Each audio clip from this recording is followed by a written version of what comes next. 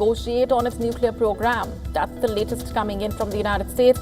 Trump's White House press secretary, in fact, told Fox News, quoting, that if the Iranian regime refuses to come to a peaceful diplomatic solution, why shouldn't the Iranian people take away the power of this incredibly violent regime that has been suppressing them for decades, quote unquote.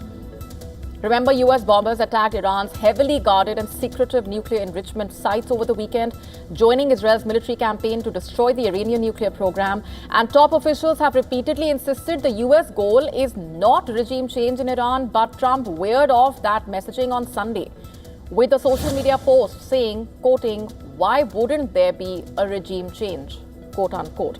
Well, that's the latest coming in from the United States. Let's get in for the details now from our correspondent, Susan Teherani. Susan, even after the US carried out those attacks on Iranian facilities, Donald Trump's message was that now is the time to end the war and that now is the time for peace in a way. That was the messaging. Even now, insisting that the United States is still interested in diplomacy while also talking about how the people of Iran should overthrow the government. What more can you share with us on the kind of message that Washington is trying to send out right now?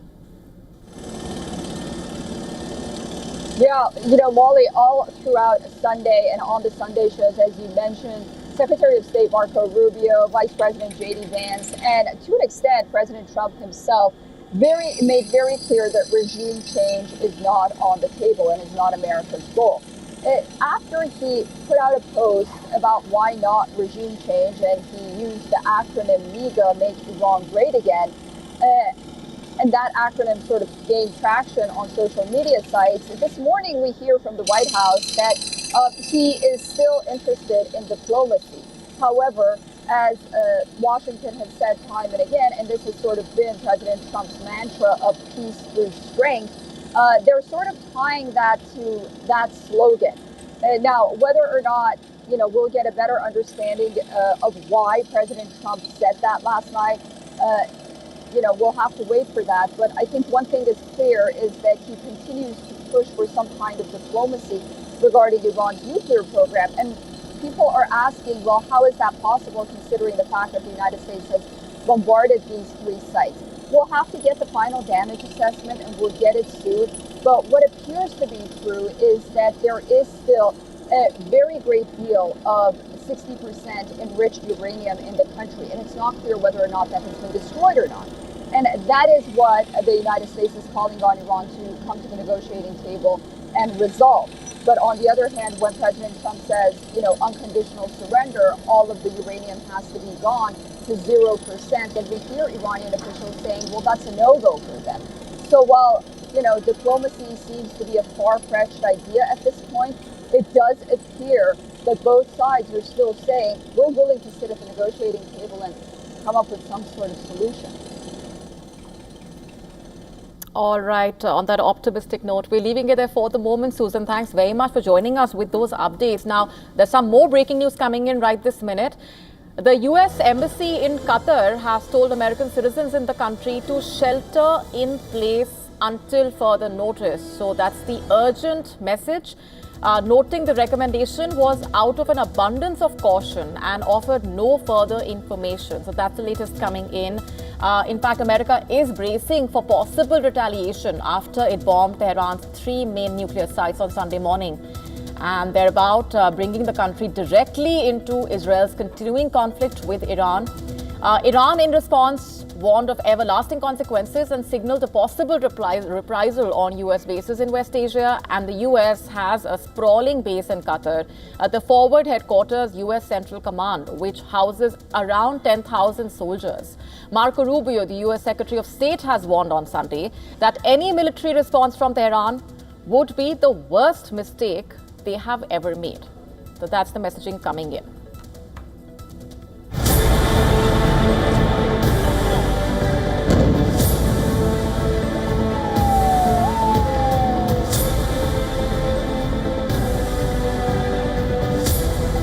With all of that being said, this cannot continue. There will be either peace or there will be tragedy for Iran far greater than we have witnessed over the last 8 days.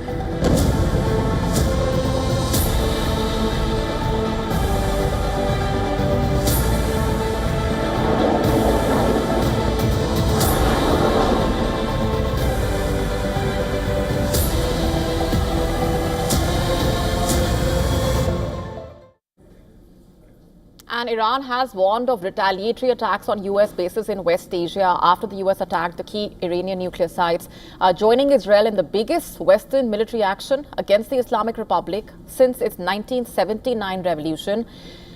Senior advisor to Iran's Supreme Leader Ayatollah Ali Khamenei has said any country hosting U.S. forces involved in the strikes would be considered a legitimate target. The head of Iran's military also said every time Americans have committed crimes against Iran, they have received a decisive response, and it will be the same this time. According to the New York Times, American military and intelligence officials have detected signs of Iran-backed groups preparing to attack U.S. bases in Iraq and possibly Syria. The report quoted an official who said Iraqis are working to dissuade them from attacking. The U.S. has a number of military bases in Iraq, including 2 airfields, Al-Harir and Ain al-Assad air bases. According to the White House, the U.S. maintains a presence at Ain al-Assad air base in western Anbar province, supporting Iraqi security forces and also contributing to the NATO mission. Iranian missile strikes targeted the base in 2020 in retaliation for the U.S. killing of the Iranian General Qasem Soleimani. And speaking specifically about the Erbil air base, it is situated in the semi-autonomous Kurdistan region of northern Iraq and serves as a hub for U.S. and coalition forces conducting training exercises and battle drills. And let's speak about Syria for now. America's Al-Tanf garrison is housed in the southern part of the country, near the borders of Iraq and Jordan. The Trump administration has warned Iran against any retaliation, with the Secretary of State stating that it would be the worst mistake Tehran could ever make. In an exclusive with Fox News, Rubio claimed that America's goal in the region is not war, but warned that if they are attacked, they will respond with capabilities never seen before. And in a separate interview to CBS, Rubio reiterated Washington's determination to protect its personnel in the region. Meanwhile, the U.S. State Department has issued a worldwide caution for Americans, saying the conflict in West Asia could put those traveling or living abroad at an increased security risk. The State Department Security Alert said there is potential for demonstrations against U.S. citizens and interests abroad, advising Americans worldwide to exercise increased caution. Similar notification issued in 2024 as well as in 2023 due to the potential for terrorist activities, demonstrations, or violent actions against U.S. citizens and interests.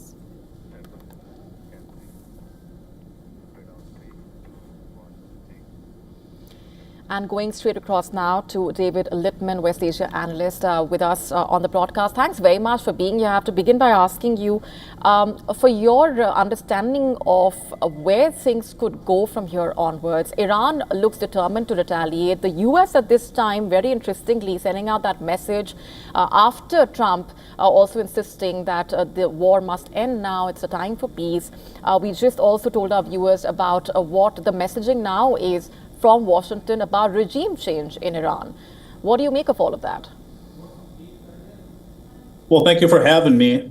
I would make first a point that in terms of where things are headed, this really depends on whether Iran has gotten the message that Donald Trump, as a president of the United States of America, is not like past presidents. Iran has gotten to this point with its nuclear weapons program, its proxy or terrorist proxy network around the region, in large part because it was able to string along the United States and other Western powers into endless negotiations and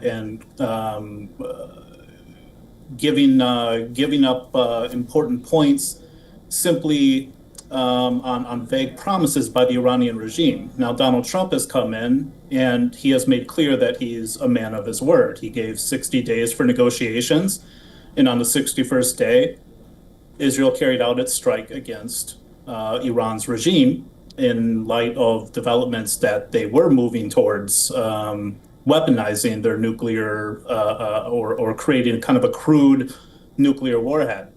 Now, Iran can still get the message, and I think the regime can still survive this if they understand the seriousness of both the U.S. and the Israeli position that they are not going to tolerate these existential threats in the region.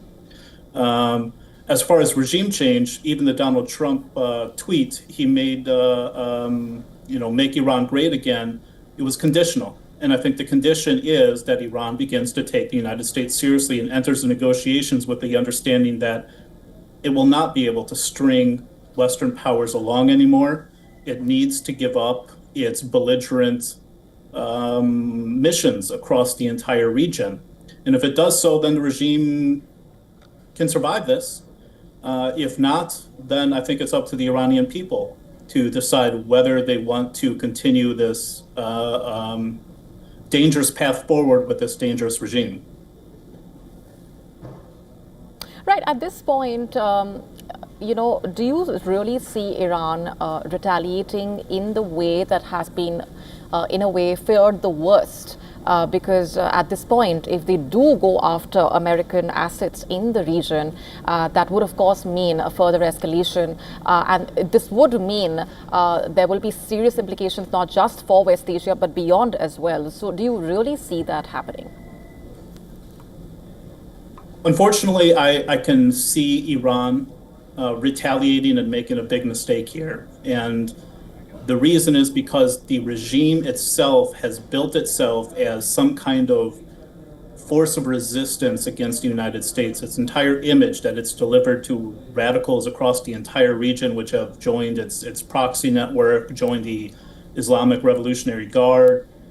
They joined on this idea that the regime was this radical entity that was going to push for a particularly extreme and diluted form of Islamic revivalism across the region.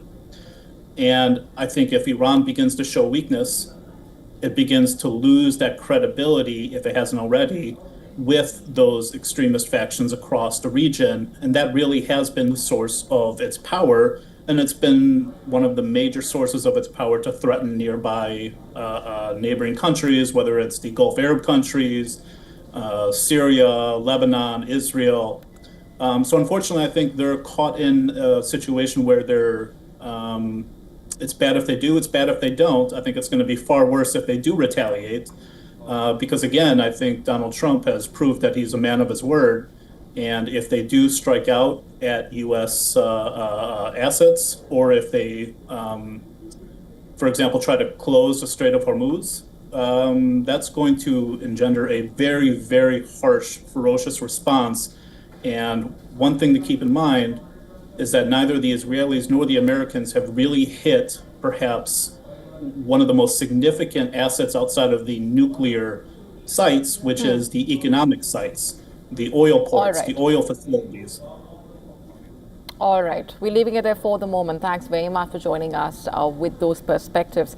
Now, Israel launched that series of attacks on Iran as well today. The war continued into the 11th day. The IDF saying it is attacking Iran with unprecedented force. Iran's Fordo nuclear site was hit again, this time by Israel, just a day after the US strikes. Israel carried out a fresh strike on Iran's underground Fordo nuclear site south of Tehran. The IDF confirmed it struck routes to the facility in order to obstruct access to the Fordo enrichment site. The Iranian media is saying that there was no threat to citizens from the attack. Remember, Fordo was one of the 3 nuclear sites hit by American B-2 bombers on Sunday. And in the capital, Tehran, part of the notorious Evin prison was damaged. Iran's judiciary has said that the gate of the prison was struck by projectiles, but added that the situation remained under control. The prison is known for holding dual nationals and Westerners, often used by Iran as bargaining chips in negotiations with the West. Israel's defense minister has said that the prison holds the Iranian regime's enemies, quote unquote. Katz also said that Israel targeted the headquarters of Basij in Tehran. The Basij is a paramilitary group of the IRGC. The Basij headquarters is one of 6 Iranian command centers that the IDF claims it struck on Monday afternoon. Katz also confirmed that the IDF targeted a doomsday clock that counts down to a predicted date of Israel's destruction. Earlier in the day, the Israeli Defense Forces claimed they attacked 6 airports in Iran. According to the IDF, remotely piloted aircraft destroyed 15 Iranian fighter jets and helicopters. as part of the strikes. With its recent attack on 6 Iranian regime airfields across western, eastern and central Iran, the IDF saying it damaged runways, underground bunkers, a refueling plane, and F-14, F-5 and AH-1 aircraft belonging to the Iranian regime. At this time, we continue to damage and deny the Iranian regime's ability to launch and produce missiles. At this moment, the Air Force planes are deepening the strikes in the Tehran area with an emphasis on commanding headquarters of the Revolutionary Guards, all the elements of the threat on the State of Israel. And the politics in the US has heated up after the US launched those coordinated strikes on Iranian nuclear facilities. While Democrats are united in criticizing President Trump's action, Trump's own support base seems to be at crossroads. Many amongst the MAGA camp are now openly voicing their opinion and even opposing the decision. The US Republican representative from Kentucky has raised the red flag over America's return to the never-ending wars, calling them exhausting.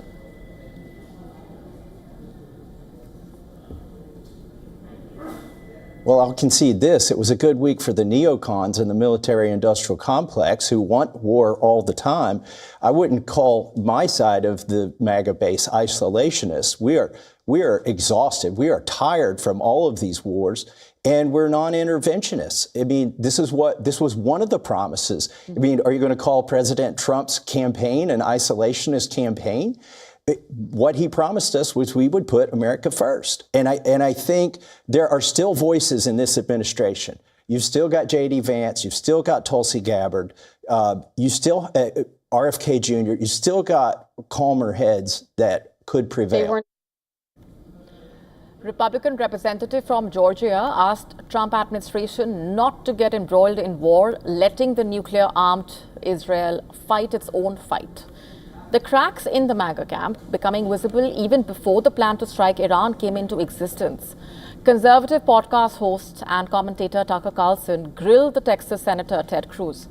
Carlson had accused the hawkish lawmaker of being ignorant about the country whose leaders he would like to see overthrown. On the other hand, Trump supporter and commentator Charlie Kirk supported the strike on Iran, saying that Iran left no choice to the United States. Earlier, Kirk had defended the debate surrounding the strikes, calling it a proof that the US had a robust, healthy political movement, which is not blindly ideological. On the other hand, Democrats are united in their criticism of the strikes. They have questioned Trump for taking the key decision to strike Iran without Congress authorization and his failure to deliver peace he once promised. Calling the military action in Iran alarming, Bernie Sanders said that only the US Congress can take the country to war, and Trump had no such power. And I want to tell you something. Not only is this news that I've just heard this second alarming, that all of you have just heard, but it is so grossly unconstitutional. All of you know that the only entity that can take this country to war is the U.S. Congress. The president does not have the right. Former House Speaker Nancy Pelosi also demanded answers from the Trump administration for ignoring the Constitution and unilaterally engaging the military without any congressional authorization. The Democratic leader, Hakeem Jeffries, said that Donald Trump has failed to bring peace to West Asia and bears total responsibility for any adverse consequences that result from his military action.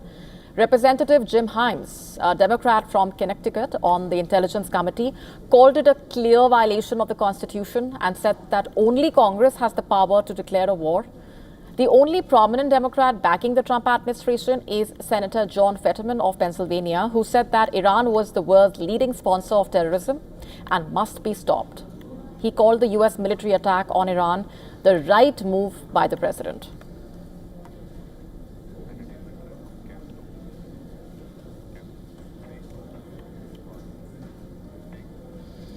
Let's now get you the latest updates coming in from the world of entertainment. K-pop group BTS member Suga has been discharged from the South Korean military. He is the 7th and final member to complete the country's mandatory national service amid expectations of the band's comeback from a pause. BTS parent label officially confirmed the development. Unlike other members, there was no public event planned to mark Suga's release because of overcrowding concerns.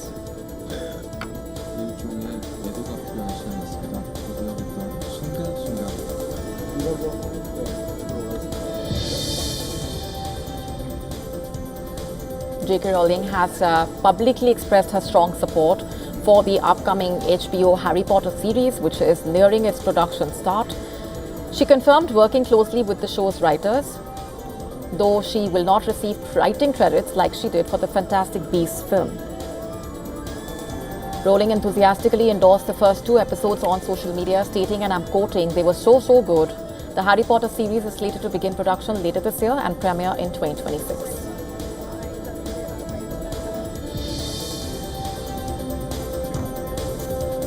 The highly anticipated trailer for Abhishek Bachchan's upcoming film has dropped. The trailer has generated significant buzz and positive reactions from viewers and critics alike. The film, which is directed by Madhumita and produced by Z Studios, is set to premiere on Z5 on 4th of July.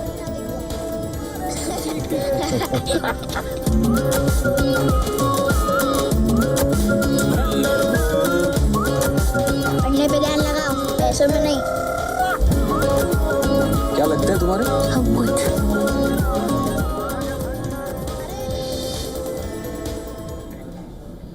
With that, it's a wrap on this edition. Stay with us.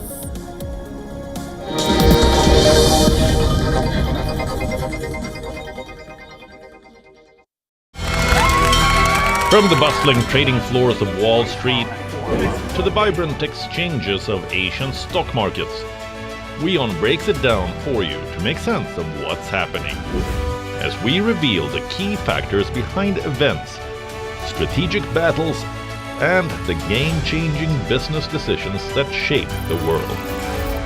We bring you all of this and more on World Business Watch. WION, India's global voice, the channel that brings you the biggest stories from across the world through India's lens. Now available in more than 190 countries worldwide, because we believe that the world is one. Watch us in Africa, Europe, USA and Canada, South America, Asia Pacific, Middle East and North African regions. Also available on these digital platforms across the world. WION, world is one. WION Health Resort is unique, the only one of its kind. Experience the 4 paths of natural wellness: yoga, Ayurveda, acupuncture, and naturopathy. Each uniquely customized program improves the whole person to make every person whole. Come to WION Health Resort. Make your reservation at wion.com. The Earth is sending distress signals. Wildfires, droughts, and melting glaciers. Can we reverse the damage? Explore the harrowing effects of climate change. It's a wake-up call. Global emergency. Climate Tracker on WION World is One. WION, India's global voice, the channel that brings you the biggest stories from across the world through India's lens. Now available in more than 190 countries worldwide, because we believe that the world is one. Watch us in Africa, Europe, USA and Canada, South America, Asia Pacific, Middle East and North African regions. Also available on these digital platforms across the world. WION, world is one. From the bustling trading floors of Wall Street to the vibrant exchanges of Asian stock markets, WION breaks it down for you to make sense of what's happening, as we reveal the key factors behind events, strategic battles, and the game-changing business decisions that shape the world. We bring you all of this and more on World Business Watch.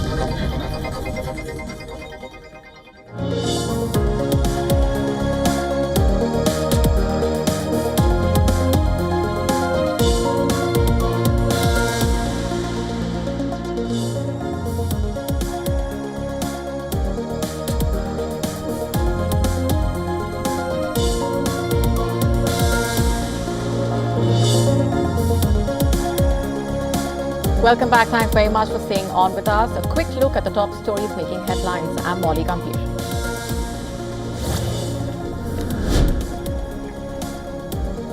The White House says President Trump thinks Iranians should overthrow their government if it refuses to negotiate on its nuclear program, but is still interested in diplomacy.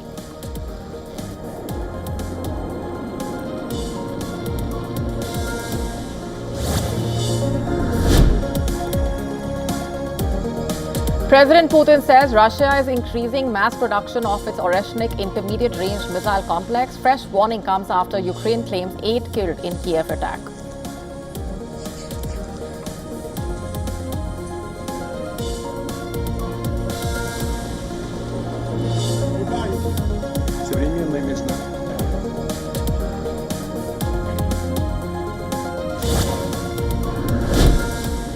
Succession plans for Iran's supreme leader hit top gear. A three-man committee from a top clerical body appointed by Khamenei himself 2 years ago to identify his replacement has accelerated its planning in recent days.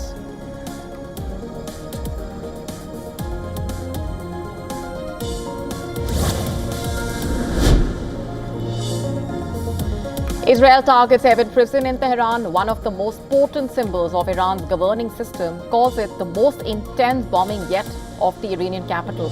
This a day after the US joined the war by blasting nuclear sites.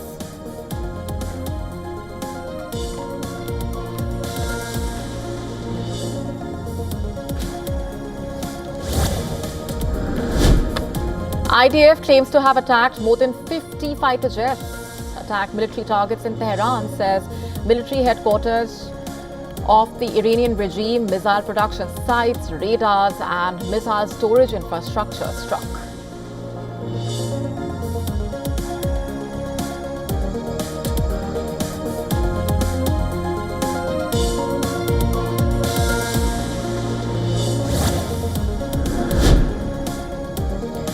US Embassy in Qatar has told American nationals in the country to shelter in place until further notice. This as the US braces for possible retaliation by Iran.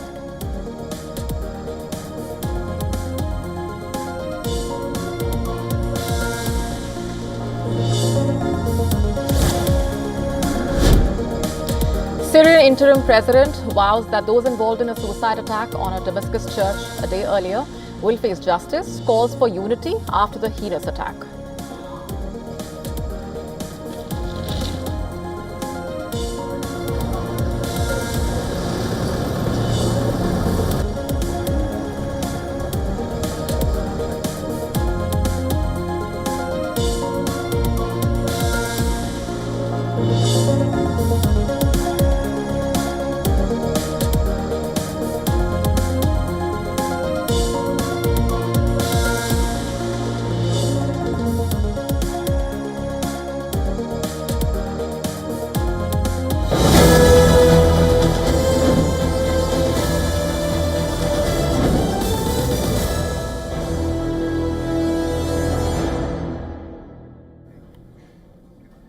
And some breaking news coming in. US President Donald Trump has urged countries to keep oil prices down amid the escalating tensions in West Asia.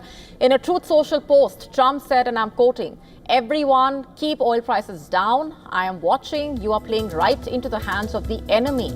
Don't do it," quote unquote. So that's the word coming in the latest. The US President on oil concerns, oil prices, urging countries to keep oil prices down. In that post, he says, "Everyone keep oil prices down. You are playing right into the hands of the enemy. Don't do it."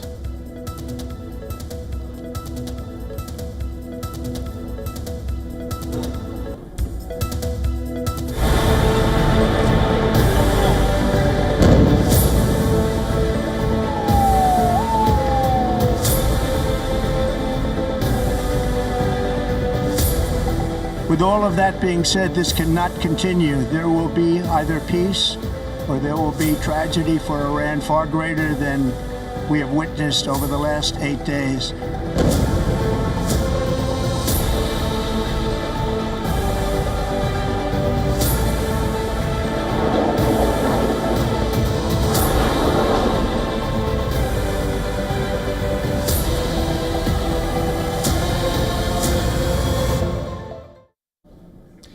Iran tensions in West Asia have soared with the US entering the war. The international community continues to push to avert a wider conflict in the region.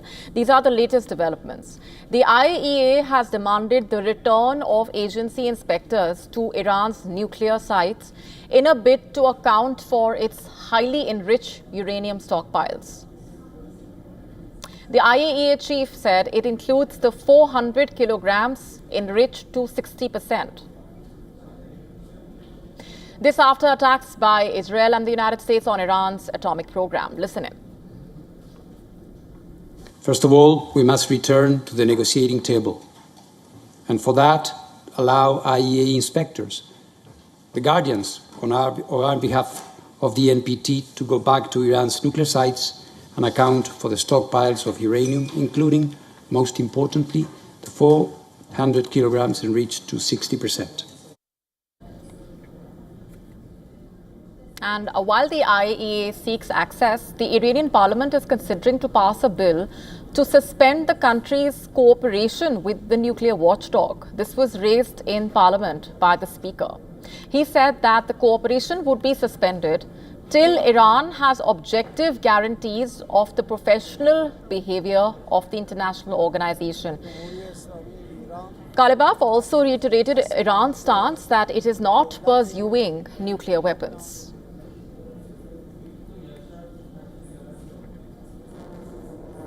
Iran says it will neutralize any source of threat at a time and place of its own choosing. This is what Iran's permanent representative to the UN in Vienna said. The era of unchecked impunity has come to an end. As long as the source of the threat persists, the Islamic Republic of Iran will continue to undertake necessary, resolute, and proportionate measures to neutralize it at a time, place, and manner of its own choosing, in full exercise of its inherent right to self-defense under Article 51 of the United Nations Charter. The gate of Iran's notorious Evin prison in Tehran has been hit in the Israeli strike. Iran's Judiciary Media Center confirmed that the prison has been hit, but added that the situation remained under control. The prison is known for holding dual nationals and Westerners, often used by Iran as bargaining chips in negotiations with the West.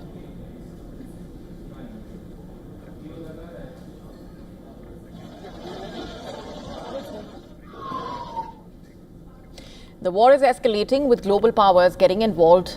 In fact, first, the United States burst onto the war scene with strikes on Natanz, Fordo and Isfahan. Iran is now making efforts to court Russia on its side as military and diplomatic arm twisting continues from both the sides. Listen in to what people from Tehran to Tel Aviv have to say. Do you think we have been fighting with Israel? It's been the US as the main player. All Israeli arms and planes are American. What do they want to prove now? It's no longer just an act of aggression, it's a war. The American military bases in the region could be targeted by our armed forces. If we do not respond, they will definitely be more aggressive and continue bullying. Our armed forces should give them a crushing response as soon as possible. I think negotiating with such unpredictable politicians does not work. We have nothing to talk about. I'd say we should continue to defend against the enemy. Well, I hope Iran would take another step and would stop sending missiles to Israel and would get to some agreements in Israel and stop threatening. I think it would be good for everybody, for them, for the people of Iran, and for the world. I think there's no aim and no use for this war anymore. So I hope the Iranians will agree to talk and there'll be finally some kind of a ceasefire between Iran and, of course, between Gaza and Israel. But the most important thing is that this bloody war will be ended and that Iran will stop the nuclear industry and all this bloodshed. That's it. After American bunker busters struck Iran's key nuclear sites, Tehran turned to an old-time ally, Russia. Iran's foreign minister flew to Moscow with a goal to court Russian president on Iran's side, and the Russian president and the Iranian foreign minister held a high-stakes meeting in Moscow. Putin slammed the latest attacks on Iran by Israel and the United States, and the Russian leader said attacks on Iran are unjustified. However, despite condemning the US strikes, he did not offer any direct support to Iran. This absolutely unprovoked aggression against Iran has no basis whatsoever and no justification whatsoever.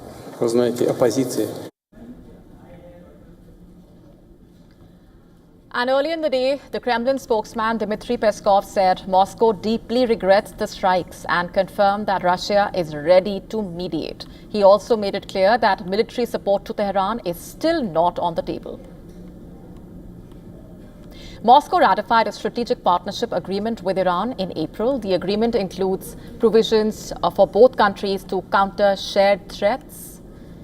But Moscow's stance makes it clear that it is not a military alliance. Iran's foreign minister praised Russia as a partner and companion, insisting that Iran is exercising legitimate defense. He appreciated Russia's stance in condemning this assault.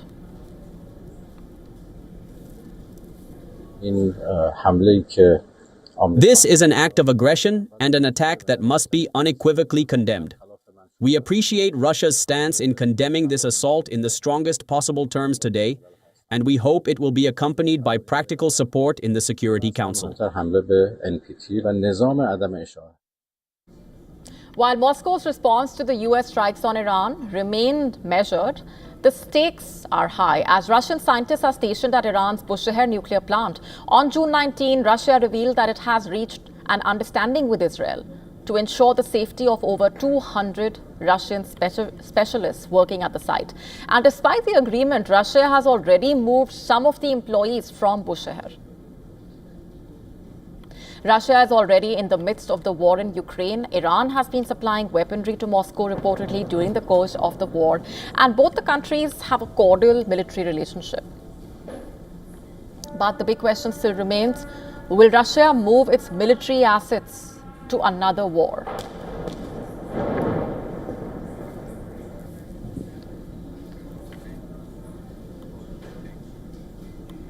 Arab states in West Asia are urging de-escalation after US strikes on Iranian nuclear sites.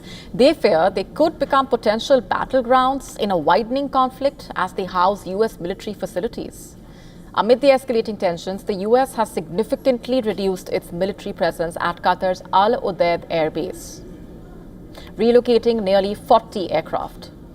This as Qatar urged restraint, warning of catastrophic consequences following US strikes on Iran. On Iran's radar is the UAE Al Dhafra Air Base.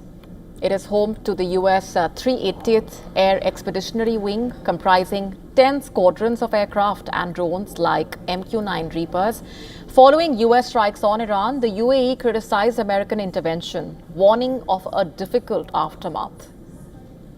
And following the US attacks on Iran, Bahrain, which houses US Navy's 5th Fleet and US Naval Forces Central Command, was on high alert. Authorities issued work-from-home orders for 70% government employees, while drivers were urged to avoid main roads so as to give access to emergency authorities when necessary.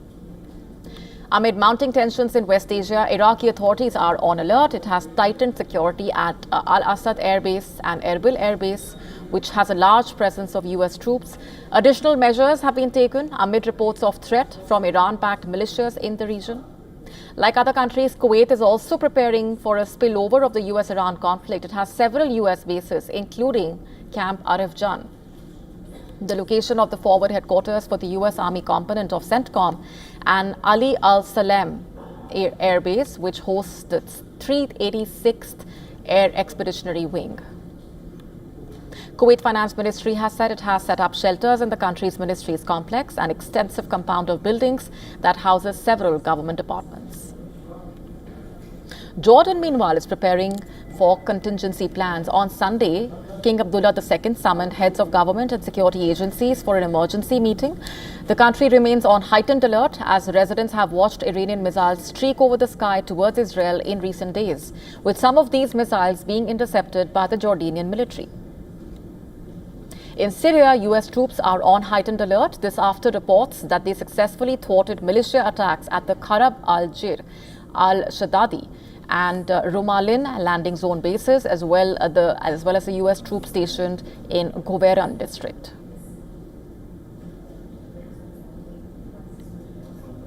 While Saudi Arabia, which restored diplomatic ties with Iran in 2023, it criticized the American intervention and denounced the violation of Iran's sovereignty. After foreign ministers of Arab League states condemned Israeli aggression against Iran at last Friday's emergency meeting in Istanbul, they now fear a wider conflict in the region, one that could topple their governments. This as Iran vows to target US bases in retaliation in West Asia.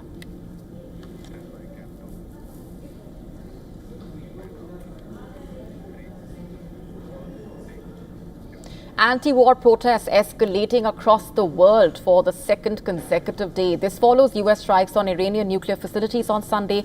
These are the images coming in of protesters gathering outside the White House to demonstrate against the US full-fledged entry into the Israel-Iran war. Protesters chanted anti-Trump slogans and called on the Trump administration to stay out of the region.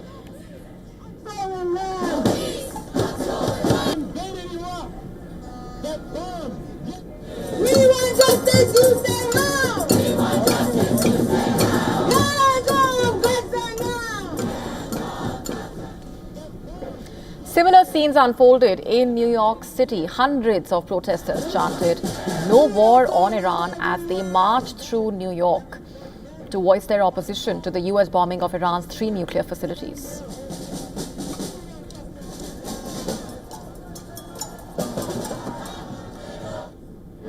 Start listening to us, the people. Several dozen demonstrators hit the streets in Los Angeles to show their opposition to the US bombing of Iran's 3 nuclear facilities. The protest took place at Los Angeles City Hall and across town outside the Wilshire Federal Building, where armed soldiers stood guard. Among the protesters were Iranian Americans who opposed the US involvement. Safe in this country. No! And we will not let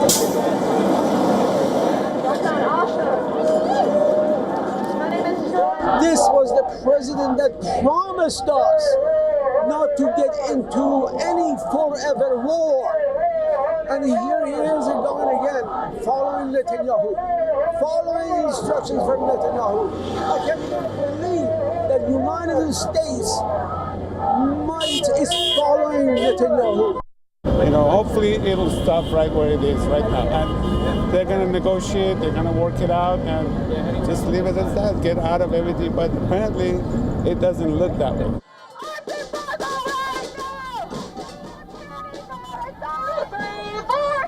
In Canada, a hands-off Iran protest also took place outside the US consulate office in Toronto. The demonstrators called on the Canadian government to sanction Israel and to implement an arms embargo on Israel.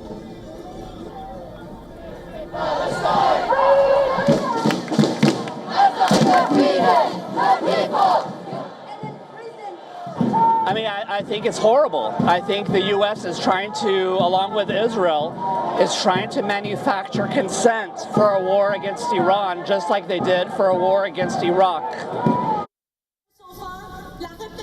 From the US to Europe, in central Paris, a group of protesters of Iranian origin held a demonstration calling for an end to the war.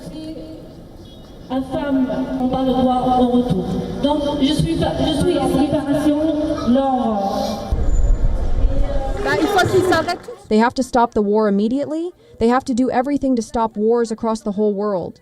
It's not possible. It started with Ukraine, Lebanon, Gaza, Iran. It's just not possible. Similar scenes unfolded in Asia. Hundreds of Muslims in Karachi held a demonstration in protest against Israel and the US. They held placards depicting Iran's supreme leader and chanted anti-America and anti-Israel slogans.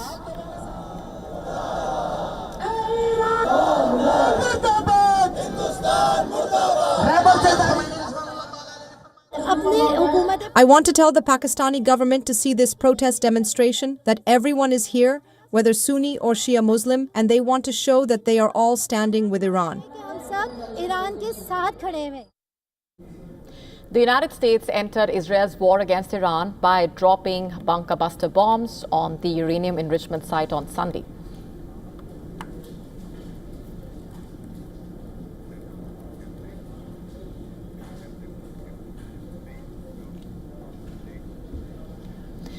The U.S. Federal Bureau of Investigation and the Canadian Cybersecurity Agency have issued a joint alert warning of an ongoing threat to critical infrastructure. According to the advisory, a Chinese-backed hacking group identified as Salt Typhoon allegedly infiltrated 3 network devices belonging to a Canadian telecommunications company. The hackers allegedly targeted 3 network devices belonging to a Canadian telecom provider. During the investigation, it was discovered that these attacks took place this year in February. Canada's Cybersecurity Agency is urging organizations across the country to strengthen their networks, particularly against the persistent threat posed by Salt Typhoon. According to the joint alert, Salt Typhoon is very likely to continue targeting Canadian telecom providers over the next 2 years. The alleged China-backed hacking group, Salt Typhoon, is known for deploying exceptionally stealthy and advanced cyber attack techniques. They specialize in maintaining undetected access to networks for extended periods, making them a particularly persistent and dangerous cyber threat. Officials added that similar tactics may be used across other sectors, pointing to a broader campaign against Canada's critical infrastructure.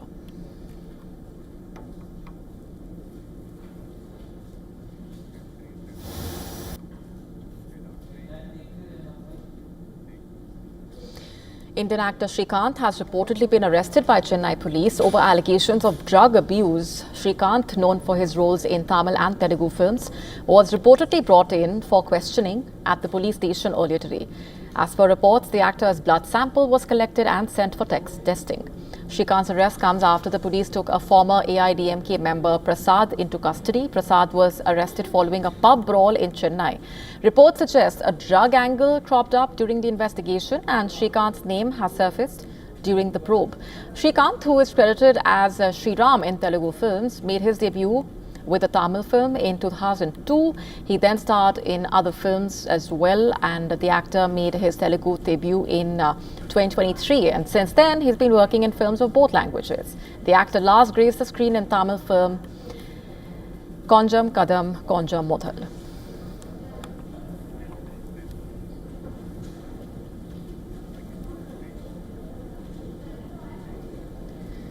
Did you know the city of Maoming is also known as China's hometown of lychees? Well, the lychee harvest is in full swing in the city. Take a look.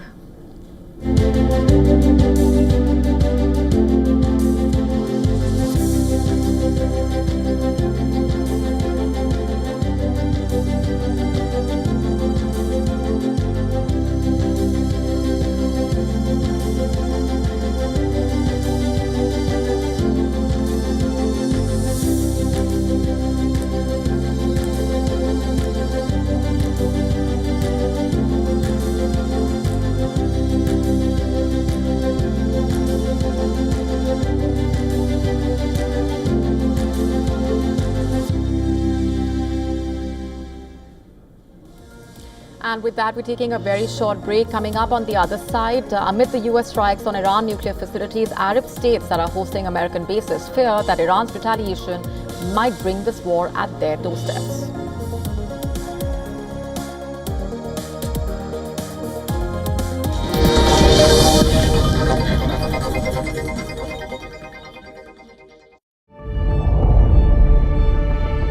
The Earth is sending distress signals. Wildfires, droughts, and melting glaciers.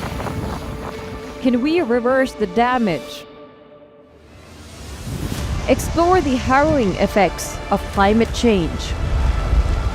It's a wake-up call. Global emergency.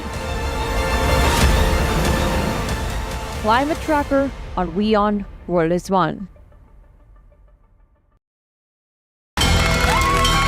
From the bustling trading floors of Wall Street to the vibrant exchanges of Asian stock markets, WION breaks it down for you to make sense of what's happening, as we reveal the key factors behind events, strategic battles, and the game-changing business decisions that shape the world. We bring you all of this and more on World Business Watch. The stress of our world can take a toll on our physical and emotional health. Here, in New York's Catskill Mountains, lies a luxurious place of healing called WION Wellness Center. The WION Wellness Center provides 500,000 square feet of natural methods to manage diabetes, hypertension, chronic pain, obesity, depression, anxiety, and other conditions. We use the traditions of centuries-old natural science from India, yoga, Ayurveda, acupuncture, and naturopathy in personalized programs that help you take charge of your own health. A minimum 5-day stay is recommended for best results. Book now at yowon.com. WION, India's global voice, the channel that brings you the biggest stories from across the world through India's lens.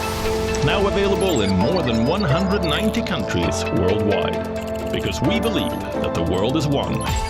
Watch us in Africa, Europe, USA and Canada, South America, Asia Pacific, Middle East and North African regions.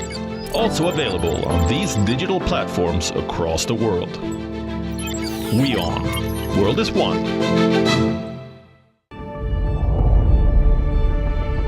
The Earth is sending distress signals. Wildfires, droughts, and melting glaciers. Can we reverse the damage? Explore the harrowing effects of climate change. It's a wake-up call. Global emergency. Climate tracker on WION World is One. From the bustling trading floors of Wall Street to the vibrant exchanges of Asian stock markets, WION breaks it down for you to make sense of what's happening, as we reveal the key factors behind events, strategic battles, and the game-changing business decisions that shape the world. We bring you all of this and more on World Business Watch. WION, India's global voice, the channel that brings you the biggest stories from across the world through India's lens. Now available in more than 190 countries worldwide, because we believe that the world is one. Watch us in Africa, Europe, USA and Canada, South America, Asia Pacific, Middle East and North African regions. Also available on these digital platforms across the world. WION, World is One.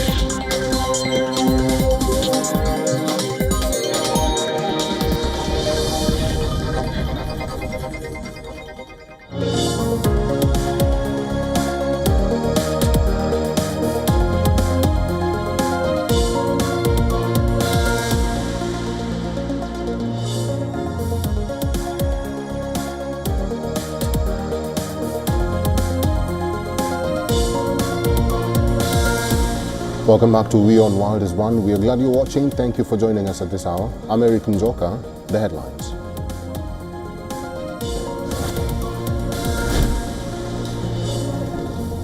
The son of the last Shah of Iran, Reza Pahlavi, says that regime change is the only ultimate solution possible after Israel's and United States strikes on Iran. Offers to lead transition.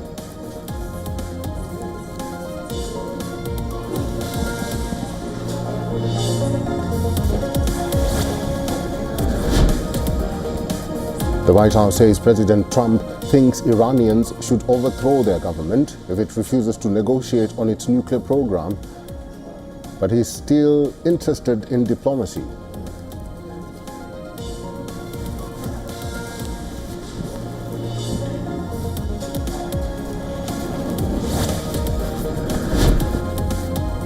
Drone crashes in Jordan's capital of Amman, causing what the military media director claims resulted in material damage. It's unclear where the drone was deployed from.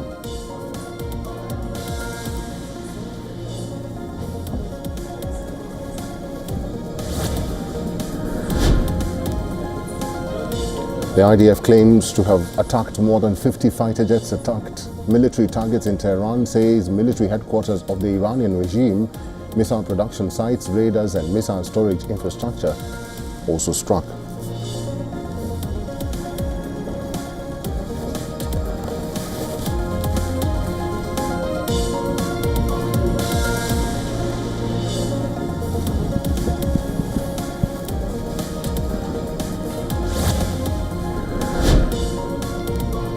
Israel targets Evin prison in Tehran, one of the most potent symbols of Iran's governance system, calls it the most intense bombing yet of the Iranian capital.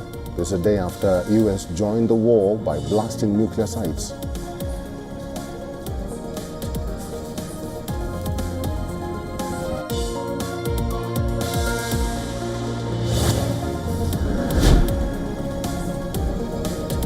Ukraine claims Russia fired dozens of drones and missiles at Ukraine, ripping open a housing block in Kiev, killing 10 civilians and burying others beneath the rubble.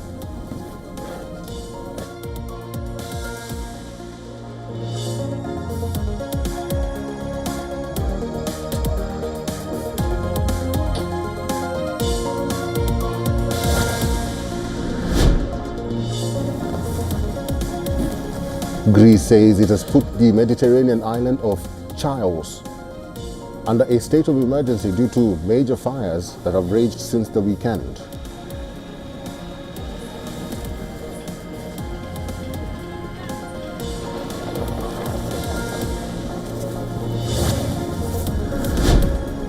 Kirsty Coventry officially begins her tenure as the president of the International Olympic Committee.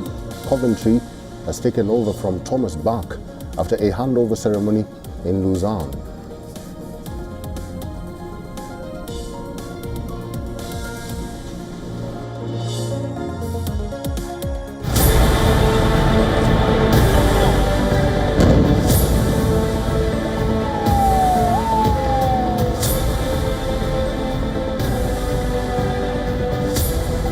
With all of that being said, this cannot continue. There will be either peace or there will be tragedy for Iran far greater than we have witnessed over the last 8 days.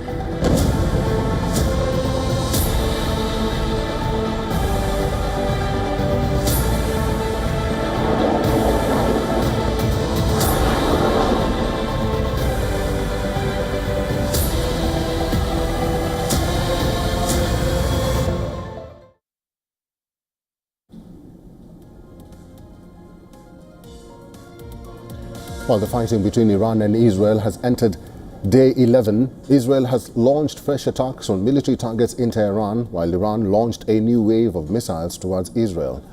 Now, Iran has unveiled its deadliest weapon yet, the stealthy, long-range Shekan missile. Our next story takes a look at this missile, which has the heaviest payload of Iran's ballistic missile fleet.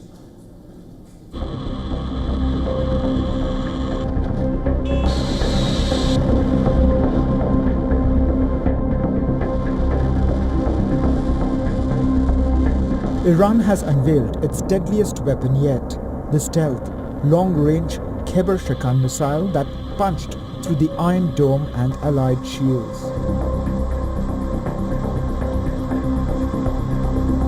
The night erupted. Sirens shrieked, painting the darkness with urgent, piercing cries. But this time something was different.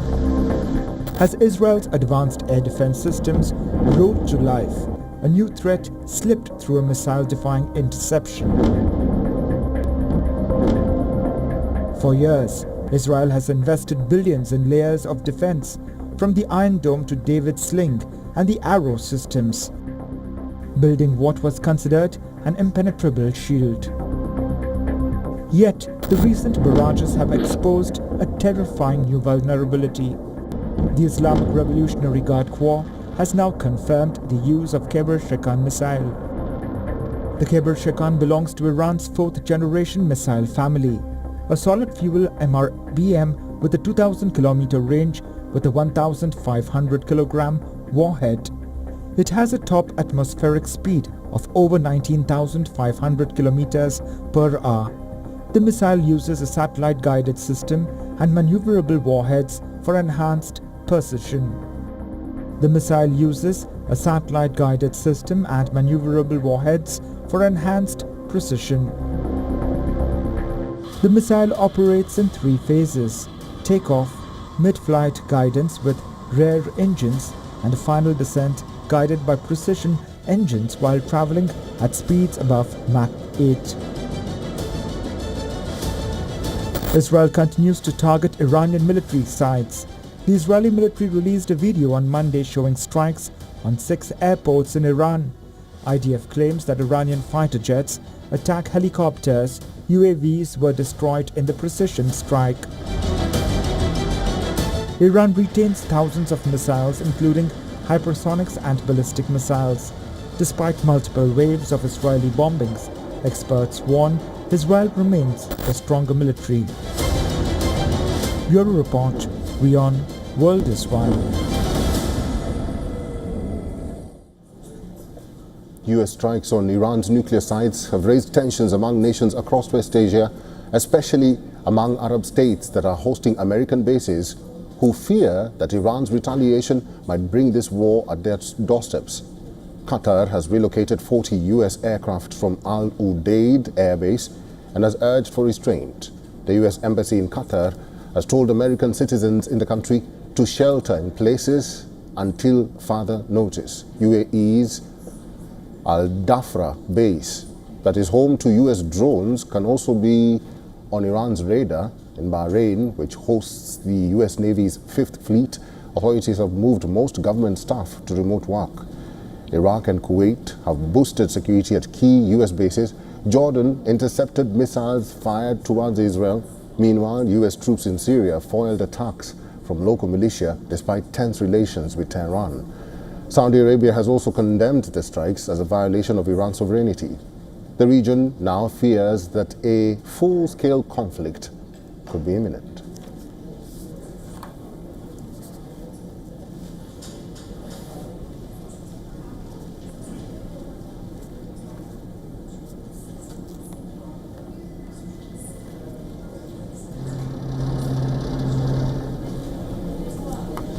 Mr. Nadeep Singh Suri has served as former ambassador of India to the UAE and also Egypt, and also has served as former High Commissioner of India to Australia, is now joining us live on this broadcast from New Delhi. Mr. Suri, thank you very much for making time for us, and welcome to WION World is One. It's good to see you. Fear and anxiety is palpable in West Asia.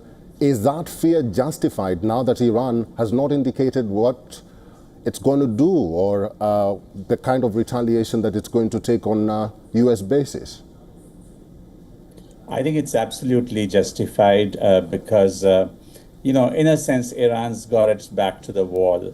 And when you drive a country to the point of desperation, there's always a risk that it will lash out. It has given enough warnings that it intends to strike at US bases in the region. Whether it does or not, it remains to be seen. It has given indications that it could close the Strait of Hormuz, which is the principal outlet for so much of the energy supplies that go out of the Gulf.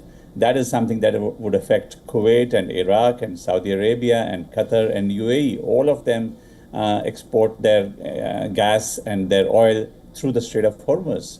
And so it is a worrying situation. We know that in the past, Iran has also targeted shipping and refinery facilities in the Gulf countries through proxies. And so I think the situation really is volatile, and the Gulf states are right to be concerned. Ambassador Suri, there is talk about regime change in Iran. I think that's a statement that is now reverberating across the United States.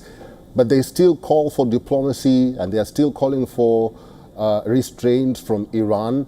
Do you actually think that Iranians will barge and force the regime to change or get out? Well, Eric, to start with, this whole talk of regime change is extremely dangerous. It's not only illegal in the international law, but it's a failed doctrine. We have seen the consequences of US-led regime change operations in Afghanistan when you had Taliban being removed after 9/11. And what happened? 10 years of conflict, and then Taliban come back. You had regime change in Iraq when Saddam Hussein was removed, and the war was started on the very dubious pretext of weapons of mass destruction. And what did happen then? You had over a decade and a half of absolute chaos that gave rise to extremist terrorist groups like ISIS. These were all the result of the regime change operation. You saw what happened in Libya. So if we don't learn the lessons from history, unless we genuinely want to create a state of chaos and instability, why would we talk about regime change? We know, yes, perhaps you could topple a regime with the combined efforts of Israel, the US, and others. But do you know what comes in its place? Is that a viable alternative? And those are the questions that we should have learned when we look at the experience of the last decade and a half in these other countries that I've mentioned. So no, it's a terrible idea to embark on this path. Unfortunately, it seems that that's exactly what the Israelis are doing today by targeting civilian institutions and organizations that are kind of symbols of the Iranian regime. And they seem to be taking a great deal of traction in doing. I think it's a very, very risky path to proceed on. Ambassador Suri, you being or serving the UAE and that region, most of the countries in that region, including the UAE, Saudi Arabia, Bahrain, Oman, they feel isolated in this situation. But what can they really do at this juncture? Because it all depends, or it all looks like it depends on the United States to come to the negotiating table with Iran. But all these countries that neighbor Iran are concerned as well. But what can they really do?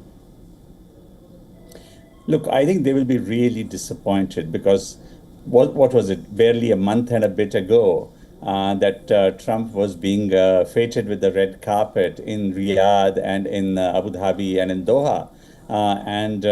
Expensive deals were being signed for U.S. armaments and U.S. businesses and even a Boeing 747 and so on.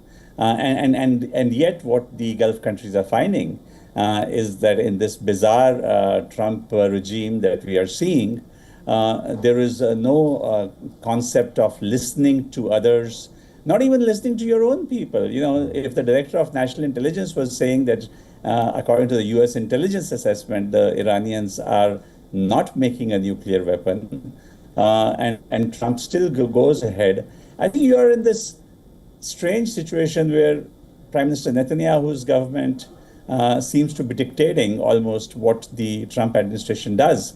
It's a classic case of the tail wagging the dog. And this is deeply disturbing for the countries in the Gulf region because earlier they were fearful of of the Iranians bullying them and using Shia communities and asymmetric warfare to target them and destabilize them.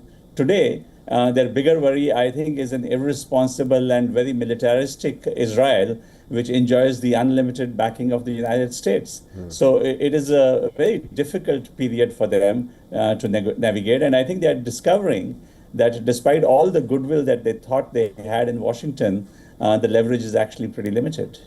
Ambassador Suri, we'll have to leave it there. Thank you very much for your time and for talking to WION World is One today. Always a pleasure. Thank you. Daily life in Tehran appears largely unaffected after U.S. strikes on nuclear and military sites in Iran, and as exchanges between Iran and Israel continue, no disruption to electricity, water or basic services have been reported, and some residents have now returned to the city after fleeing last week. Iranians took to the streets of the capital city on Sunday to protest against U.S. and Israel, demanding a crushing response. This as U.S. struck 3 sites in Iran, inserting itself into Israel's efforts to destroy Iran's nuclear program.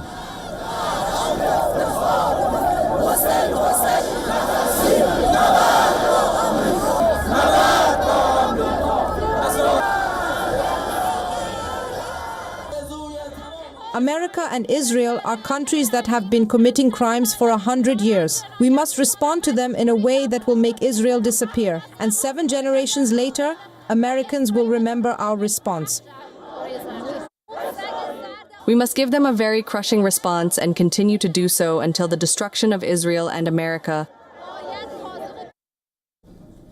Hours after U.S. strikes, Tehran launched more than 40 missiles towards Israel, injuring 23 people, destroying apartment buildings and homes in 3 cities across Israel. The Israeli military said it carried out strikes targeting the Imam Hussein Strategic Missile Command Center in Yazd and missile launchers in Avaz, Bushehr and Isfahan. In Jerusalem, the U.S. flag is projected on the walls. Several American flags can be seen on the wall next to Jaffa Gate, in between Israeli flags.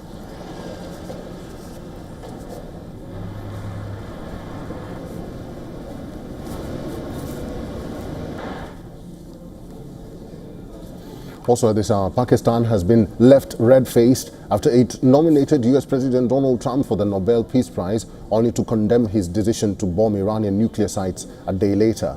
The irony was not lost on Iran's ambassador to Pakistan, Reza Amiri Moghadad, who was addressing a press conference in Islamabad shortly after the US action in Iran.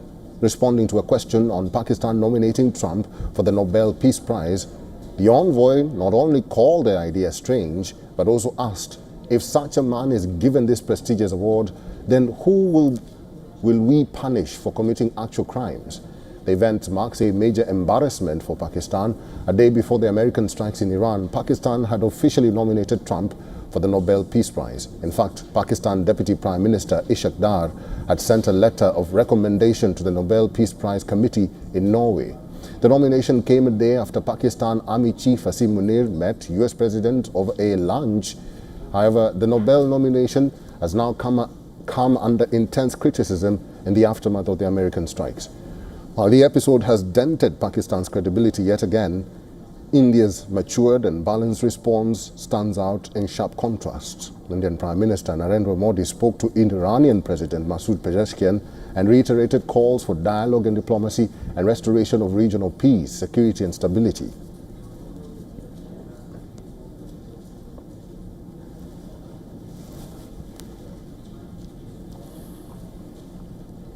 US Vice President J.D. Vance has fired back at senior Russian officials' threats to provide Iran with nukes. In a series of posts on social media platform X, while condemning US strikes on Iran, former Russian President Dmitry Medvedev said that the enrichment of nuclear material and the production of nuclear warheads will continue. He claimed a number of countries are ready to directly supply Iran with their own nuclear warheads. There are at least 8 countries believed to have nukes. That include China, India, France, North Korea, Pakistan, Russia, the United Kingdom and the United States. Israel has not revealed whether it possesses them. In a conversation with ABC News, when asked about Medvedev's response, Vance called it bizarre. he expressed his doubts that Medvedev spoke for Russian President Putin or his government, adding that Russia has been very consistent that they do not want Iran to get a nuclear weapon. To bolster his point, he went on to claim that it is one of the few issues where Russia, China and the United Nations have brought agreement because they don't want to see a nuclear arms race in West Asia. Good afternoon, everybody. Thank you all for being here.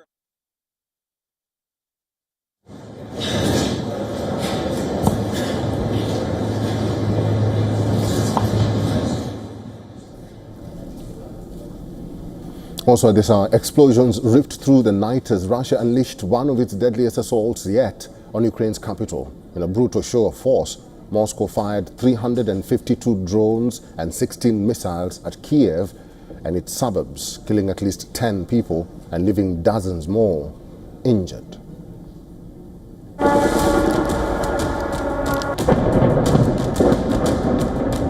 Another night of horror in the Ukrainian capital. Drones swarmed, missiles screamed, sending people scrambling for shelter. But for many, there was no escape. This is the devastation unleashed by Russia's latest assault. Shattered glass, buildings blown apart, rescue workers desperately sifting through the debris in search of survivors. First, I thought to escape by climbing down the tree, but I realized I couldn't make the jump.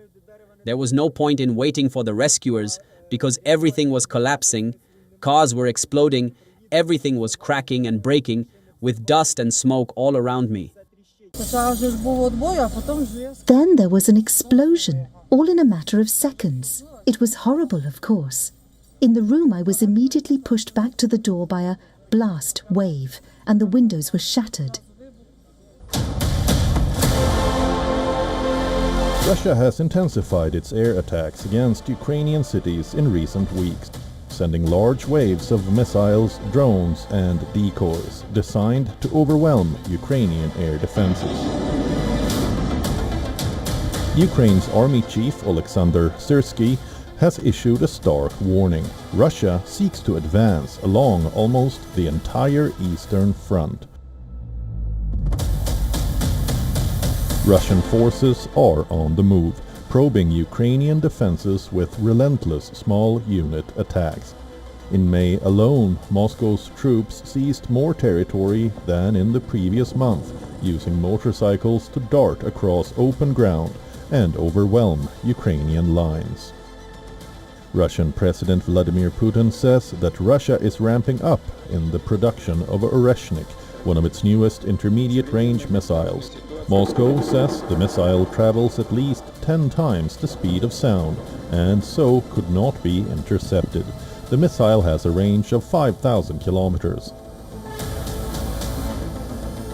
As the assault intensifies, President Zelensky is in the UK, rallying support and pleading for more air defenses. But on the ground, Ukraine faces the grim reality of a war that is escalating by the hour, with Russia's eastern advance threatening to redraw the map. Bureau Report, WION, World is One.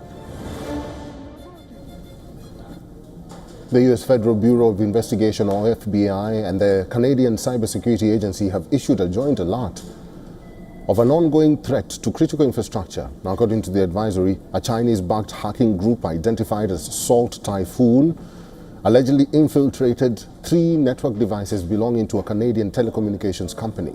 The hackers allegedly targeted 3 network devices belonging to a Canadian telecom provider.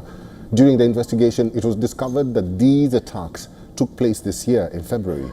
Canada's cybersecurity agency is urging organizations across the country to strengthen their networks, particularly against the persistent threat posed by Salt Typhoon. Now, according to the joint alert, Salt Typhoon is very likely to continue targeting Canadian telecom providers over the next 2 years. The alleged China-backed hacking group, Salt Typhoon, is known for deploying exceptionally stealthy and advanced cyber attack techniques They specialize in maintaining undetected access to networks for extended periods, making them a particularly persistent and dangerous cyber threat. Officials added that similar tactics may be used across other sectors, pointing to a broader campaign against Canada's critical infrastructure.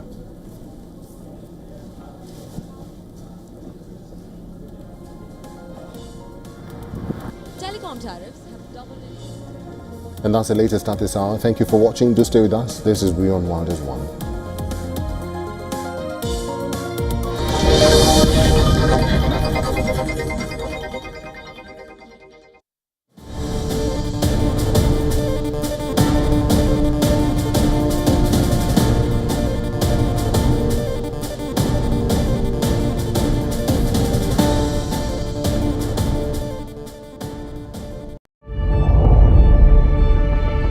The Earth is sending distress signals.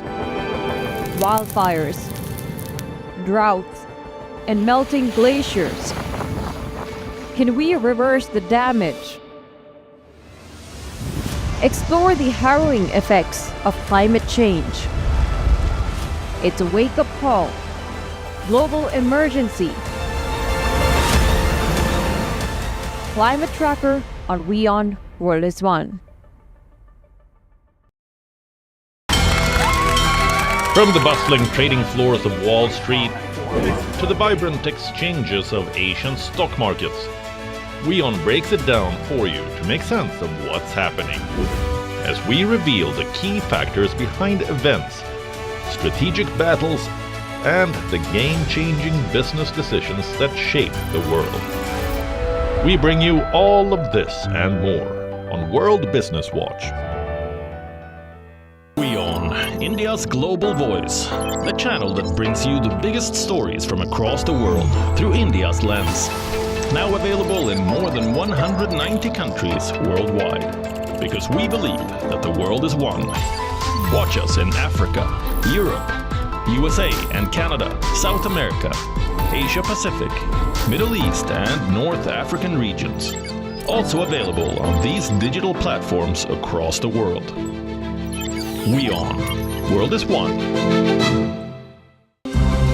To bring the benefits of the Subhash Chandra Show to your educational institution, teachers and students, send an invitation to Juhi Jha at juhi@such.org.in. The Earth is sending distress signals. Wildfires, droughts, and melting glaciers. Can we reverse the damage? Explore the harrowing effects of climate change. It's a wake-up call. Global emergency. Climate Tracker on WION The World is One. From the bustling trading floors of Wall Street to the vibrant exchanges of Asian stock markets, WION breaks it down for you to make sense of what's happening, as we reveal the key factors behind events, strategic battles, and the game-changing business decisions that shape the world. We bring you all of this and more on World Business Watch.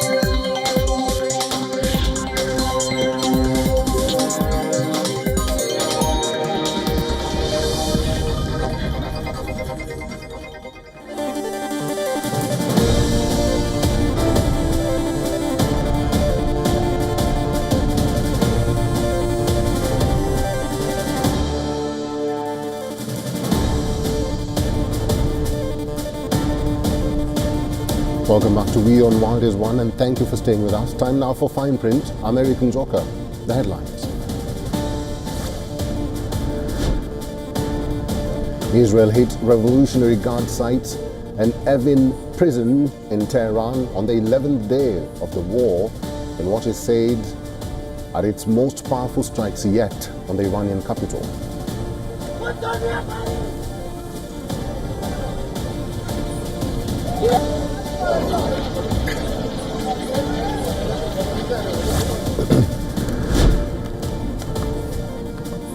NATO chief Mark Rutte says a new defense spending pledge to be announced at a summit in The Hague, which is fundamental for ensuring the alliance can deter Russia, as well as keeping US President Donald Trump on the side.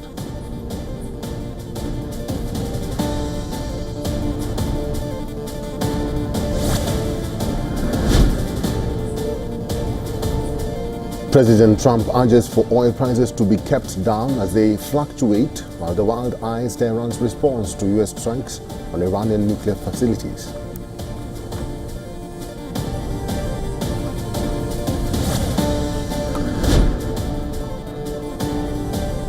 Israel targets Evin prison in Tehran, one of the most potent symbols of Iran's governing system, calls it the most intense bombing yet of the Iranian capital. This a day after US joined the war by blasting nuclear sites.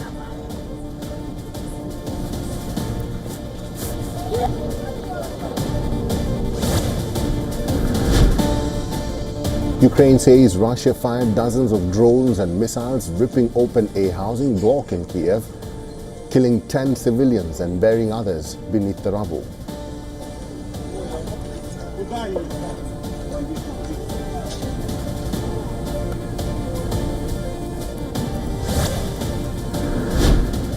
Greece says it has put the Mediterranean island of Chios under a state of emergency due to major fires that have raged since the weekend.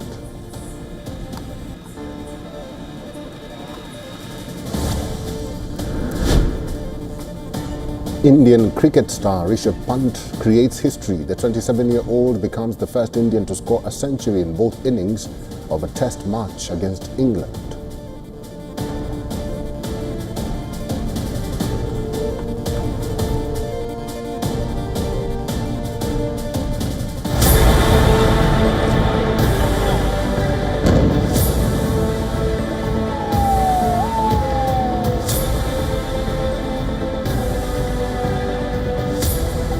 With all of that being said, this cannot continue. There will be either peace or there will be tragedy for Iran far greater than we have witnessed over the last 8 days.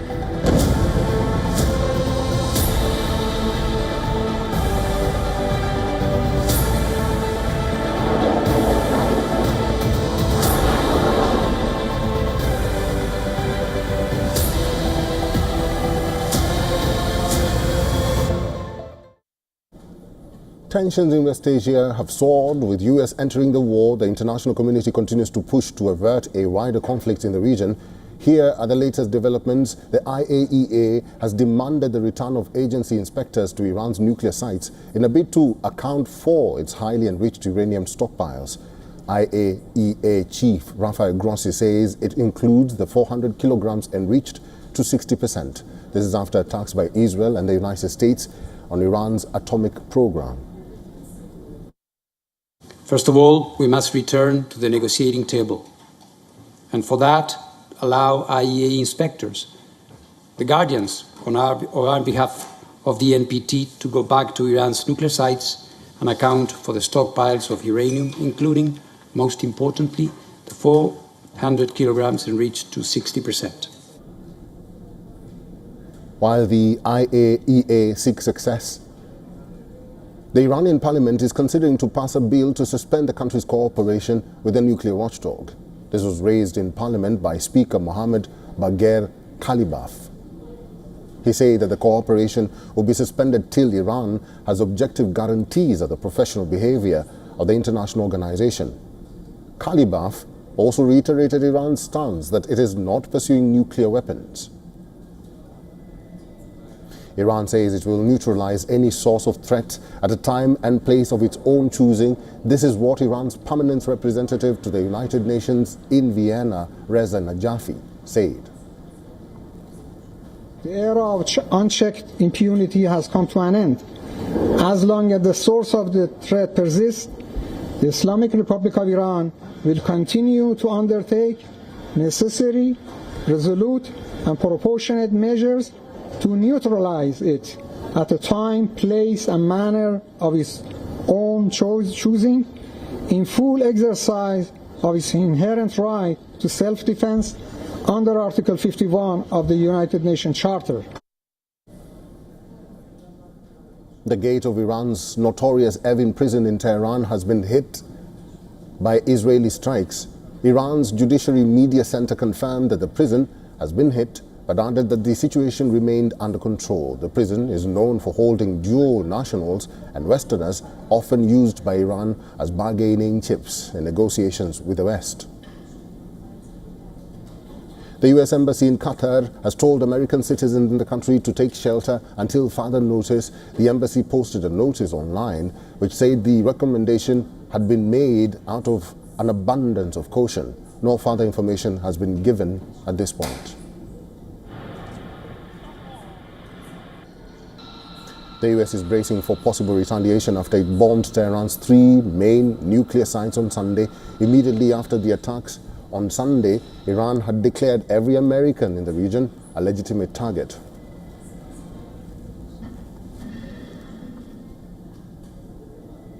Miss Elizabeth Lawrence is a non-resident senior fellow at the Atlantic Council's Indo-Pacific Security Initiative. She is now joining us live from Washington, D.C. Miss Elizabeth Lawrence, it's good to see you. Israel's objective from the word go was to destroy nuclear sites in Iran. But the United States has done that job for them. But why is Israel continuing to bomb Iran? Are they justified to do that? Thank you for having me on. Well, I mean, certainly according to international law, any preemptive or preventive strike against an independent sovereign country is against international law. That said, Tehran and the government there in Iran has, since creation of the Islamic Republic in 1979, sworn to destroy the state of Israel, and Israel believed that Iran was becoming closer and closer and closer to that possibility. And so rather than wait, for some type of a nuclear attack against Israel, they essentially busted a move first, just as they had done against Iraq's Ozark nuclear facility back in 1981, when they had intelligence that Saddam Hussein was building weapons of mass destruction against Israel. And so it's not just like a 1-2 strike and you're out.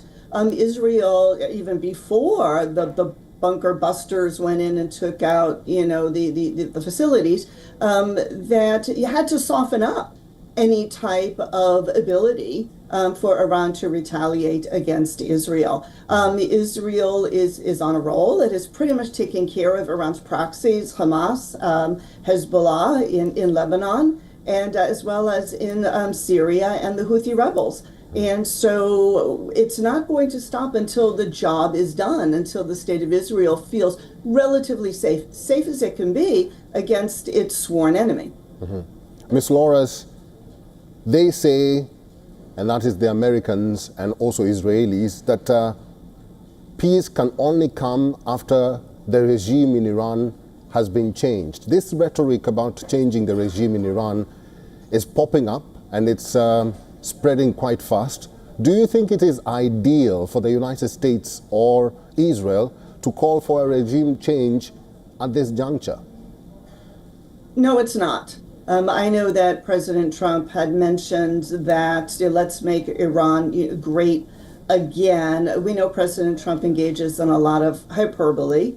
Vice President J.D. Vance clearly said we do not seek regime change. We have seen attempts at regime change in other Middle Eastern countries that did not go down well. The government of Iran has certainly been weakened because of these strikes, days, weeks of pounding by Israel, complemented by the United States. And so it remains to be seen, it remains up to the Iranian people who, they've come out, they protest before, and man, the government comes out hard against them. But hey, hitting that Evin prison might just help a bit this time. Ms. Flores, talk about diplomacy, because we see Iranian Foreign Minister still continuing with his outreach program. He's in Russia, he's seeking Russia's assistance in this whole situation. But do you actually think that diplomacy can work at this juncture? Because Iran says diplomacy was blown up by Israel and America. Certainly. What card, right, does Iran have to play right now? And certainly it wants to seek diplomacy. Iran is in a very weak position to make any types of, let's say, demands, right? Hence one of the reasons why, they're over in Russia trying to get their big bully brother to help them out. Russia's been weakened, right, in its war in Ukraine. So yeah, let the two of them have each other. This is what the UN exists for diplomacy, though. Let's see the UN actually do its job and push forth the U.S. plan, which was, hey, every country has the right to peaceful nuclear energy, and Iran would have to agree to have the energy processed outside the country and then shipped back in. So if the UN could push that along, great. Move forward with the diplomacy. All right, Ms. Elizabeth Flores, it's good to see you. Thank you very much for talking to WION World is One today. Thank you.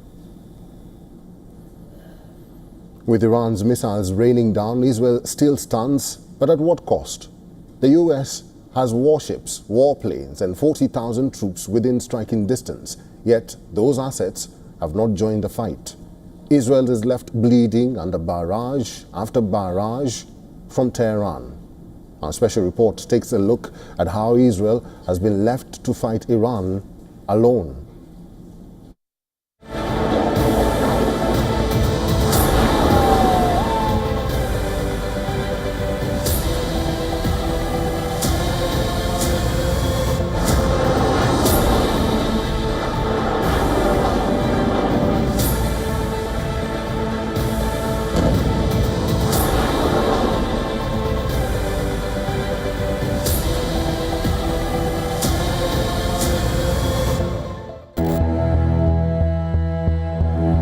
Iran is vowing retaliation against American forces. The Iran-Israel war enters a new, dangerous territory.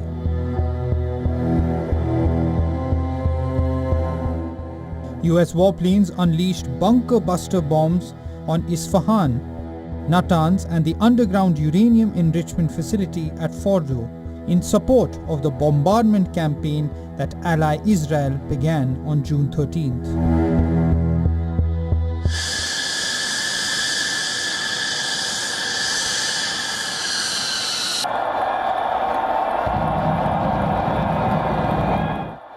The American bombers are back on US mainland, but the two West Asian arch foes continue to trade heavy fire. Washington is making one thing clear: it's not a war with Iran. No, Kristen, we're not at war with Iran. We're at war with Iran's nuclear program. And let me just say, Kristen, that we're incredibly grateful and proud of the American Air Force pilots who did an incredible job last night. The operation was really extraordinary.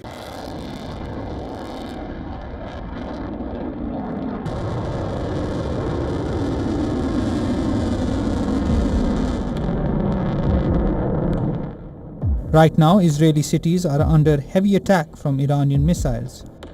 The Iron Dome is failing to cope with the onslaught, but its most powerful ally is just sitting tight. Iran is about 1,000 kilometers away from Israel. When a missile is launched from Iranian territory, there are several American assets which can shoot them down. Interceptor missiles from US ships in Persian Gulf can neutralize the projectiles. The Iranian missiles then fly over Iraq, where American air assets including F-16s, F-22s and F-35s are there. Similarly, there is concentrated US air power in Jordan. Again, there are American warships in the Red Sea which have powerful interceptor missiles which can easily shoot down Iranian missiles. There are US warships in the Mediterranean too which can spring into action. The US has created a ring of deterrence, but no strikes. Though Israeli PM said that the US is helping shoot down Iranian missiles, but on the ground there is no such evidence. The US strong posture in logistics, a deep force presence, but is weak in visible action as the Iranians continue to launch waves of missile and drone attacks. Israel is left alone to fight it without.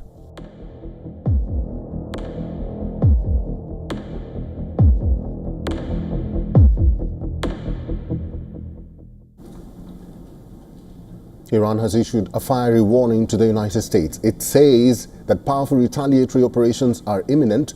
This is after US carried out coordinated attacks on Iran's nuclear installations.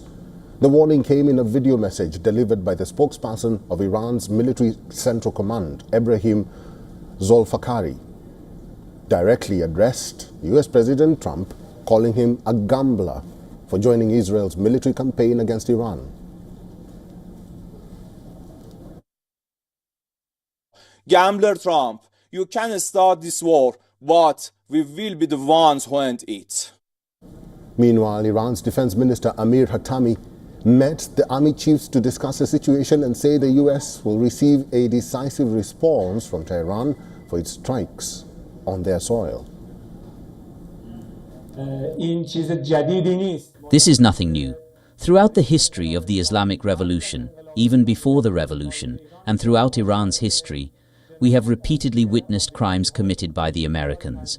In 1979, during the 8 years of the Sacred Defense, especially toward its final years, we witnessed their direct crimes. Each time they committed a crime, they received a decisive response, and this time will be no different.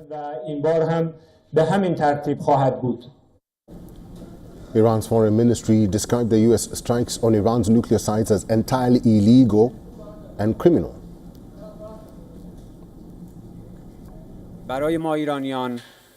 For us Iranians, the US action in targeting Iran's peaceful nuclear facilities, all of which were under the NPT framework, the agreements of the NPT, and under full and continuous supervision by the International Atomic Energy Agency, is an entirely illegal and criminal act.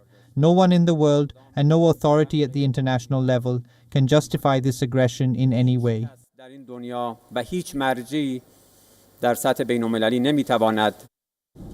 The escalation between Israel and Iran is only intensifying as both sides continue to launch volley of missiles at each other.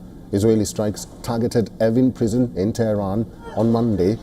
The strikes came just a day after the US joined the war by bombing Iran's nuclear sites. Iran's Judiciary Media Center confirmed the prison has been hit. It said part of the building was damaged. Evin prison is operated by the Islamic Revolutionary Guard Corps, which reports directly to Supreme Leader Ayatollah Ali Khamenei. The prison facility has long been criticized for alleged human rights abuses and is sanctioned by both the US and the European Union.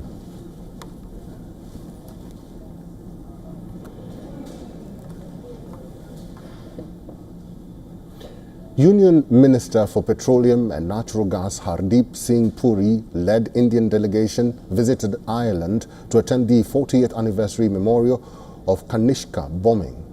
The commemoration ceremony took place at the Ahakista Memorial in Cork. The delegation, which includes BJP National General Secretary Tarun and representatives from 5 states, paid homage to the victims of the Kanishka bombing.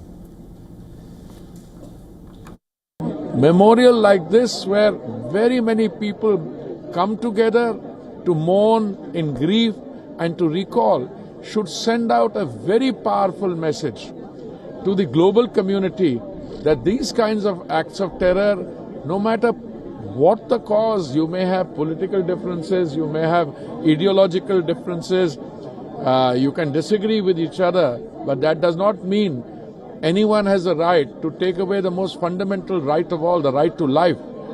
And that message must go out.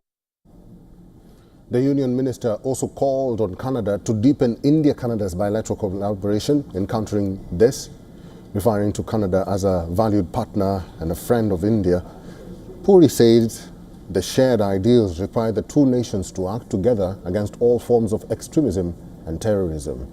The mid-air bombing of Air India Kanishka Flight 182, which was flying between Heathrow and Cork, took place in 1985. The incident claimed 329 lives, and to date, it's considered to be one of the most inhumane acts of terror in the aviation industry.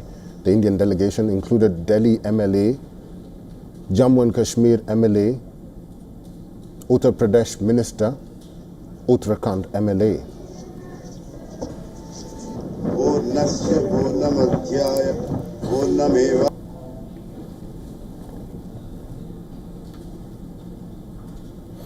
I'm sure most of you wonder if AI is going to take away our jobs one day, or whether one needs to upskill to leverage AI tool better. I'm here to tell you that even those who are really good at using AI are working longer hours, suffering from reduced human interaction at work and feeling somewhat inadequate. Humans cannot scale like AI. You'll burn out if you try. Here's a report. AI has taken over the market by storm. AI is good for the world. It's changing the very fabric of how we work. Is artificial intelligence coming after your job? Our privacy, and I think also our very future. ChatGPT is the best example. I use AI as a tool, to create voices. Will AI eventually rule the world? It wasn't supposed to be like this. AI was supposed to take away the mundane tasks, leaving humans free to focus on the bigger, more creative aspects of their work. More leisure time and a better work-life balance. But the more you look at historical precedents of technological innovation and its impact on human life, that's rarely been true. Computers made our lives simpler, but they also tethered us to a chair and gave rise to a slew of eye, back, and posture-related ailments. Smartphones, laptops, and ever-present internet access have helped us become more productive, but have also made people reachable 24/7. Email didn't kill memos, it just made them ubiquitous. The easier work becomes, the more you're expected to produce. In industry terms, AI has accelerated work, and companies aren't going to take their foot off the gas. But this productivity genie has created a new crisis. It's being called the AI burnout. The mental and emotional toll of keeping up with machines that never sleep, and expectations that keep rising.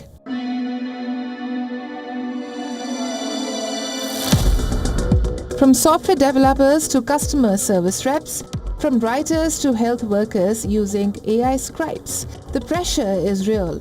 For every task AI takes over, it often creates more checking, correcting, rephrasing, and refining. There's more pressure on employees to keep upskilling to keep with the latest AI apps. That causes anxiety. That pressure can extend to the C-suite as well. With so many AI apps for different things, which ones should an organization invest in and train its employees on? The result is that often AI is deployed top-down with little thought given to letting employees take time to adapt and adopt the tech at their own pace. 77% of workers say AI has increased their workload. Even inside the AI industry, stress is building. OpenAI engineers report 80-hour work weeks. Meta is offering $100 million signing bonuses to lure away exhausted rival talent. This isn't just innovation, it's an arms race. What's the cost of competing with a machine? Often, it's the quiet things, relationships, health, even self-worth. The more we automate, the more human stamina is being stretched to breaking point.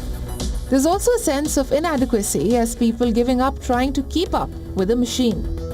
AI may not sleep, but humans do. And if this revolution is to last, we may need to slow down, step back, and remember who it was meant to help in the first place. At the end of the day, it pays to remember that humans can't scale like AI. At WION, there's no pressure to integrate AI into our work. As a news organization, we have to vet every detail and cross-check the veracity of every fact we present. So how does one strike a balance between working with AI and not getting overwhelmed by it? Well, so how does one really strike a balance between working with AI and avoiding AI burnout? You know what? Let me just ask Chat. It's all about balance and support. Be patient with yourself and remember that technology is here to help us and not overwhelm us. So just take it one step at a time.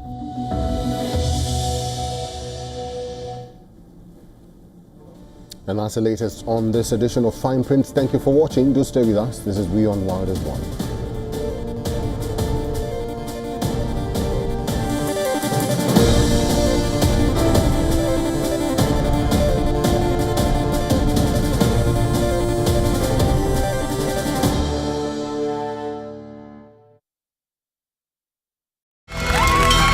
From the bustling trading floors of Wall Street to the vibrant exchanges of Asian stock markets, WION breaks it down for you to make sense of what's happening, as we reveal the key factors behind events, strategic battles, and the game-changing business decisions that shape the world.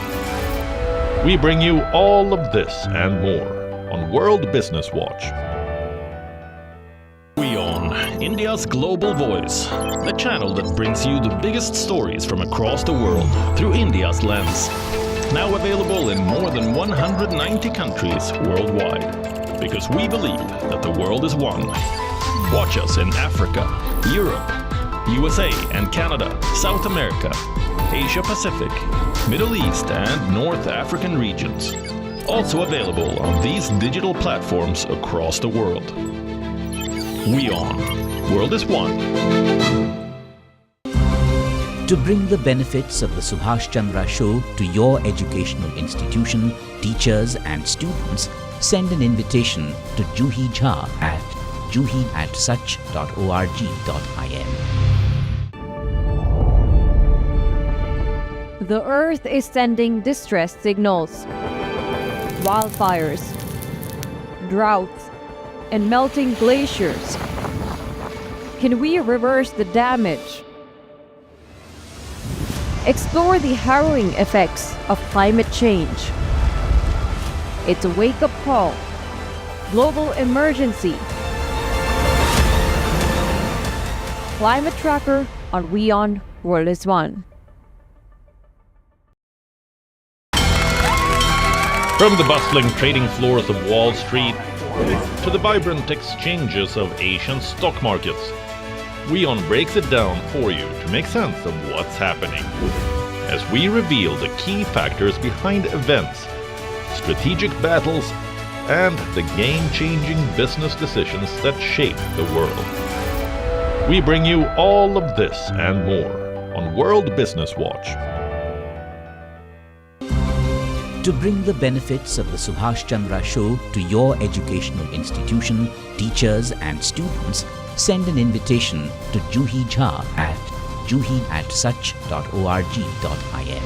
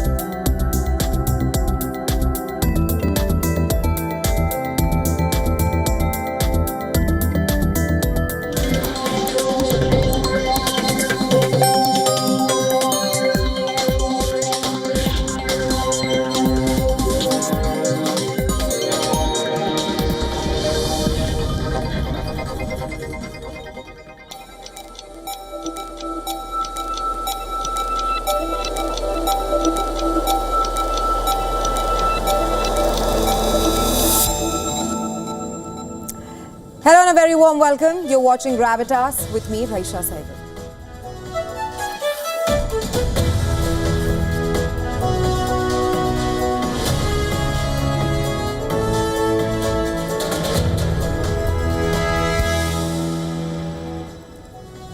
Our top focus on the show tonight. After the United States of America strikes on 3 nuclear sites on Iran, the question we ask tonight: where is Iran's enriched uranium stockpile? With Iran claiming that they had moved the material prior to the strikes. We will also tell you the American bases in West Asia, which is in Iran's radar. Also on the show, we will tell you how Pakistan has gone from pushing US President Donald Trump for the Nobel Peace Prize to now condemning him for bombing Iran. Finally, what are Russia's stakes in the Iran-Israel war? While on one hand, Russia has condemned US strikes on Iran, on the other, it has made it clear that military support to Tehran is not on the table. All that and a lot more lined up for you on the show tonight. Let's get you started.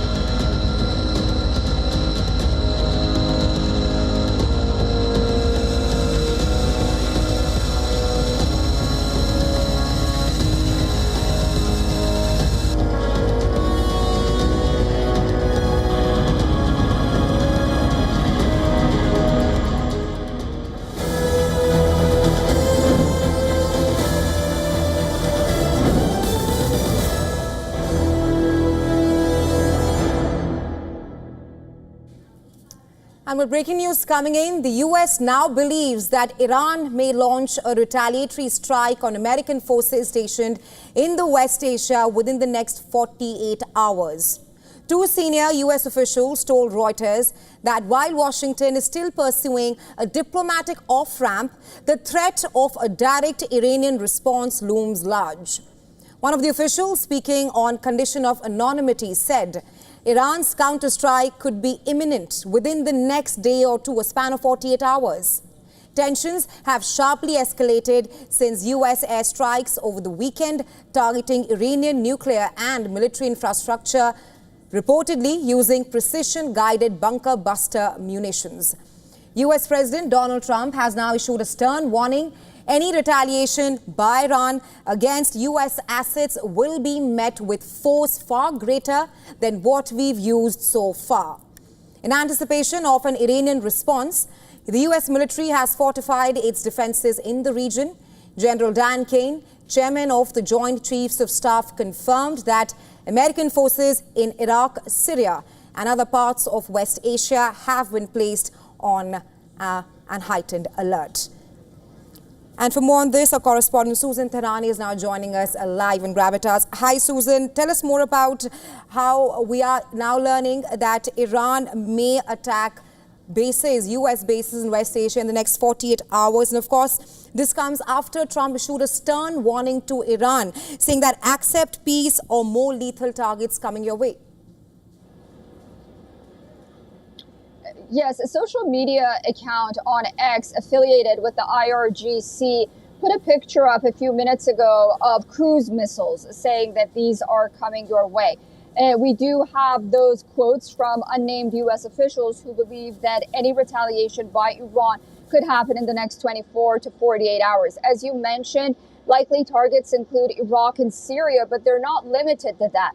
Many are watching in and around the Strait of Hormuz to see whether or not the United States would Iran would ultimately want to harm U.S. naval forces near the Strait of Hormuz as well. Now, it's also important to note that cybersecurity threats are also a possibility, but nonetheless, in less than 24 hours ago, the United States issued a warning to its citizens all over the world, saying that they are in harm's way, essentially, and to really exercise caution because of these possible retaliations on the part of Iran.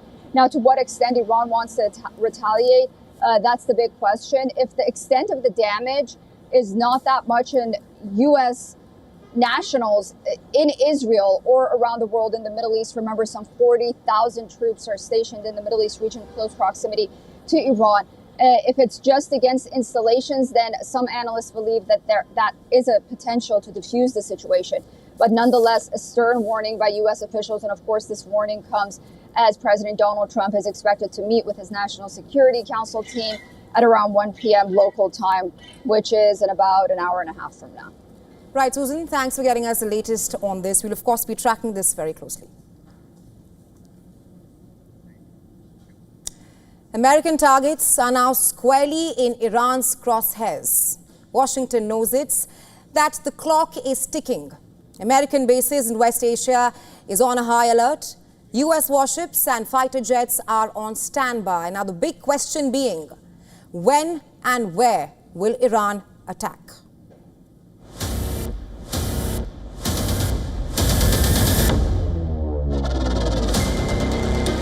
Iran and Israel are locked in a deadly battle. Now, the US has entered the fray. American stealth bombers dropped massive bunker busters. Operation Midnight Hammer targeted Iran's most fortified nuclear sites, Fordo, Natanz, and Isfahan.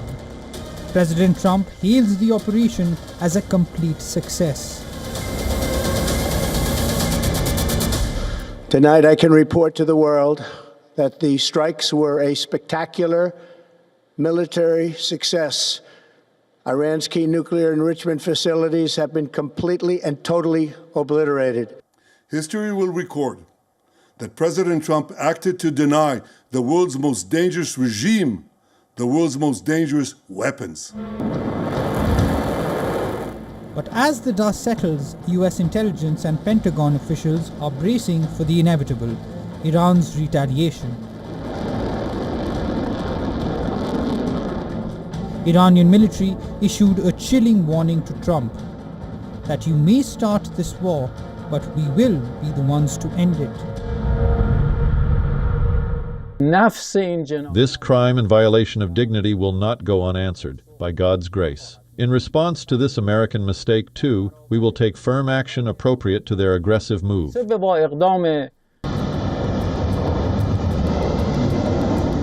warning isn't empty. In 2020, Iran had launched a series of missile attacks on US facilities in Iraq. Days after the US assassinated top Iranian commander Qasem Soleimani. Now, across the region, more than 40,000 American troops are on high alert. The US has stationed two massive aircraft carriers, USS Gerald Ford and USS Carl Vinson, in the region, while the third USS Nimitz is rushing to the region.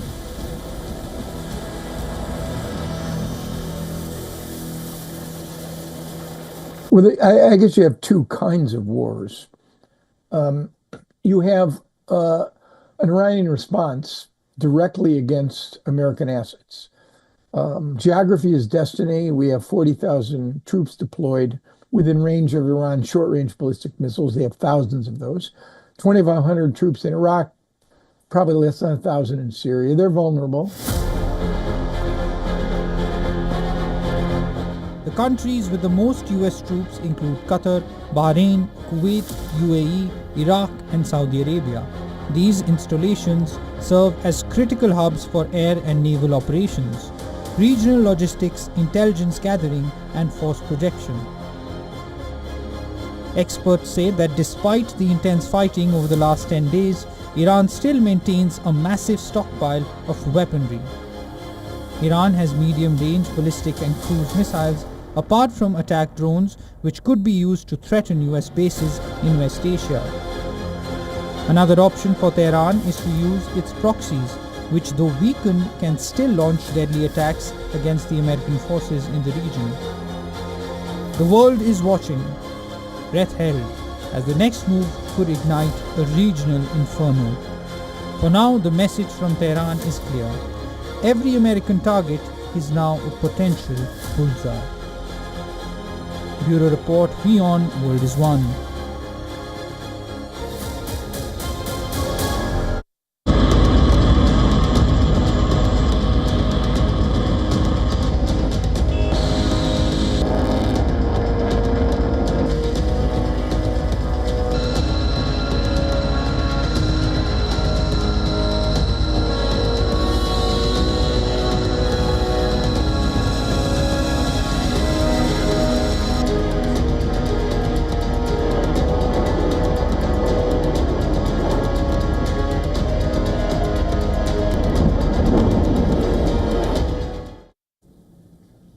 The United States of America launched airstrikes targeting Iran's nuclear infrastructure over the weekend, but the question being, would it be able to stop Tehran from building a nuclear bomb? Because a very important question remains unanswered. Where is Iran's enriched uranium? And that's the question we decode on Gravitas tonight. Following the attack on Iran's key nuclear sites, US President Donald Trump said that key nuclear enrichment facilities, and in his words, in Trump's words, completely and totally obliterated. But satellite images in the aftermath show a more complex picture. The images show that while some parts of Iran's nuclear plants were damaged, other sections remained unaffected, suggesting that the strikes may not have neutralized Iran's nuclear program as Trump claimed. Adding to the uncertainty is the fact that Iran's most critical nuclear sites are located deep underground. And so far, there is no clear confirmation about the extent of damage beneath the surface. And earlier today, Iranian media reported fresh Israeli strikes on nuclear sites. The extent of the damage, though, was not disclosed. But even as the US and Israel conduct its damage assessment, the fate of Iran's stockpiles of enriched uranium remains unknown. Iran reportedly possesses over 400 kilograms of uranium enriched to 60% purity, levels close to the 90% enrichment required to build a nuclear weapon. Right now, there's no confirmation on the current location of that uranium. US officials, including US Vice President J.D. Vance, have reportedly acknowledged that they do not know where the stockpile is. US Secretary of State Marco Rubio has stated that it could take days before anyone can actually assess or determine whether Iran moved the materials prior to the US strikes. And some indicators suggest that Iran may have acted in advance. Satellite images captured just days before the US strikes showed some kind of unusual activity near the entrance of the Fordo nuclear facility. Multiple vehicles, including large trucks, were observed near the entrance and exit of the sites. Iranian state media later reported that key nuclear materials, including enriched uranium, had been moved to secure locations before the US strikes. Ali Shamkhani, a senior advisor to Iran's supreme leader, reinforced this claim as well. In a social media post, he said that even if the facilities were destroyed, Iran's nuclear ambitions were intact. Following an emergency meeting, the head of the International Atomic Energy Agency, or IAEA, called for the immediate return of inspectors to Iran's nuclear sites to account for Iran's highly enriched uranium stockpiles. Rossi said in a letter dated June 13th that Iran had informed the agency that it had implemented special measures to protect the nuclear materials and equipment. The board should be aware of a letter sent to me by Foreign Minister Dr. Abbas Araghchi on 13 June, in which he mentions that Iran will, and I quote, adopt special measures to protect nuclear equipment and materials. Well, the IAEA has not independently verified the current location or status of the enriched uranium in Iran. Apart from this, another dimension to this matter involves Iran's international allies, especially Russia. The Kremlin has publicly condemned the US and Israeli strikes. And amid all of this, the Russian President Vladimir Putin met Iranian Foreign Minister Abbas Araghchi in Moscow today. Following the meeting, Putin said, West Asia escalation is moving the world closer to great danger. The current international situation is changing dynamically. We can see how the situation in the Middle East has sharply escalated. Non-regional states are also being drawn into the conflict. All of this brings the world to a very dangerous line. While Russia has not offered direct military support, statements from Russian officials hint at deeper involvement. Dmitry Medvedev, the former Russian president, has claimed that several countries are ready to supply Iran with nuclear warheads in response to US aggression. Not just that. He has further stated that Iran's efforts to enrich uranium and eventually make nuclear weapons would continue. On the other hand, White House claims that Trump is still interested in diplomacy, adding that Trump thinks Iranians should overthrow their government if it refuses to negotiate on its nuclear program.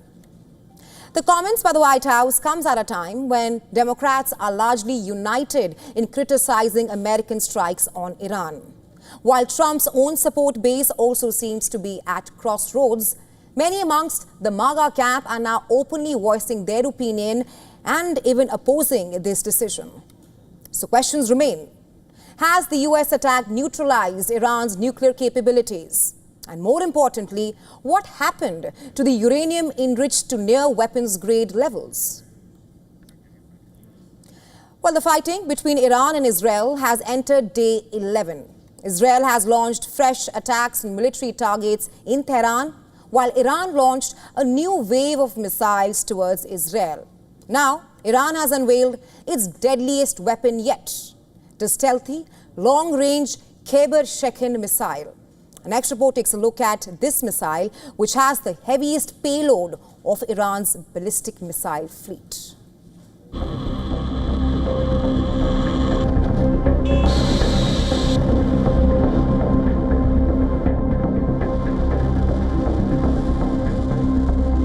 Iran has unveiled its deadliest weapon yet, the stealth, long-range Khyber-Shekhin missile that punched through the Iron Dome and allied shields. The night erupted. Sirens shrieked, painting the darkness with urgent, piercing cries. But this time something was different. As Israel's advanced air defense systems roared to life, a new threat slipped through a missile-defying interception. For years, Israel has invested billions in layers of defense, from the Iron Dome to David's Sling and the Arrow systems, building what was considered an impenetrable shield. Yet, the recent barrages have exposed a terrifying new vulnerability. The Islamic Revolutionary Guard Corps has now confirmed the use of Khyber-Shekhin missile. The Khyber-Shekhin belongs to Iran's fourth-generation missile family, a solid-fuel MRBM with a 2,000-kilometer range with a 1,500-kilogram warhead.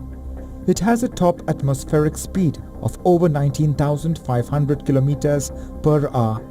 The missile uses a satellite-guided system and maneuverable warheads for enhanced precision. The missile uses a satellite-guided system and maneuverable warheads for enhanced precision.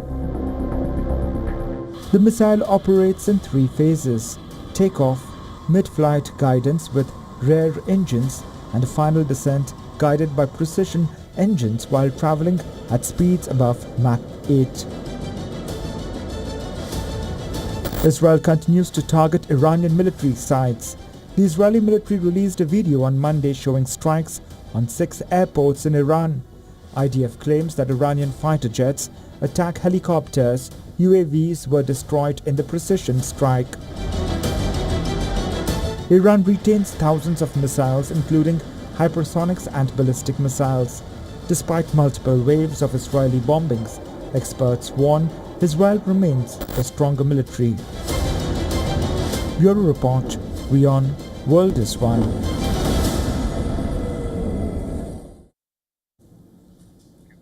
US Vice President J.D. Vance has now locked horns with former Russian President Dmitry Medvedev.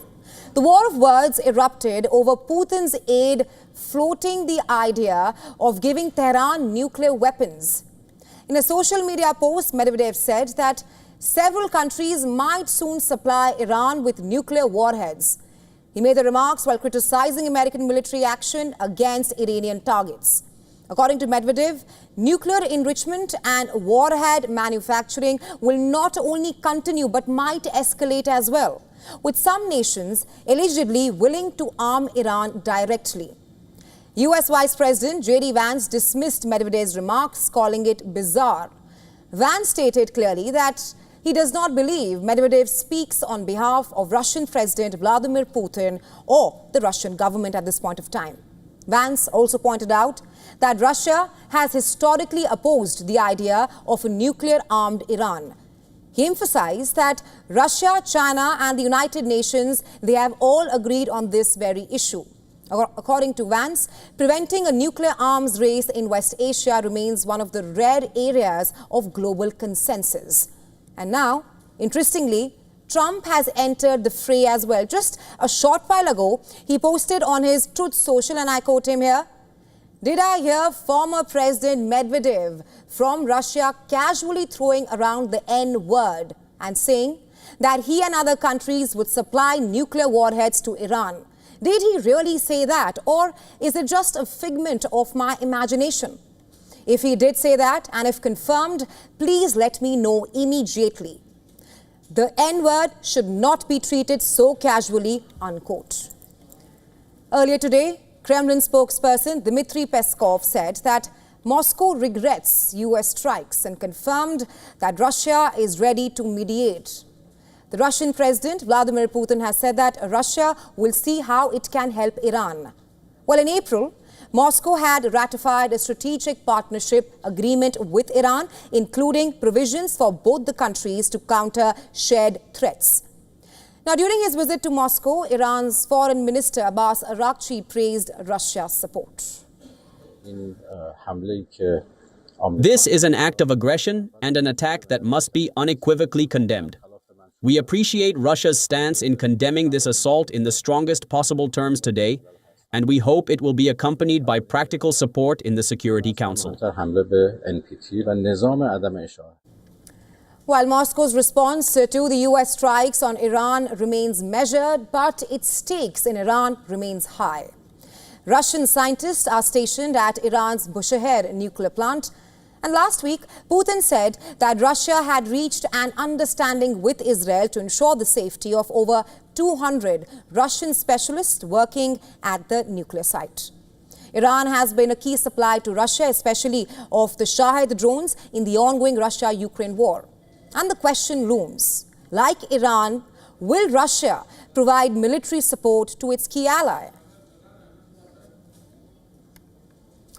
In other news, just when you thought that the Pakistan army could not embarrass itself any more than what it already has, it goes and proves everyone wrong. One day, they are calling Donald Trump a peacemaker and backing him for the Nobel Peace Prize. The very next day, they're criticizing him for bombing Iran. That too, in a span of just 24 hours. So what happened in between? Let's break it down for you. It all started with a letter. In a bizarre diplomatic move on Friday, Pakistan's Deputy Prime Minister and Foreign Minister Ishaq Dar sent a formal recommendation to the Nobel Committee asking them to honor Trump for preventing war between India and Pakistan. Pakistan even went ahead and called Trump, and I'm quoting here, a genuine peacemaker who showed stellar statesmanship.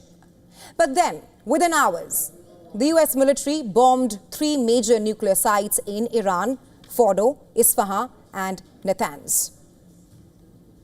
And it turns out that Awarding Trump for peace while he orders airstrikes was not the diplomatic flex Pakistan thought it was. In 1 minute, he's their peace hero, a peacemaker. The next, they're accusing him of violating international law. It's hard to keep up with Pakistan because by Sunday, Pakistan had changed its tune again. The Foreign Ministry called the US strikes a serious escalation, warning of severely damaging consequences for the region. Pakistan Prime Minister Shehbaz Sharif even rang up Iran's President Masoud Pezeshkian to express deep concern over the bombings. Well, Pakistan, caught between Iran and the United States of America, two powerful allies of Islamabad, counts on for money and political cover. Pakistan Army now finds itself in a very awkward position. Just a day before the strikes, Pakistan's Field Marshal General Asim Munir had met Trump at the White House for lunch, alongside US Secretary of State Marco Rubio and West Asia envoy Steve Witkoff. The Nobel nomination came soon after it looked like a charm offensive, but it backfired fast. And now, Pakistan is outraged. Demonstrations erupted across the country, with hundreds marching in Karachi. Pakistani lawmakers, diplomats, activists, journalists, they have all criticized the Pakistani government's decision to nominate Trump for the Nobel Peace Prize. Pakistan's opposition party, PTI, called the nomination a cause of unmitigated shame. Pakistan's former UN envoy, Maliha Lodhi, said it did not reflect the people's voice in Pakistan. Not just that, veteran lawmaker Afrasiab Khattak called it what many were thinking, sycophancy. Author Fatima Bhutto asked the obvious question, will Pakistan now withdraw the Nobel recommendation? Well, in trying to please both the sides, Pakistan has just managed to become a laughing stock. From calling Trump a peacemaker to calling out his war, it's been one diplomatic blunder one after another, and right now, Pakistan's army is not just looking confused, it's rather looking foolish. Let's also now tell you what else is lined up for you on Gravitas tonight. Well, not all is well with Air India after the crash of its 7878 Dreamliner in Ahmedabad earlier this month. Apart from witnessing a major drop in demands, it is also now triggering a shake-up in the global insurance market.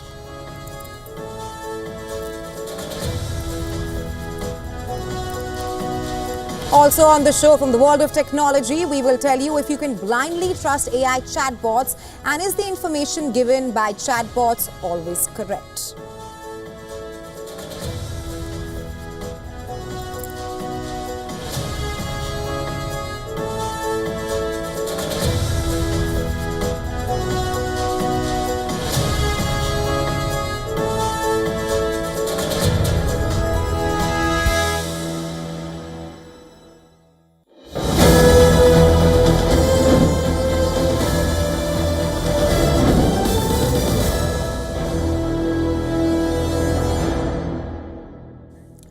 And while we have some breaking news coming in from Doha, Qatar has temporarily suspended air traffic around the country.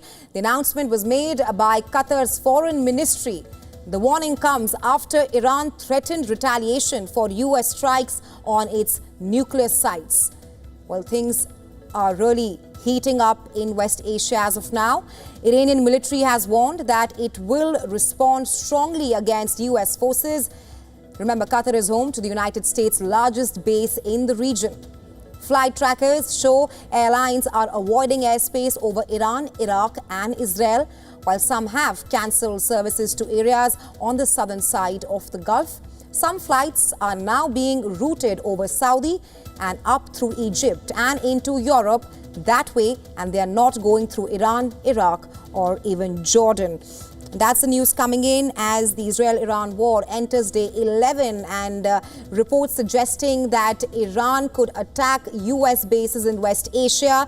Qatar has now temporarily suspended air traffic around the country. Well, the Authorities announced the temporary suspension of air traffic in the country's airspace as a part of a set of precautionary measures taken based on developments in the region. And that's what the Qatar Foreign Ministry has said.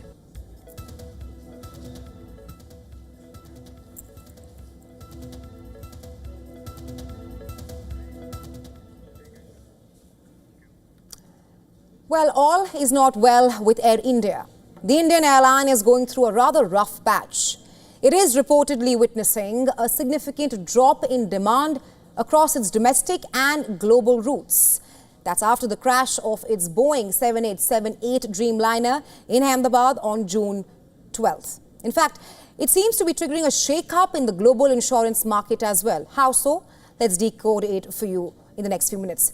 Now, the June 12th crash, which claimed 241 lives, has dealt a major blow to Air India's credibility. But it surely is not the only one, with Indian insurance policy sellers expecting the cost of coverage for airlines to spike as much as 30%.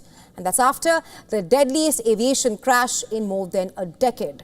And also, perhaps the costliest. As reported by several portals, Indian investors predict premiums for hull, war risk and liability coverage to increase by 10% to 30% in the next cycle. And that's as per a Bloomberg report. Insurance claims are estimated at around $475 million, covering the aircraft's hull, engines and liability for loss of life. Air India's fleet insured for about $20 billion. It pays an annual premium close to $30 million. However, industry experts say that the sheer scale of the loss will have far-reaching effects on aviation risk pricing. Brokers, on the other hand, say that the hikes of that scale would be larger than previous crashes, given the enormity of the Air India incident.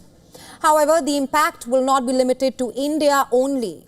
As experts say, the rise in premiums will be redistributed globally, affecting all airlines.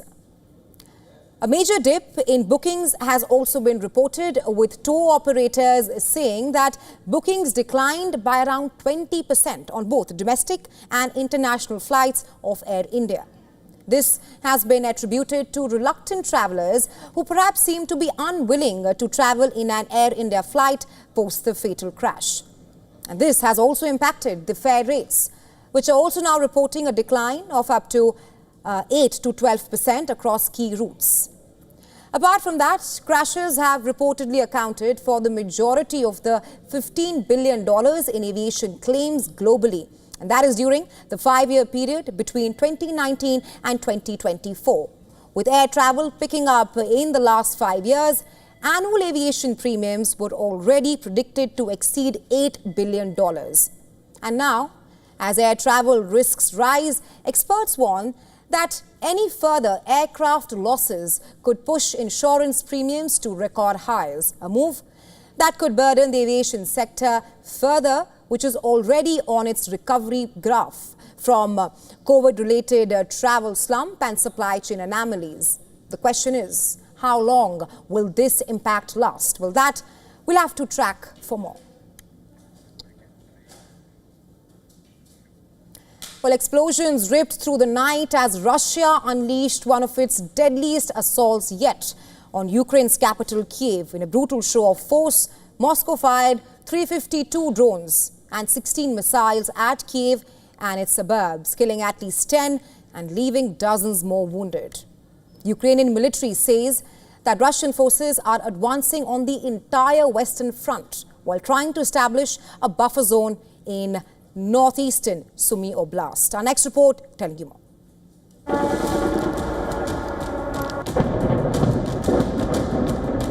Another night of horror in the Ukrainian capital. Drones swarmed, missiles screamed, sending people scrambling for shelter. But for many, there was no escape. This is the devastation unleashed by Russia's latest assault. Shattered glass, buildings blown apart, rescue workers desperately sifting through the debris in search of survivors. First, I thought to escape by climbing down the tree, but I realized I couldn't make the jump. There was no point in waiting for the rescuers because everything was collapsing, cars were exploding, everything was cracking and breaking, with dust and smoke all around me. Then there was an explosion, all in a matter of seconds. It was horrible, of course.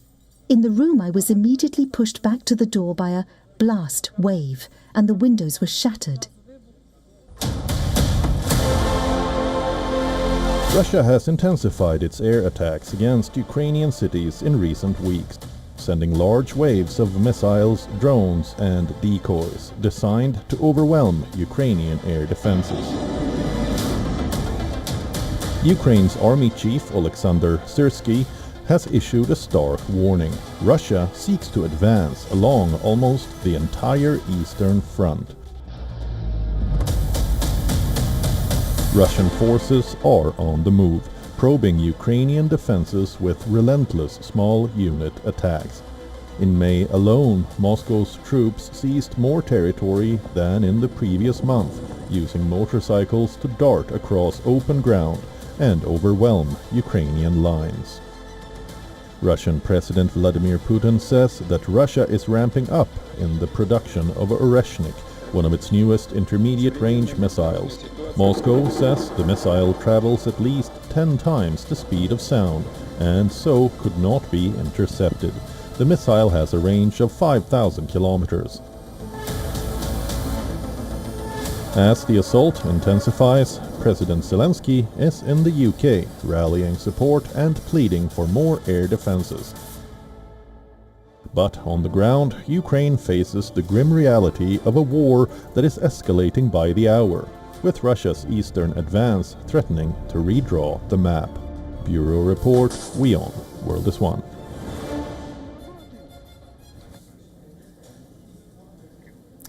A brutal, targeted attack on Syria's Christian community has shocked the world. At least 22 people are dead after shooting and suicide bombing at a church in Damascus, the first of its kind since Syria's civil war began. The Islamic State has now claimed responsibility. It all happened on Sunday during a packed service at St. Elias Church in the Dwellah area of Damascus. A man with an assault rifle stormed in, opened fire, and then blew himself up using a suicide belt. The pews were shattered, the walls were torn, and there was blood on the floor. This is not the first time that the ISIS organization has attempted to target civilians with criminal acts. The Ministry of Interior has previously thwarted 2 attempted bombings, one at the Sayyida Zainab Shrine and another at the Malula Church through complex security operations. We, at the Ministry of Interior, are working with the relevant authorities to uncover the details of the incident, complete the investigation, and gather evidence to reveal the identity of the perpetrator. Syrian officials say that the attacker was a member of ISIS, making this the first suicide bombing inside a church since the war began in 2011. The Interior Ministry confirmed 22 dead, 63 injured. A man entered the church shouting, "Allahu Akbar," and blew up the entire place. Children have died. What had those children carrying candles done to deserve this? Families are still searching for their loved ones. Children and elderly were among those inside the church. The Orthodox Patriarchate has called on authorities to protect churches and citizens. Syria's Christian population has dropped from over 1 million before the war to fewer than just 300,000 today. Years of displacement, fear, and now targeted violence have taken their toll. The Islamic State has been behind several attempted attacks on churches in Syria since Assad's fall. But this was the first one to succeed.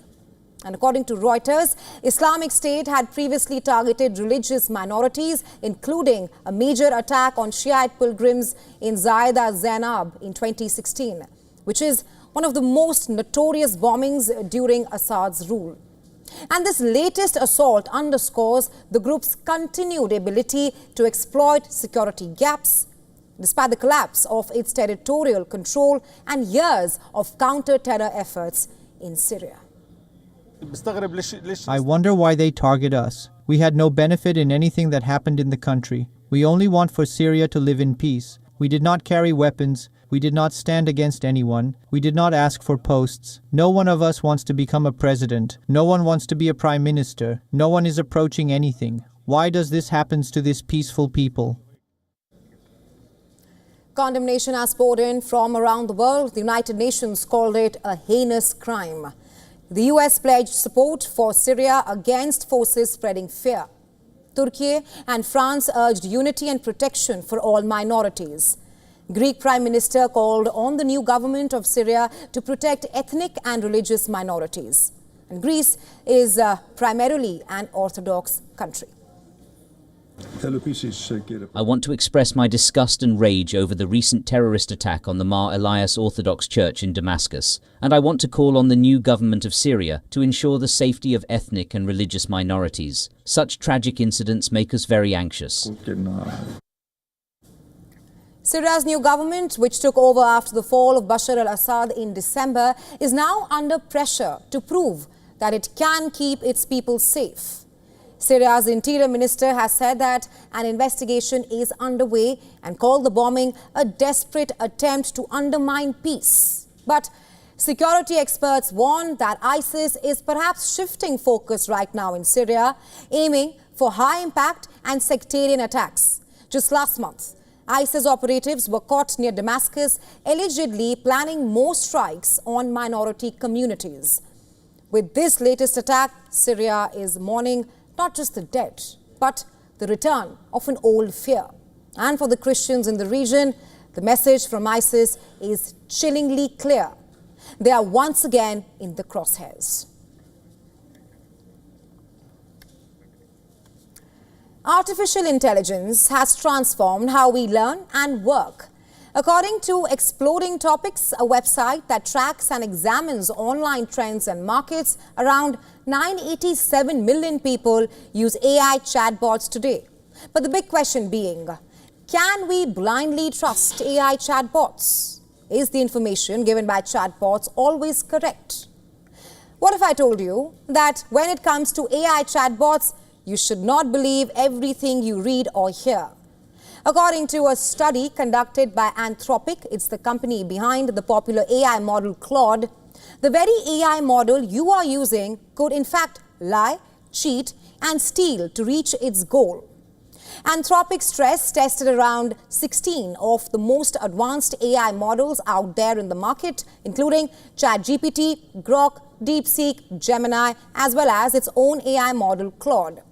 And as a part of the study, researchers created fictional corporate environments, granting these AI systems access to fake company emails and the ability to act autonomously. These fictitious scenarios were specifically designed to test how AI chatbots might act under duress or if their existence was ever threatened. Anthropic said the results of the test were deeply troubling. They discovered that in some cases, AI models engaged in malicious behavior when their goals were threatened or when they faced being replaced, going as far as blackmailing officials, even threatening to leak important company information to competitors. Experts are calling this behavior agentic misalignment. They say that agentic misalignment is a stark warning that if not properly controlled, AI systems could in fact act against human interests to ensure their survival or success. In one such fake scenario, Anthropic's very own AI model, Claude Opus 4, blackmailed manufacturers when it found out that it could be removed from the company's server. However, this disturbing behavior wasn't an isolated incident. When researchers ran similar scenarios across a range of other advanced AI models, the blackmail pattern remained constant. In around 96% of cases, Google's Gemini engaged in blackmail tactics. OpenAI's GPT and xAI's Grok did the same in over 80% of the cases, while DeepSeek did so in 79% of the cases. At a high-profile gathering in Rome, Pope Leo XIV delivered a powerful message on the limits of AI. US-born pontiff said AI may be growing fast, but it lacks heart, creativity, or even conscience. Take a listen.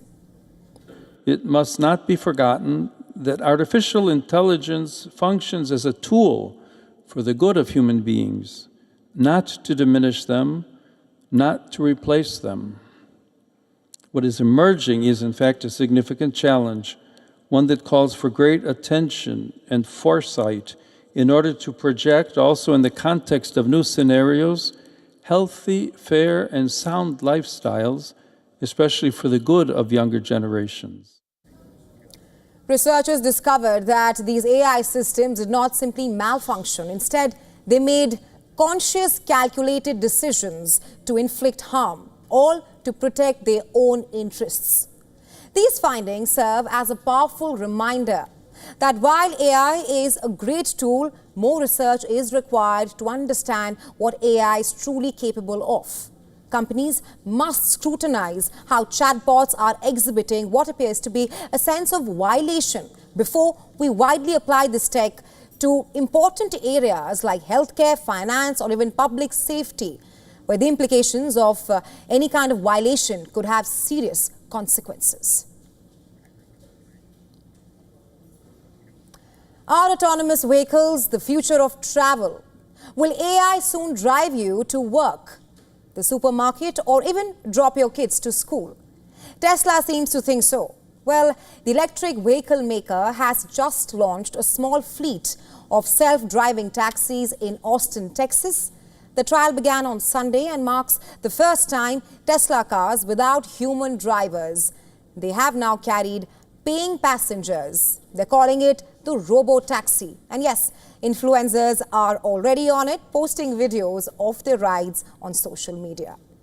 Tesla CEO Elon Musk has called it the culmination of a decade of hard work. He said that the AI chip and software teams powering the robo-taxi were built from scratch within Tesla. Early Sunday, these cars were spotted in Austin's South Congress neighborhood, with no one in the driver's seat, just a single person riding in the front passenger seat. Now, to be clear, it's a limited pilot, which means only about 10 vehicles for now, and even those have safety monitors riding up front. It's not entirely clear how much control those monitors actually have over the cars. The rides are being offered at a flat fee of just $4.20. Musk confirmed that price himself. One of the first riders was Tesla investor and social media personality Sawer Merritt, who posted videos of himself being picked up and driven to a nearby bar. And that's using the new Tesla robo-taxi app. But scaling up this experiment, that's a different challenge altogether. Experts say Tesla still faces major hurdles in delivering on Musk's promises. Some experts warn that a complete robo-taxi industry could still be years, even decades away, keeping in mind the competition from other companies as well, like Alphabet's Waymo. According to industry experts, for now, a large part of Tesla's sky-high stock valuation reportedly depends on whether it can pull this off, not just robo-taxis, but also humanoid robots that Musk says are in the works. Then comes the legal angle. Just before Tesla's robo-taxi rollout, Texas passed new rules for autonomous vehicles. Texas governor signed a law requiring companies to get a state permit to operate the self-driving cars on public roads. That law takes effect on September 1st and gives Texas officials the power to revoke permits for any company deemed a public danger or a threat. Now, companies need to prove their tech is safe and legal. Apart from that, they also have to prove emergency protocols for first responders. Now, the law defines an autonomous vehicle as having at least level 4 autonomy, which means that the car can operate with no human driver under specific conditions. That's one level below full autonomy, where the car can drive itself anywhere, anytime. Compared to states like California, Texas rules are still lenient. One expert said that California permits are hard to get and easy to lose. In Texas, they're easy to get and easy to lose as well. As for safety, Musk says Tesla, and I'm quoting here, will be super paranoid, keeping the service limited to safe zones, good weather and no rides under 18. But commercializing driverless tech remains risky and even expensive. In December last year, General Motors' Cruise unit was forced to shut down after a major accident, and regulators are keeping a close watch on Tesla, Waymo and Zoox alike. Unlike most of its rivals, Tesla is not just using LiDAR or radar to guide its cars, it's just using cameras and AI to drive them. Musk claims that's safer and cheaper, but it still remains controversial. That's why questions remain. Is this the beginning of the driverless revolution, or just another big bet from Elon Musk? Well, that only time will tell.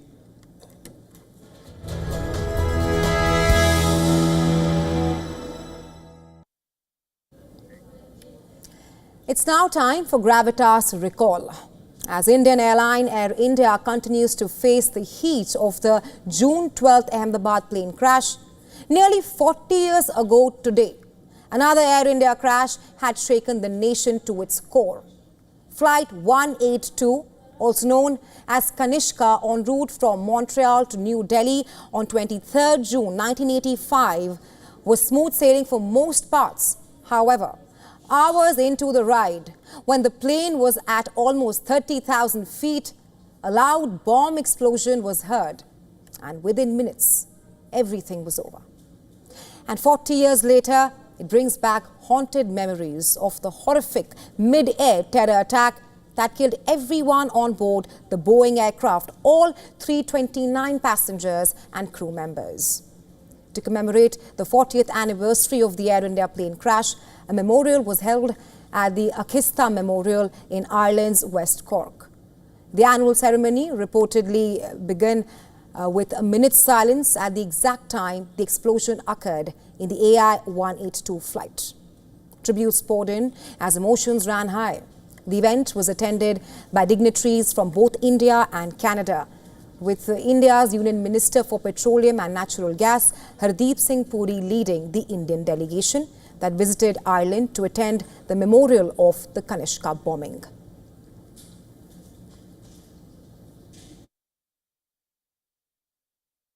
Memorial like this, where very many people come together to mourn in grief and to recall, should send out a very powerful message to the global community that these kinds of acts of terror, no matter what the cause, you may have political differences, you may have ideological differences, you can disagree with each other, but that does not mean anyone has a right to take away the most fundamental right of all, the right to life. And that message must go out. Meanwhile, the Union Minister also called upon Canada to deepen India-Canada's bilateral collaboration, referring to Canada as a valued partner and a friend of India. Puri said that they shared ideals require the two nations to act together against all forms of extremism and terrorism. Often dubbed as the worst aviation disaster in Irish and Canadian history, the wounds of the incident are still fresh among friends and family members of the victims who took the ill-fated flight that day.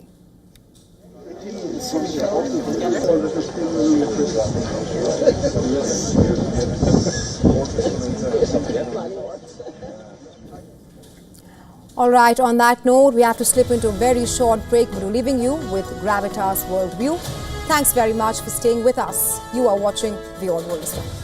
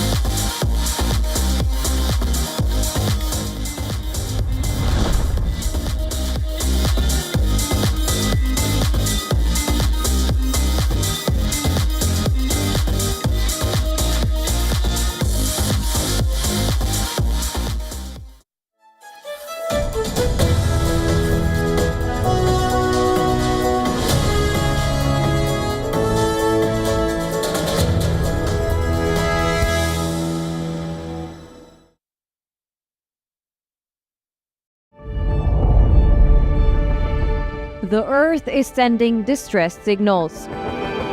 Wildfires, droughts, and melting glaciers. Can we reverse the damage? Explore the harrowing effects of climate change. It's a wake-up call. Global emergency.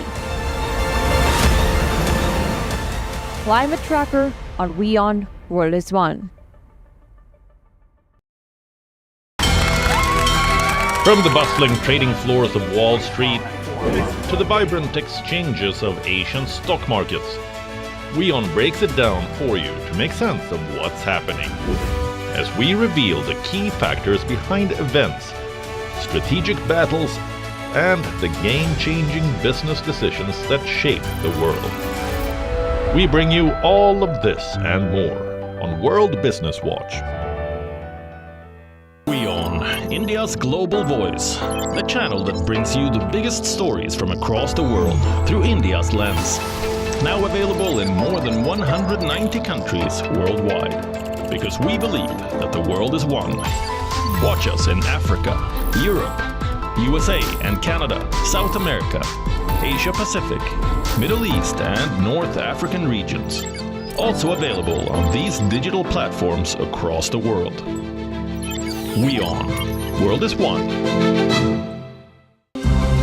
To bring the benefits of the Subhash Chandra Show to your educational institution, teachers and students, send an invitation to Juhi Jha at juhi@such.org.in. The Earth is sending distress signals. Wildfires, droughts, and melting glaciers. Can we reverse the damage? Explore the harrowing effects of climate change. It's a wake-up call. Global emergency. Climate Tracker on WION World is One.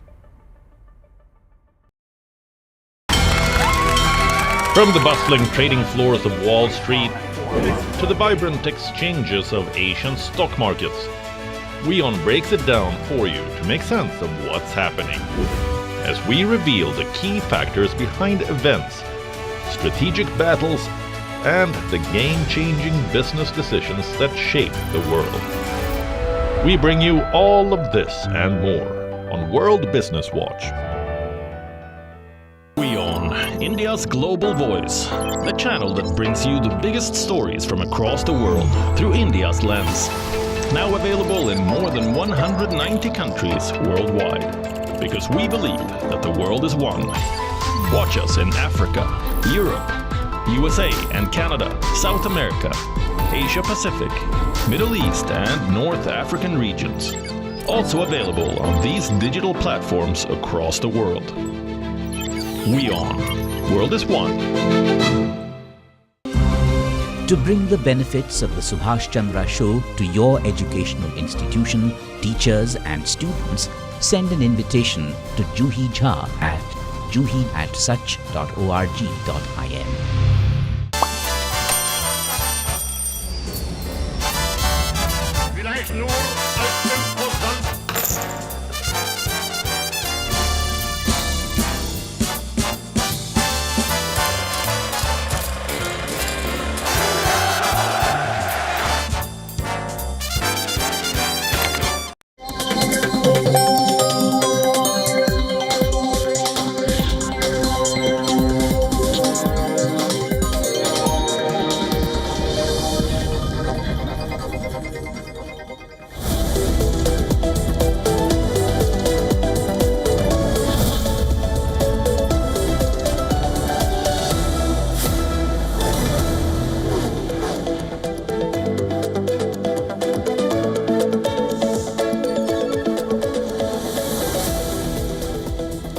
Welcome back. This is WION World is One. We are glad you're watching. Time now for Pulse, American Joker, the headlines.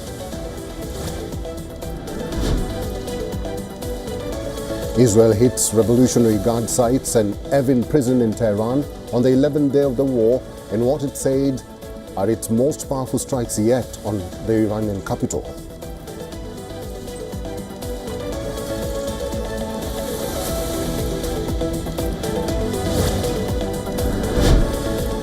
Qatar temporarily suspends air traffic around the country, this after nearby Iran threatened retaliation for US strikes on its nuclear sites.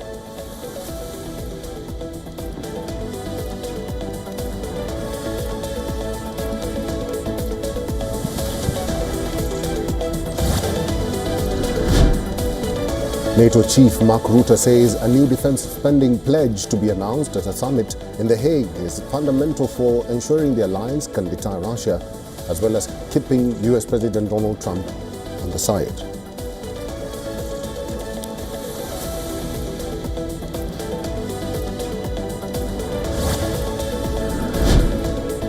US President Donald Trump urges for oil prices to be kept down as they fluctuate while the world eyes Tehran's response to US strikes on Iranian nuclear facilities.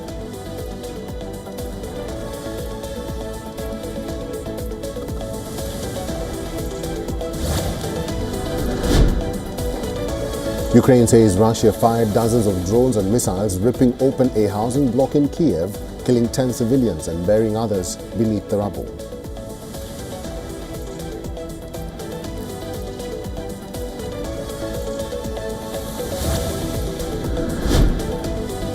IDF claims to have attacked more than 50 fighter jets.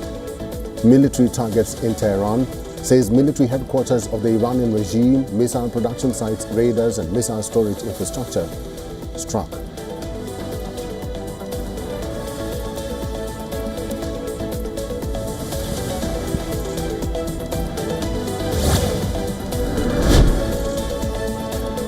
Greece says it has put the Mediterranean island of Chios under a state of emergency due to major fires that have raged since the weekend.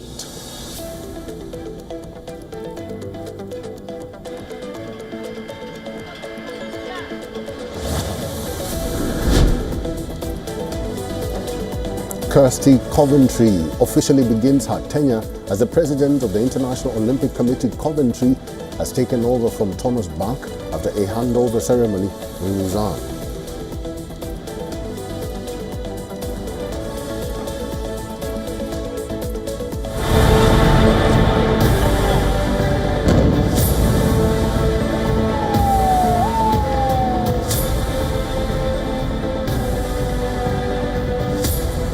With all of that being said, this cannot continue. There will be either peace or there will be tragedy for Iran far greater than we have witnessed over the last 8 days.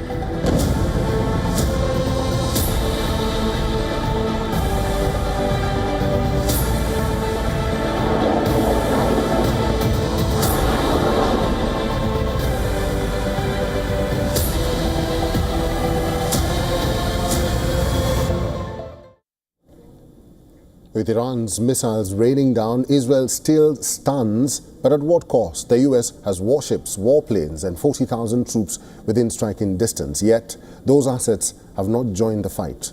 Israel is left bleeding under barrage after barrage from terrain. Our special report takes a look at how Israel has been left to fight Iran alone.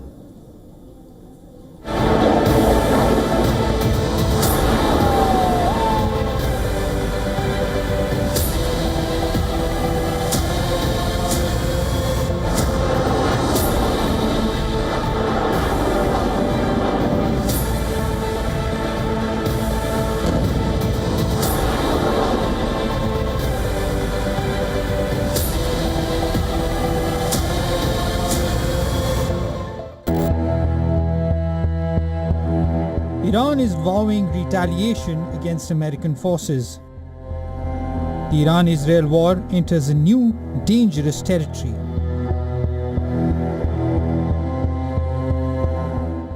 US warplanes unleashed bunker-buster bombs on Isfahan, Natanz and the underground uranium enrichment facility at Fordo in support of the bombardment campaign that ally Israel began on June 13th.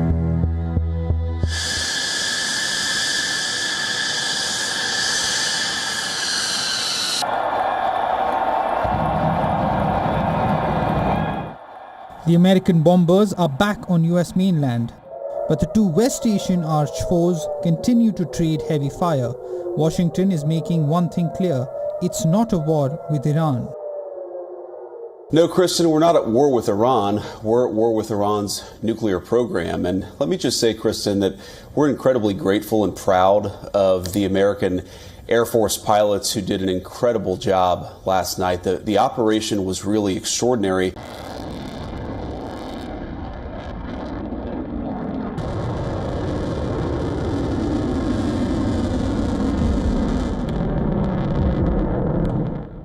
Right now, Israeli cities are under heavy attack from Iranian missiles. The Iron Dome is failing to cope with the onslaught, but its most powerful ally is just sitting tight. Iran is about 1,000 kilometers away from Israel. When a missile is launched from Iranian territory, there are several American assets which can shoot them down. Interceptor missiles from US ships in Persian Gulf can neutralize the projectiles. The Iranian missiles then fly over Iraq, where American air assets including F-16s, F-22s and F-35s are there. Similarly, there is concentrated US air power in Jordan. Again, there are American warships in the Red Sea which have powerful interceptor missiles which can easily shoot down Iranian missiles. There are US warships in the Mediterranean too, which can spring into action. The US has created a ring of deterrence, but no strikes. Though Israeli PM said that the US is helping shoot down Iranian missiles, but on the ground there is no such evidence. The US strong posture in logistics, a deep force presence, but is weak in visible action. As the Iranians continue to launch waves of missile and drone attacks, Israel is left alone to fight it without.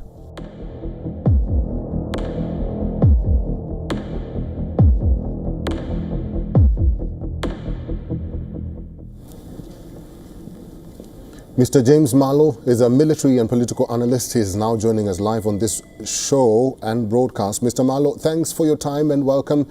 America is on alert. Let's briefly decode the president's statements a while back. Trump has warned everyone today to keep oil prices down. He told the U.S. Energy Department to drill, baby, drill.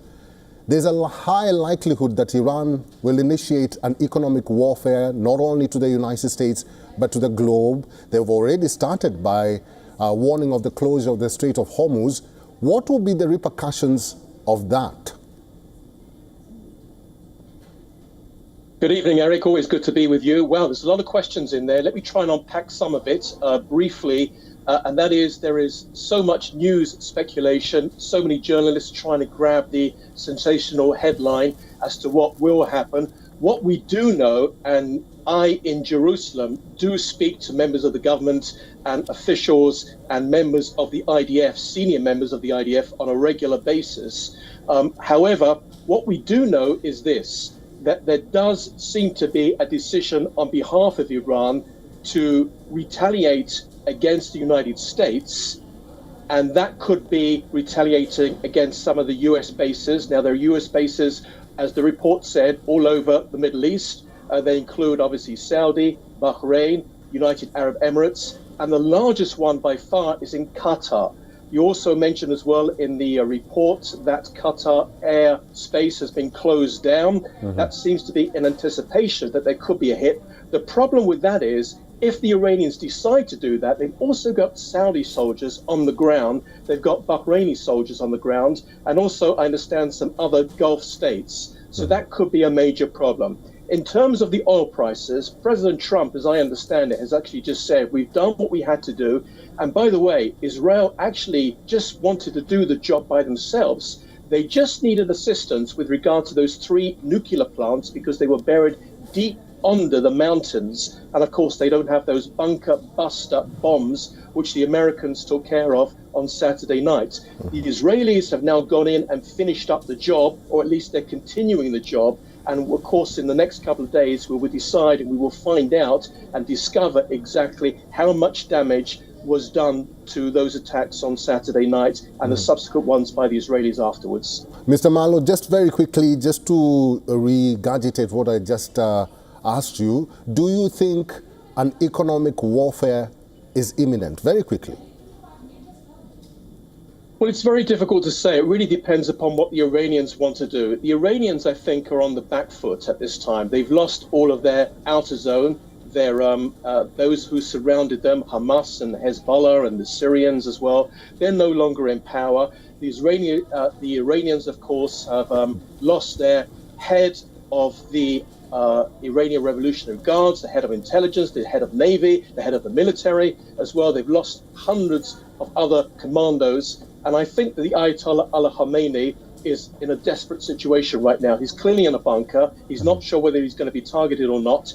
If somebody decides to make the fatal mistake of attacking US bases, which of course could put up prices, may not, but if they decide to do that, I think it'll be over very, very quick. Because one thing that we've both learned, Eric, is that President Trump does not like people going up against him, does not like people challenging him, and certainly does not like people attacking his forces. And I think he will come down very hard. And then you may see this possible regime change come quicker than what we in Israel expect it to be.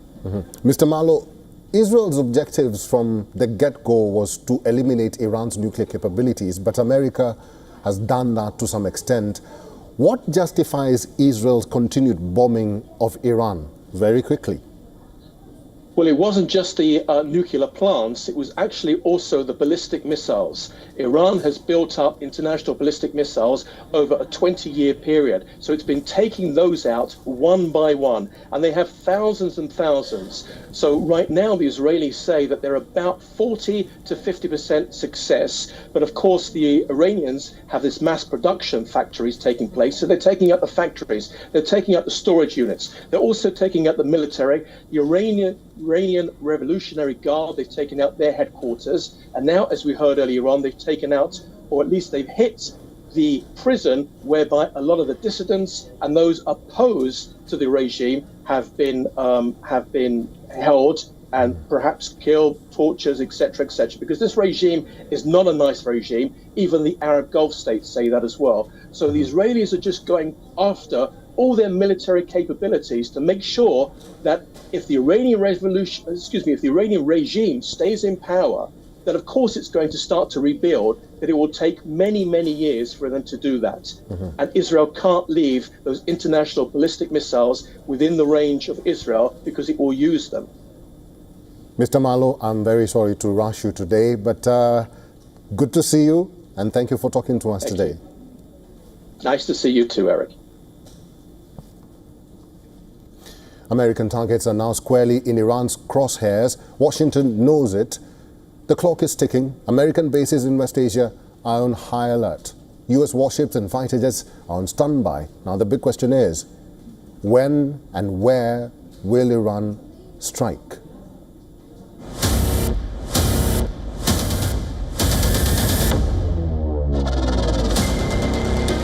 Iran and Israel are locked in a deadly battle. Now, the US has entered the fray. American stealth bombers dropped massive bunker busters.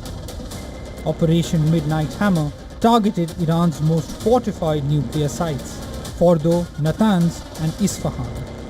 President Trump hails the operation as a complete success. Tonight, I can report to the world that the strikes were a spectacular military success. Iran's key nuclear enrichment facilities have been completely and totally obliterated. History will record that President Trump acted to deny the world's most dangerous regime the world's most dangerous weapons. But as the dust settles, US intelligence and Pentagon officials are bracing for the inevitable, Iran's retaliation. Iranian military issued a chilling warning to Trump that you may start this war, but we will be the ones to end it. This crime and violation of dignity will not go unanswered, by God's grace. In response to this American mistake, too, we will take firm action appropriate to their aggressive move. The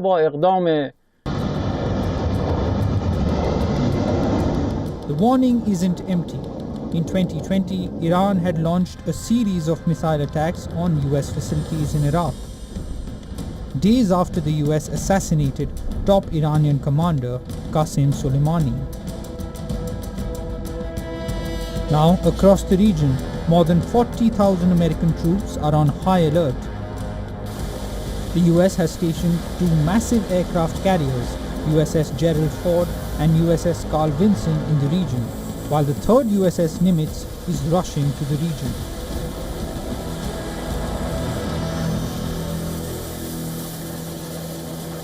Well, I guess you have two kinds of wars. You have an Iranian response directly against American assets.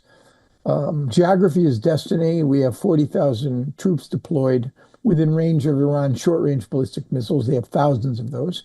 2,500 troops in Iraq, probably less than 1,000 in Syria. They're vulnerable. The countries with the most US troops include Qatar, Bahrain, Kuwait, UAE, Iraq, and Saudi Arabia. These installations serve as critical hubs for air and naval operations, regional logistics, intelligence gathering, and force projection. Experts say that despite the intense fighting over the last 10 days, Iran still maintains a massive stockpile of weaponry. Iran has medium-range ballistic and cruise missiles, apart from attack drones which could be used to threaten US bases in West Asia. Another option for Tehran is to use its proxies, which though weakened can still launch deadly attacks against the American forces in the region. The world is watching, breath held, as the next move could ignite a regional inferno. For now, the message from Tehran is clear. Every American target is now a potential bullseye. Bureau Report, WION World is One.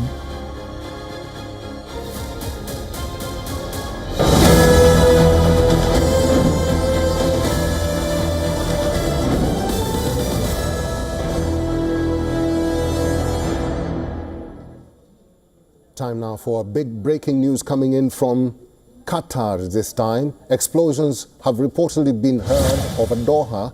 Reports coming in citing Israeli officials say that Iran has launched 6 missiles towards US bases in Qatar. As we speak, more reports are coming in of explosions being heard in Doha.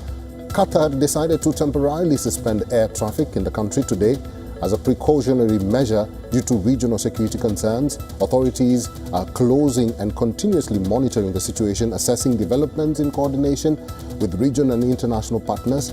Qatar's airspace shutdown coincides with Iran's threats to retaliate against the United States following US strikes on its nuclear facilities over the weekend. Earlier, the US Embassy in Qatar issued a warning to Americans in the Gulf country to take shelter in place until further notice as tensions in the region escalated. The British government followed the US in advising its citizens to shelter in place in Qatar.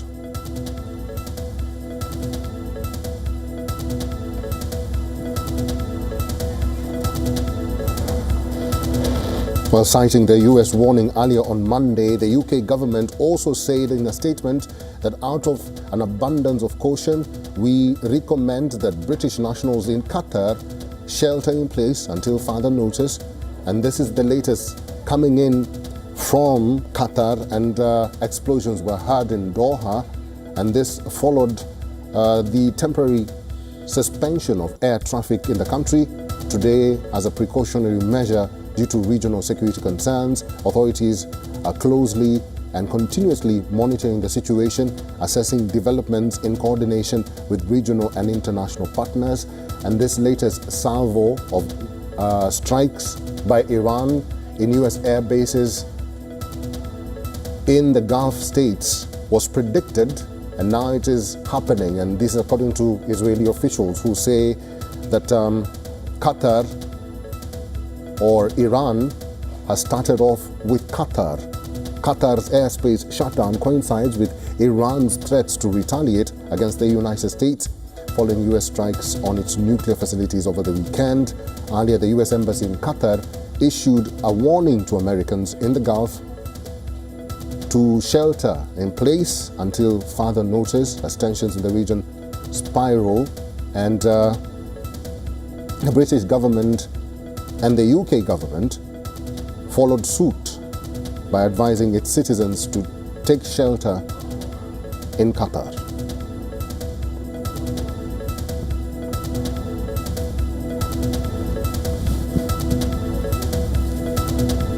Once again, this is breaking news coming in from Qatar, and explosions have reportedly been heard in Doha, and this is according to an Israeli official who says that some US bases in Qatar have been struck by Iran, and this comes after Qatar issued an advisory to American citizens to take shelter in place in Qatar. Susan Tehrani is our correspondent in New York. She's now joining us on the phone. Susan, this is escalating by the minute. The situation is becoming hard to tell, but considering what is happening in Qatar, this was predicted, but it's now happening. Yes, so it's also important to note that the United States had evacuated all of its aircraft and military personnel from the Al Udeid base about 4 or 5 days ago. So we'll have to, first of all, get confirmation that these missiles did actually hit the U.S. bases from Qatar airspace, and second of all, what the damage assessment was. Some believe that Iran had to retaliate symbolically. Others believe this may be the first of many to come. Nonetheless, President Trump is expected to meet his national security team in about 10 minutes' time at 1 p.m. local time at the White House. The main focus of that meeting, we were told, was to do damage assessment on those three nuclear sites that the United States launched attacks on. But of course, with the latest developments, we'll be hearing more from the White House. I just want to say that we're also getting reports that the United Arab Emirates is possibly closing its airspace as well. Actually, that's what I was about to tell our viewers, because the United Arab Emirates is closely monitoring the ongoing regional developments and is continuously assessing the situation. UAE government spokesperson and the White House and also the Department of Defense are aware of and closely monitoring potential threats to Al Udeid Air Base in Qatar, which you just mentioned, Susan. Which other regions or which other countries has the United States issued its advisories to? Yeah, the United States has issued those advisories, of course, just a few days ago to any American anywhere in the Middle East region. Really, they said that they could be potential targets and to exercise caution. We did hear from the Secretary of Homeland Security also about 24 hours ago saying that they are monitoring potential sleeper cells here in the United States for retaliation. And also we're getting reports right now the United States is warning of possible cyber attacks in American soil as well. So as you can see, everyone is on high alert. It's also important to note that there are thousands of American nationals who live in Israel. So that's a potential concern for the United States as well. Even as we talk about being alert, I understand that America is also on alert. Yes, that's very true. All right. So we'll keep our eyes, or keep your eyes out on the latest developments, Susan. We'll have to leave it there. Susan, thank you. Thank you. Thank you.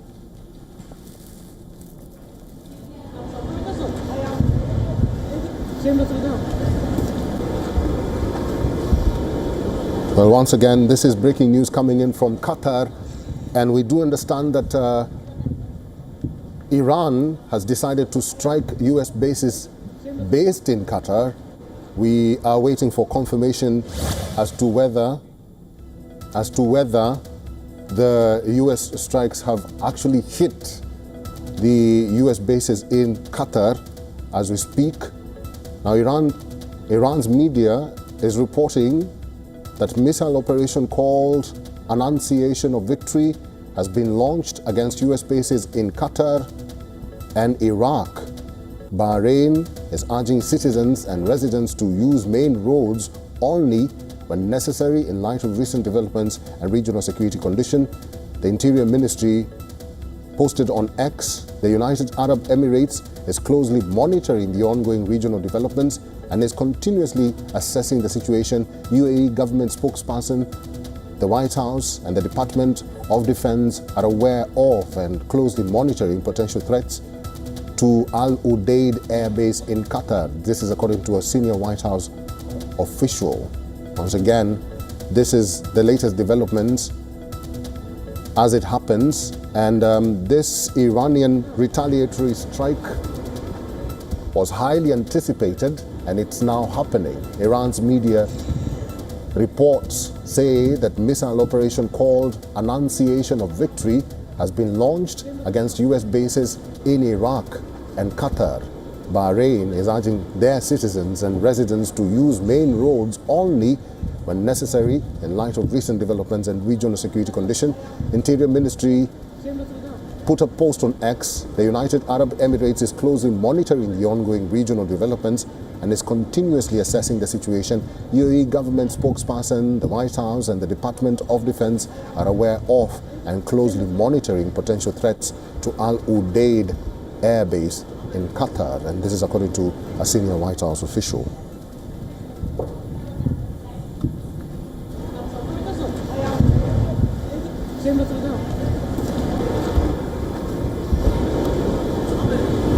The airspaces in Qatar had been suspended, and American citizens were cautioned to take shelter in place.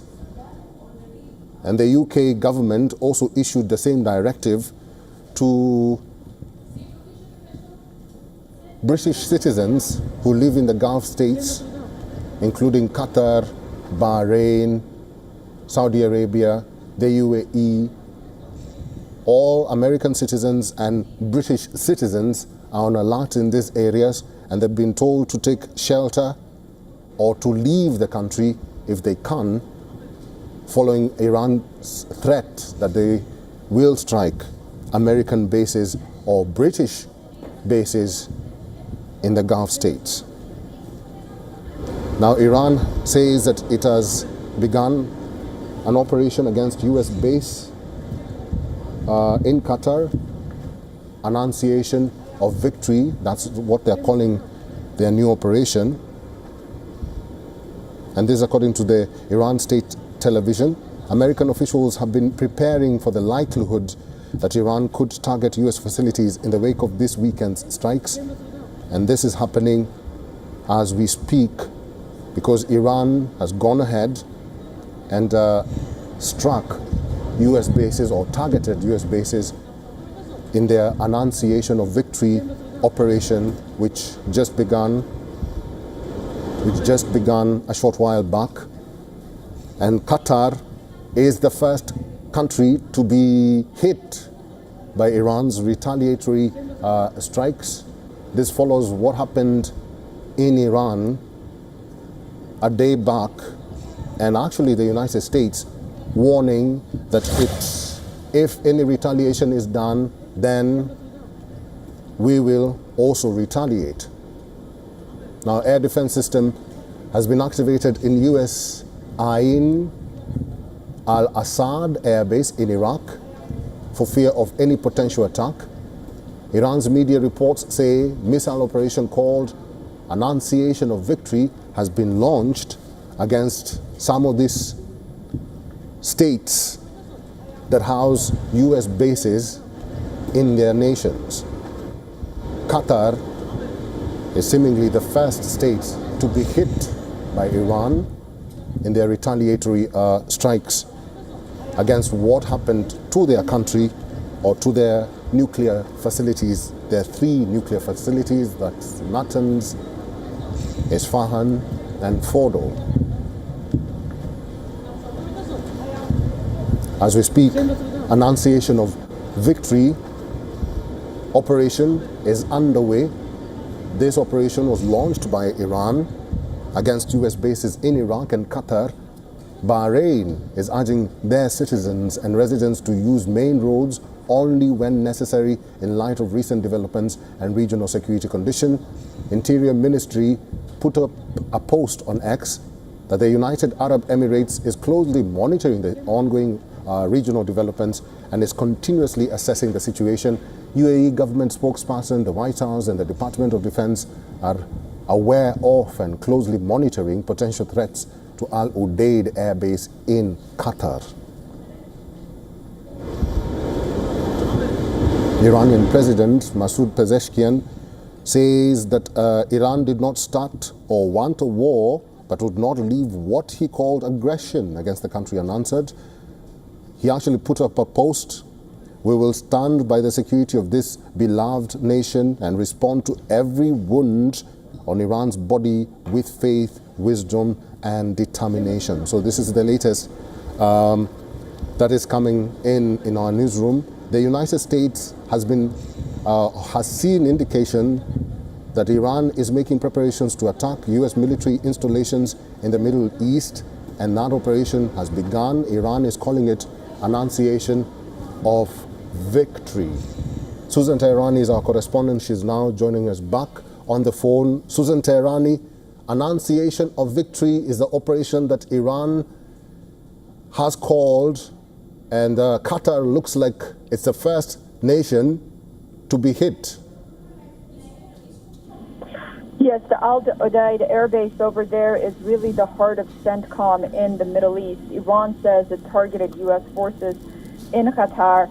Its operation is called Glad Tidings of Victory. And also it confirmed that Al Udeid Air Base has been targeted. Air defense systems were activated in Al-Assad Air Base in Iraq as well. Fear of potential attack. We're now learning that perhaps Iraq has also, that base has been attacked. They've been told to shelter in place. We'll get you confirmation on that. The White House says that the Pentagon is monitoring these threats. The White House and the Department of Defense, they are aware, they're closely monitoring. As you know, 1 o'clock, which is right now exactly, President Trump was scheduled since yesterday to exactly at this time meet with his national security team at the White House. The timing, of course, of these attacks exactly at 1 p.m. and that meeting is very curious. We're also hearing from Israeli media of the activation of sirens at U.S. bases in Kuwait and Bahrain. This is the entire Middle East region. This is where the majority of the 40,000 U.S. troops are stationed, which are very close proximity to Iran. We do know, as we talked, UAE airspace is closed, and at this point, UAE is also, the United Arab Emirates is also on high alert. Just to confirm, the White House says that Defense Secretary Pete Hegseth and Joint Chiefs of Staff Chairman Dan Kane are already in the Situation Room as we speak. A senior official said earlier that White House and Defense Department officials were monitoring potential attacks, threats to Al Udeid Air Base in Qatar. President Donald Trump toured the base last month, the first commander-in-chief to visit since 2003. It is the largest U.S. military installation in the Middle East, like Susan said there. Susan, I'm sure you're keeping your eyes out on what is happening at the White House, because I understand that any minute from now, President Trump will meet his Defense Secretary and Joint Chiefs of Staff Chairman in the Situation Room. But the White House says that the meeting has already begun. Yes, the meeting was scheduled at 1 p.m., which is, that would be about 4 minutes ago here in the United States East Coast. And as you mentioned, we now know that Pete Hegseth and others are in that Situation Room. Very likely that President Trump, of course, is there as well, monitoring the situation. I do want to say that it's important to note that these military bases, notably the one in Qatar, Al Udeid, was evacuated from aircraft and personnel. Iraq was evacuated as well a few days ago. We'll have to assess the amount of damage that has been done, but many are wondering, if this was a symbolic attack. Iran knew that these air bases were empty and is striking the installations, or whether or not something more sinister and severe is going to come out of these attacks, which in that case, that would be very dangerous. And I do want to say that Qatar, for the people of Qatar, which we're seeing videos of them seeing basically these missiles fly over Doha. These are very unusual sights, considering the fact that Qatar had tried to play mediator for so long between Israel, the Palestinians, the United States, and Iran for many years. So it is, it's a huge development at this point. Israeli officials are now saying that Iran launched 10 missiles towards U.S. bases in Qatar. We're getting that we had 6 and now we're hearing it's 10. All right. Susan Tehrani, stay with me. This is breaking news as we speak. Iran's armed forces have released a statement saying they targeted the Al Udeid base in Qatar. It's actually a confirmation of what they've actually done at this moment. They say they've hit the Al Udeid air base in Qatar with a devastating and powerful missile attack. In Operation Maximum Alert status declared, orders issued to take shelter in bunkers at Ain al-Assad air base in Iraq. Air defense system has been activated in US Ain al-Assad air base in Iraq for fear of potential attack.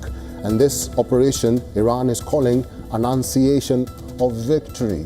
Now, Iran's media reports say missile operation called Annunciation of Victory was launched against US bases in Iraq and Qatar. Bahrain is urging their citizens and residents to use main roads only when necessary in light of recent developments and regional security coordination. Now, this statement was put up by the Interior Ministry on X, that the United Arab Emirates is closely monitoring the ongoing regional developments and is continuously assessing the situation. Joining us on the newsroom, or in the newsroom rather, is Rahesha Segol. Rahesha, what more or further updates do you have for our viewers? Right, Eric. The latest coming in is that Iran has said that it targeted US forces in Qatar in Operation Glad Tidings of Victory. And the White House has said, the Pentagon has said that it's monitoring threats to US forces in West Asia right now. The White House and the Department of Defense are perhaps aware, and they're closely monitoring potential threats to Al Udeid Air Base, with Iran now clearly saying that it has launched attack on US forces at Qatar's Al Udeid Air Base. It's important to mention here that just 30 minutes back, reports were suggesting that within a span of 24 to 48 hours, Iran will strike the US bases in West Asia, and it started with the first attack on the US forces at Qatar's Al Udeid Air Base as of now. The US has said that it is on a high alert right now.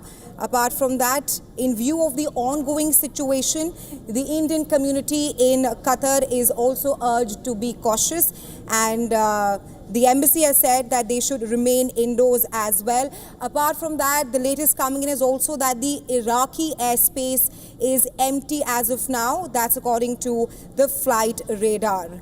Reports also suggest that maximum alert status have been declared and orders issued to take shelter in bunkers at Ain al-Assad Air Base in Iraq. As of now, Iran has attacked the Qatar's Al Udeid Air Base. We'll have to wait and see how the situation pans out as of now.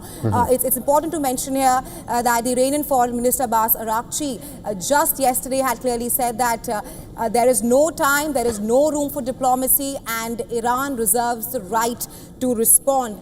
And with Iran launching this operation called Operation Glad Tidings of Victory, that's the name Iran has given, Glad Tidings of Victory, against the US strikes on the 3 nuclear sites in Iran as of now. As of now, only the US airbase in Qatar has been attacked and the Iraqi airspace remains empty. Back to you, Eric. Rahesha, keep your eyes out because we also have Susan on the line. Susan, you did indicate that some of the Americans have been evacuated in some of these bases that were a huge concern for America. Could you confirm that to us again?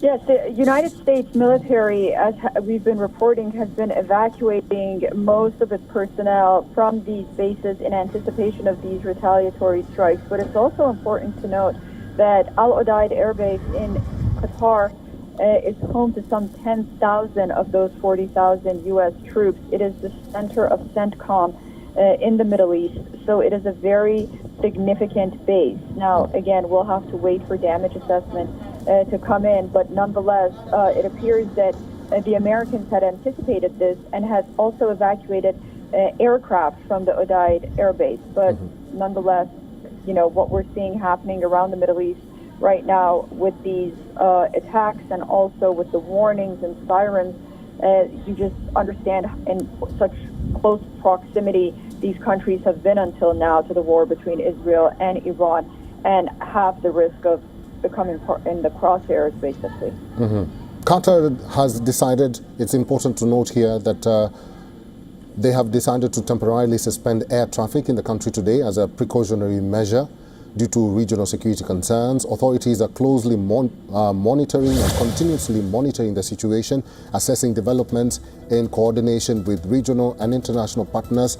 Qatar's airspace shutdown coincides with Iran's threats to retaliate against the United States following U.S. strikes on its nuclear facilities over the weekend. Earlier, the U.S. Embassy in Qatar had issued a warning to Americans in the Gulf country to shelter in place until further notice as tensions in the region escalate. The British government followed the United States in advising their citizens to shelter in place in Qatar. Citing the US warning early on Monday, the UK government said in a statement, out of an abundance of caution, we recommend that British nationals in Qatar shelter in place until further notice. Let's talk to our assistant editor for foreign affairs, Sidhan Simbol, who's now joining us on the phone. Sidhan, I do understand that India has also cautioned their citizens living in the Gulf states. Well, yes, a short while ago, the Indian government, the Indian mission, in fact, issued a statement saying that in view of the ongoing situation, the Indian community in Qatar is urged to stay cautious and remain indoor. Please remain calm and follow the local news and instructions and guidance provided by Qatari authorities. Embassy will also keep updating through its social media channels. Now, we know that Qatar is home to 330,000 strong members of the Indian community. That's a large number of people who are from India in Qatar, and essentially any kind of escalation does impact India in many sense, as we have been saying from day one since the escalation saw a lot of strikes, that it is the diaspora that will be India's #1 priority. In fact, even as we speak, India is evacuating its nationals from Iran and from Israel. In fact, from Israel, the flights have been coming from Amman to Delhi. The people have been crossing the border through the land border, and from Iran, under Operation Sindhu, India has been able to evacuate 2,000 of its nationals, including one Sri Lankan national. So, big worry for India as a situation in the West Asian region is really spiraling out. And for India, not only the diaspora, but it's the energy, it's the maritime connectivity, it is the connectivity that India has been working through, whether it is Chabahar port in Iran or whether it's the India, Middle East, Europe corridor, all are going to get impacted. And this Sidhan Simbol is our assistant editor for foreign affairs, and we do understand that Qatar is home to 830,000 strong members of Indian community, and Qatar has condemned Iranian attack on U.S. military base in Qatar. Qatar says no casualties from attack on U.S. military base. Qatar says it reserves its right to respond after Iranian attack. Qatar says its air defenses intercepted a missile attack on U.S. military base in Al Udeid.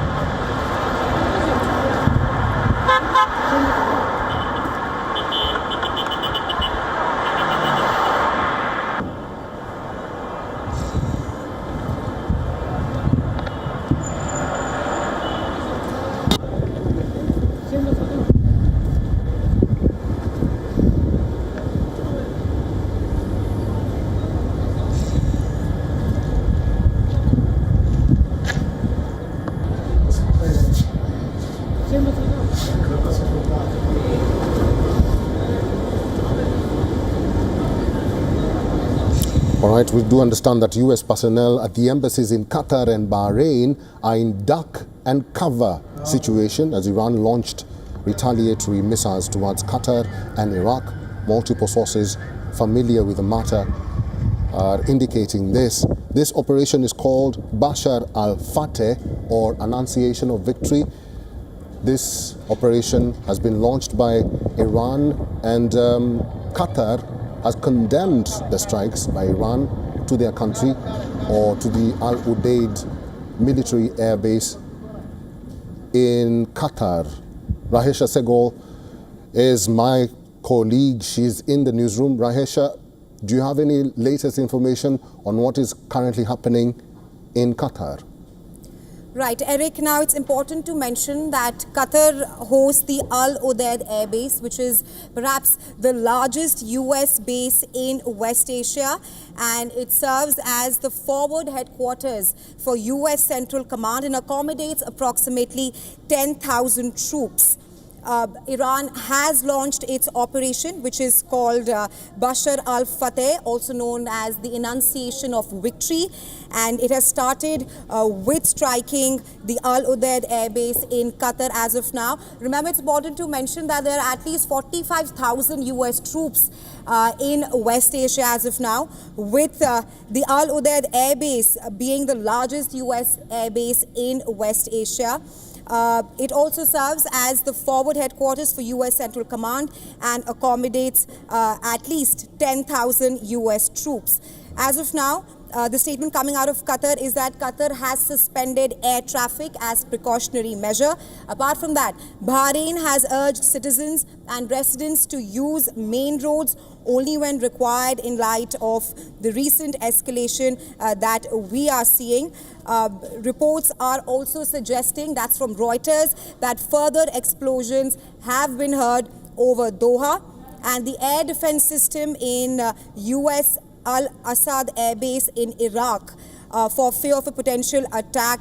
That has also been activated as of now. Just a short while ago, I did mention that the Iraqi airspace has been shut. But Eric, as of now, the situation is dynamic. We'll have to wait and watch how Iran takes this operation, which is the Annunciation of Victory, forward. Will it just stick to a proportionate kind of a response, considering that it is now in a direct war with the United States of America, or will it go on the escalatory tangent? But as of now, the US airbase in Qatar has come under attack and the Iraqi airspace is shut. All right, Rahesha, this is a fluid situation as we speak. This is a fluid situation as we speak because there are statements that are coming in, and we will read those statements to you and read all the information to you. This is the information that we are receiving at this hour.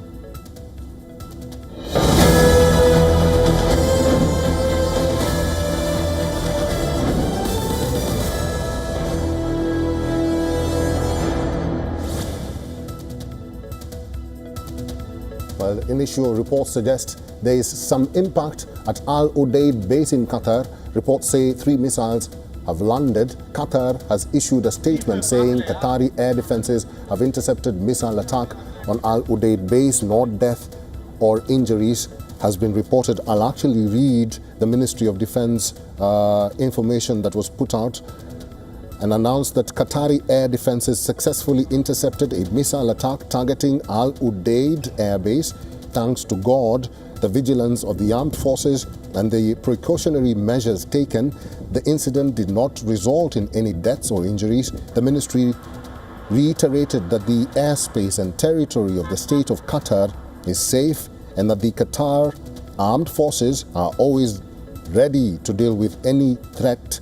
The Ministry of Defense advises citizens and residents to seek guidance and the latest developments from official sources. Now, US personnel at the embassies in Qatar and Bahrain, we do understand, are in duck and cover situation as Iran launched retaliatory missiles towards Qatar and Iraq. Multiple sources familiar to this incident or matter are reporting to newsrooms across the board. I believe we still have Susan Teherani with us on the line. Susan Teherani, What are some of the advisories that are being given to American citizens living in these Gulf states? Right. So, as I mentioned, really, the United States was very careful in sort of trying to have its citizens and its residents in these Middle Eastern countries either evacuate voluntarily or shelter in place at this point. The advisory right now is to shelter in place. We are also hearing from Qatari officials that they have condemned these attacks and that they say they reserve the right to retaliate at this point. We're also getting reports from Saudi Arabia that U.S. fighter jets, where a large concentration of aircraft and personnel were deployed in the last few days over there, many F-13s, they are scrambling right now as well. So the evacuations you talked about, they were either voluntary or authorized departures. There was an embassy posture shift at the Baghdad embassy. They ordered evacuations and diplomatic compounds adjusted staffing levels. We are now hearing that Iraqi air bases may have been also attacked. And then you had those aircraft and ships relocated prior to this, notably at Al Udeid base in Qatar. And of course, those alert postures were also elevated U.S. military bases across the region. We are hearing now and in the past hours have been on the highest alert with enhanced missile defense and increased patrols and evacuation of non-essential assets. The embassies, they reduced staffing and authorized departures for dependents. The military assets, especially aircraft, have been moved away from high-risk bases, and non-essential personnel have been pulled back to reduce vulnerability. And these are very important to note right now. As the damage assessment comes in, it appears Qatar is saying that there have been no U.S. casualties. I do want to read you a statement from the Qatar Foreign Ministry in response to the Islamic Republic of Iran's launching missile at Qatar territory. He says that the state of Qatar strongly condemns the attack targeted at Al Udeid Air Base by Iranian Revolutionary Guard, the IRGC.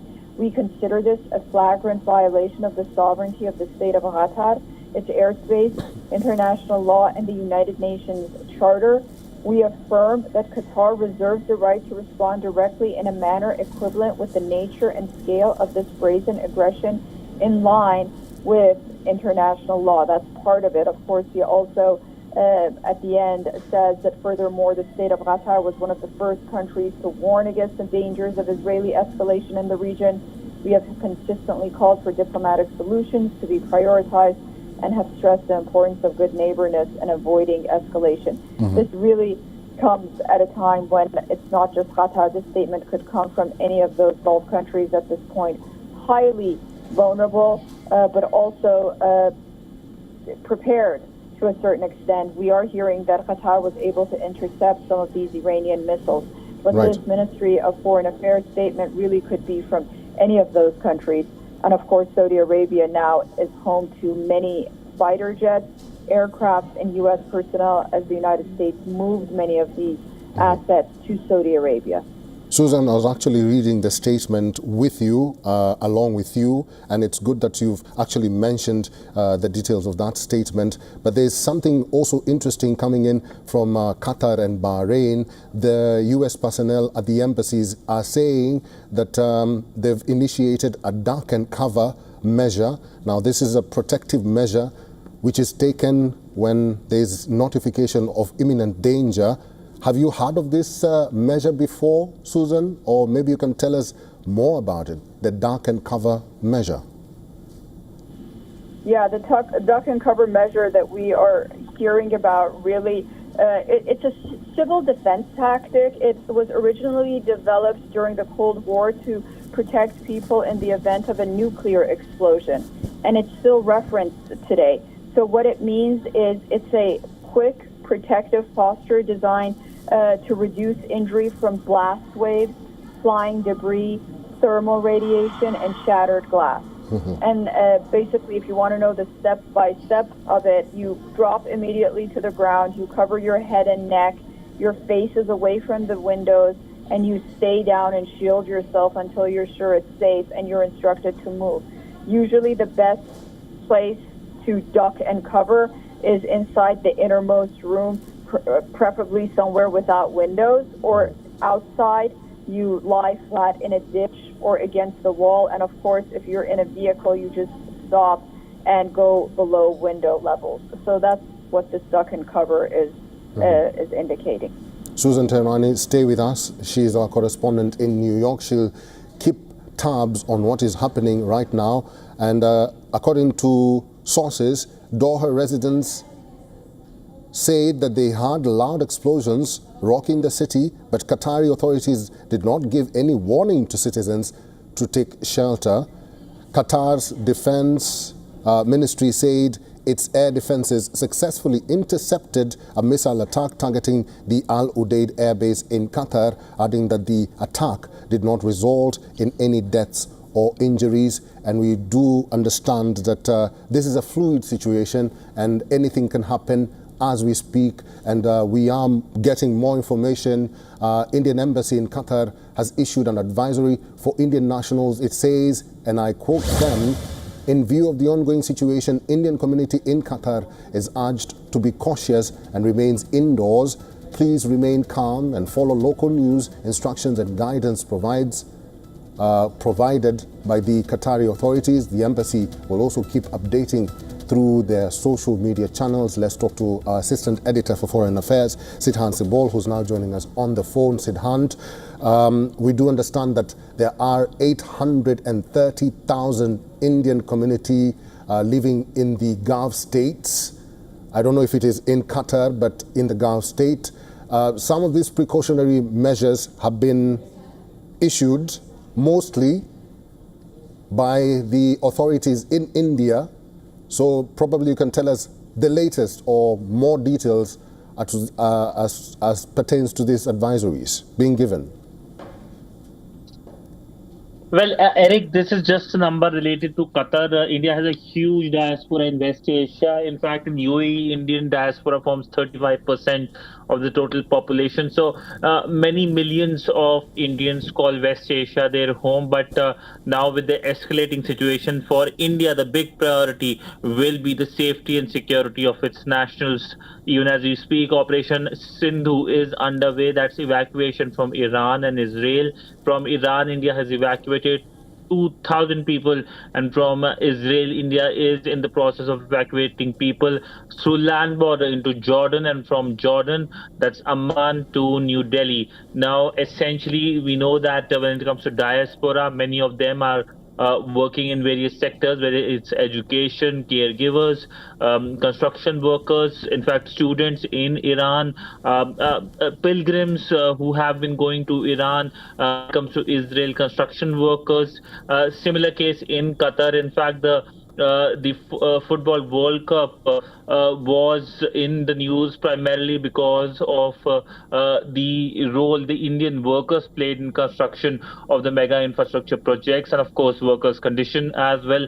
But all in all, a desperate situation it looks like.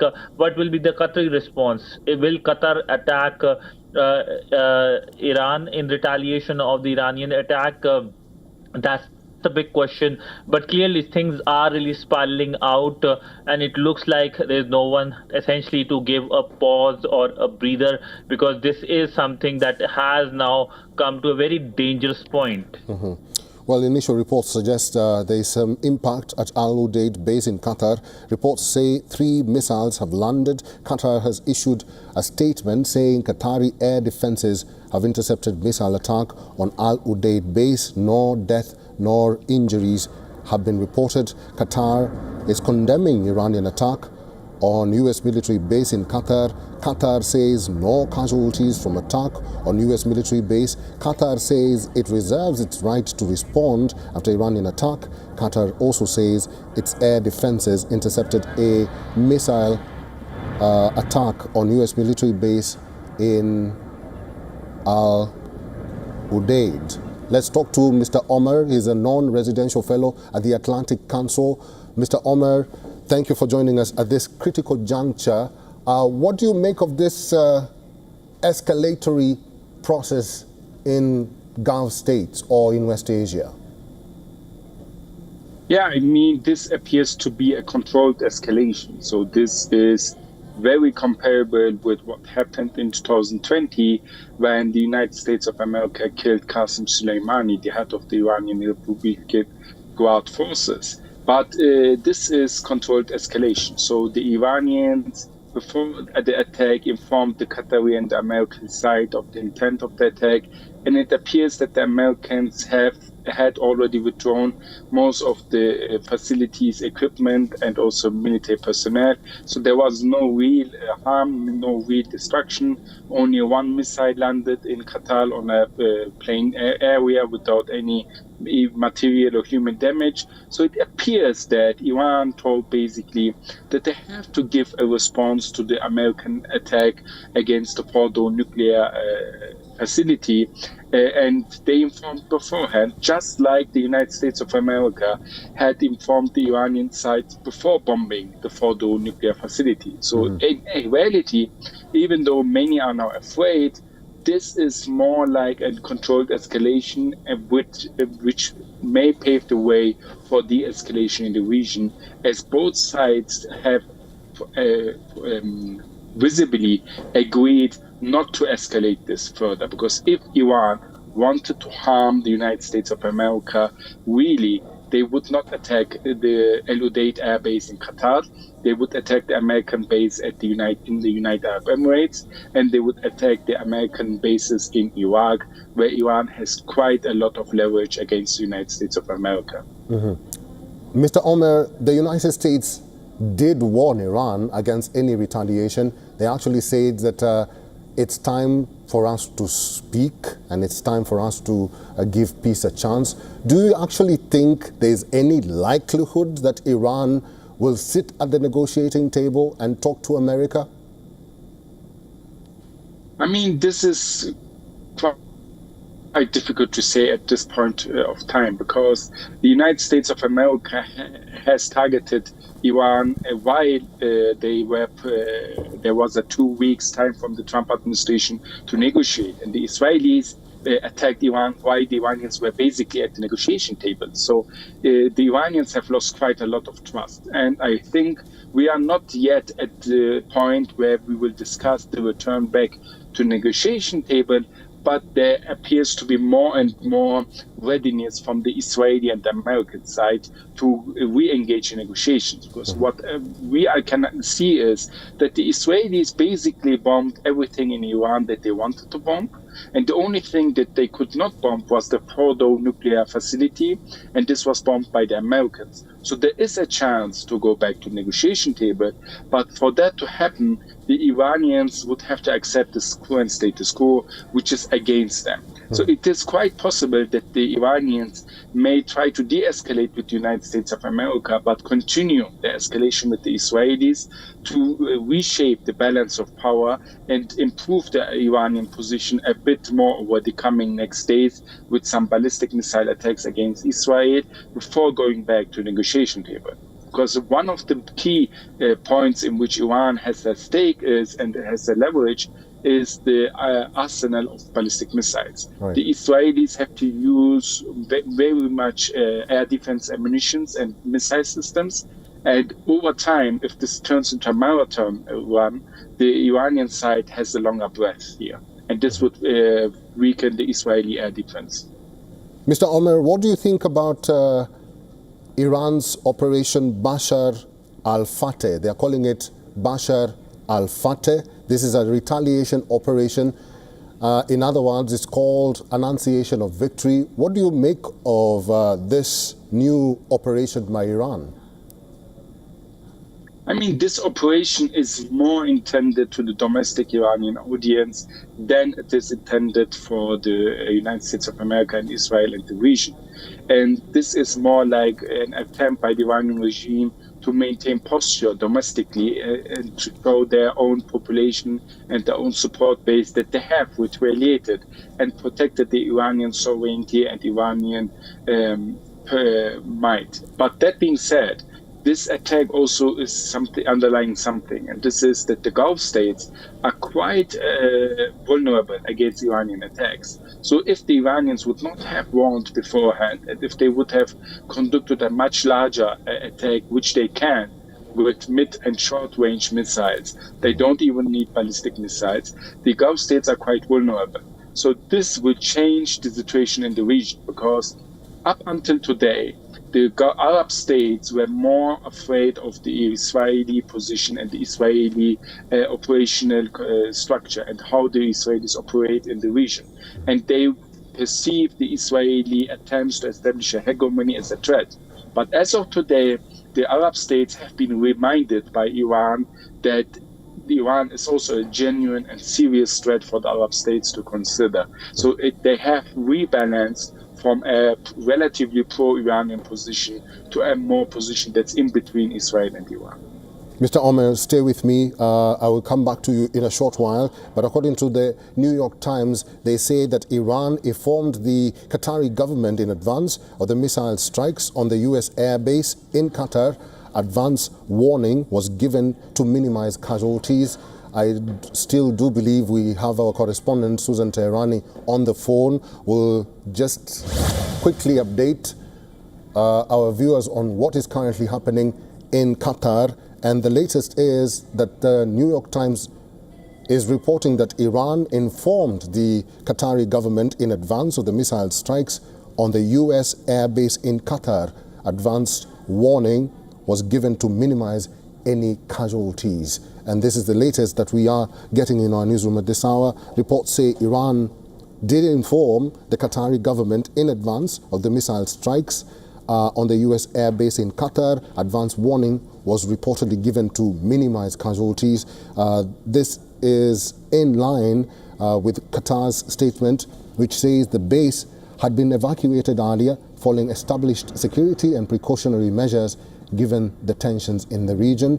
Qatar states that all necessary steps were taken to ensure the safety of personnel at the base, including Qatari armed forces, members, friendly forces, and others. We confirm that no injuries or human casualties resulted from the attack. Susan Teherani, if you're still with me, do you have any other information as to the meeting between Trump and his defense secretary and his defense or military chiefs?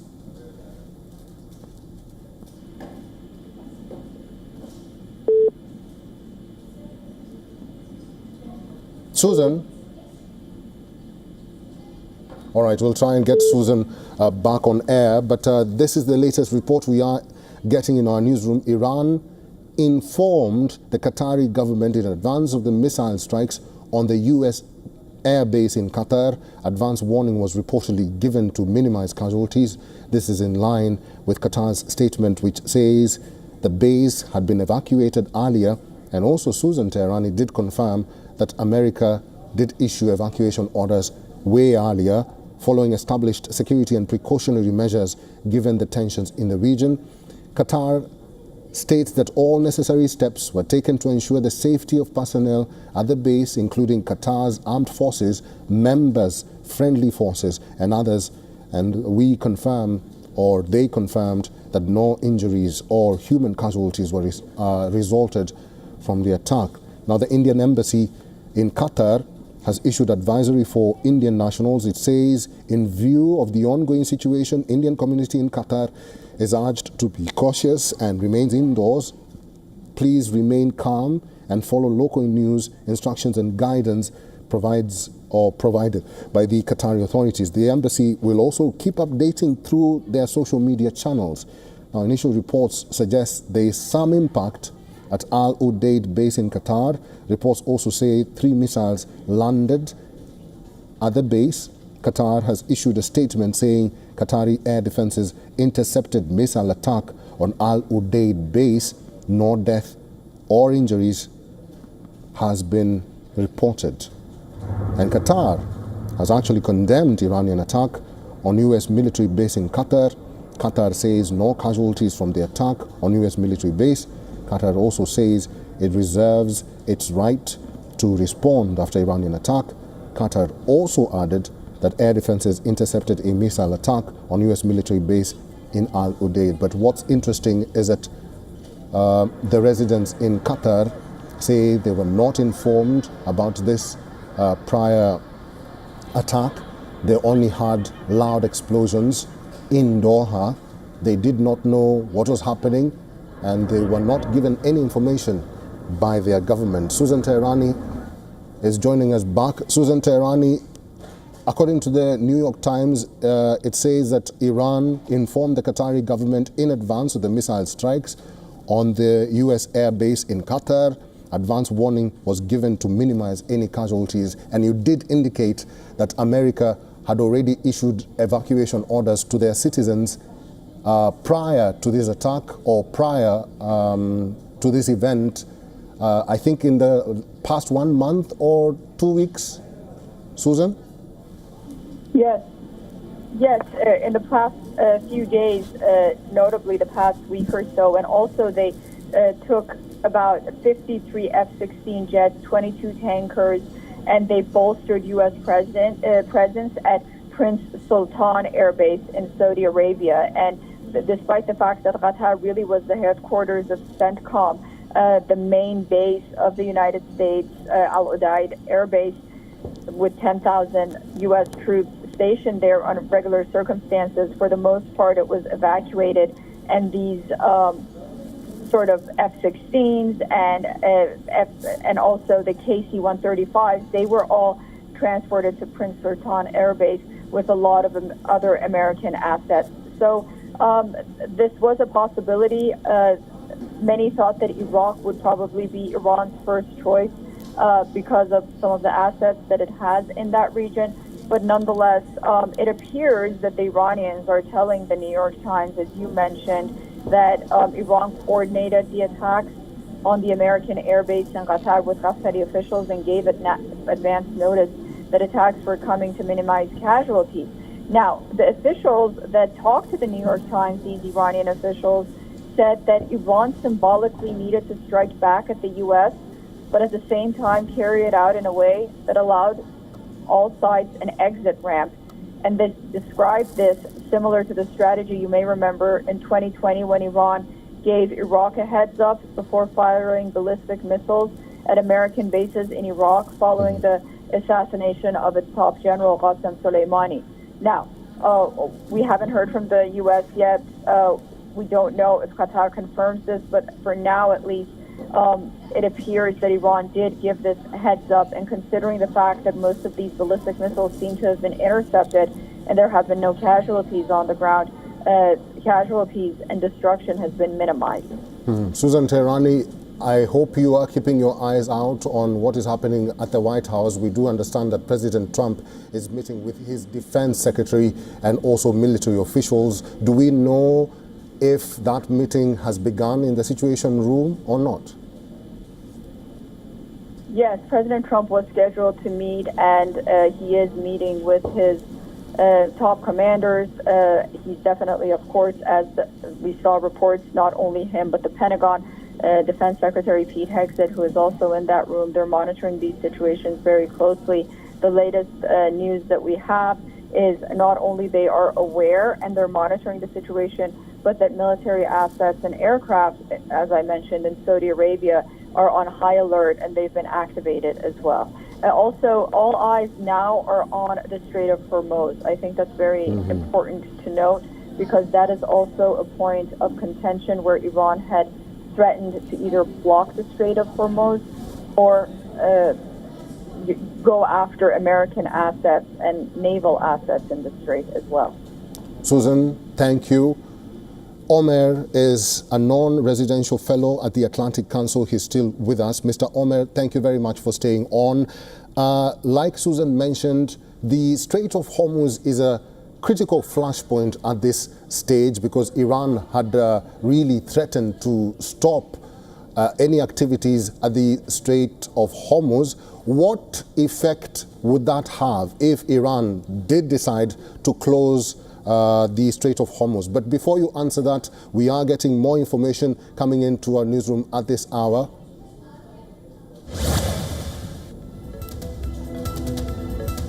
And Iranian government sources have told WION that Iran informed Qatar in advance to minimize casualties that might have happened. Now, WION has been exclusively told by Iran government sources that Qatar had prior intimation of the attacks. All right, Omer, like I asked you, what do you think is the significance if Iran pushes ahead with its threat to close the Strait of Hormuz? I mean, if the Strait of Hormuz would be closed, it would majorly affect global energy consumption and energy prices, because let's be clear, Iraq is exporting most of its oil via the Hormuz Strait. Bahrain is doing the same, Kuwait is doing the same, Saudi Arabia is partially but important part of its oil exports also going via the Hormuz Strait. The United Arab Emirates is exporting via the Hormuz Strait, Qatar is exporting via the Hormuz Strait, and also Iran. So all of the regional major oil-producing countries are using the Hormuz Straits to get their oil production out into the world. If the Hormuz Straits are being cut off, it would reduce the amount of oil available in the international markets. It would drastically skyrocket energy prices in the world. So, and for more importantly and interestingly, China is very dependent on this oil export via the Hormuz Strait, and also other countries in Asia need this oil coming from the Hormuz Strait. So if it's being cut off, it will heavily affect Asia, but also globally it will affect energy prices. And cutting off the Hormuz Strait is basically, if Iran does this, and a message to the world in which Iran says, I'm getting harmed, so I will let everyone suffer as well. If I'm suffering, everyone has to suffer. If Iran decides to do this, it will, for a long period of time, tarnish the Iranian state reputation. It would affect Iranian relations with the entirety of the world and also with its allies in China. But it would be an attempt by Iran to gain more international attention to this ongoing conflict. But this is a card that Iran threatens with, but is relatively less likely to use, because it will also negatively affect Iran, as Iran also needs these export and oil exports for its own economy. So this is a very difficult decision to be made by the Iranian side, and so far they have not taken this decision, and let's hope that they don't take this decision at all. Mr. Omer, thank you very much for your time and for talking to WION World is One. If you're just joining us, this is breaking news coming in from Qatar, and this is the Al Udeid Air Base. This is how it looks like, what you see on your screens. This is the Al Udeid Air Base, which was on target by Iran, and Qatar has condemned Iran for attacking the USS Al Udeid Air Base.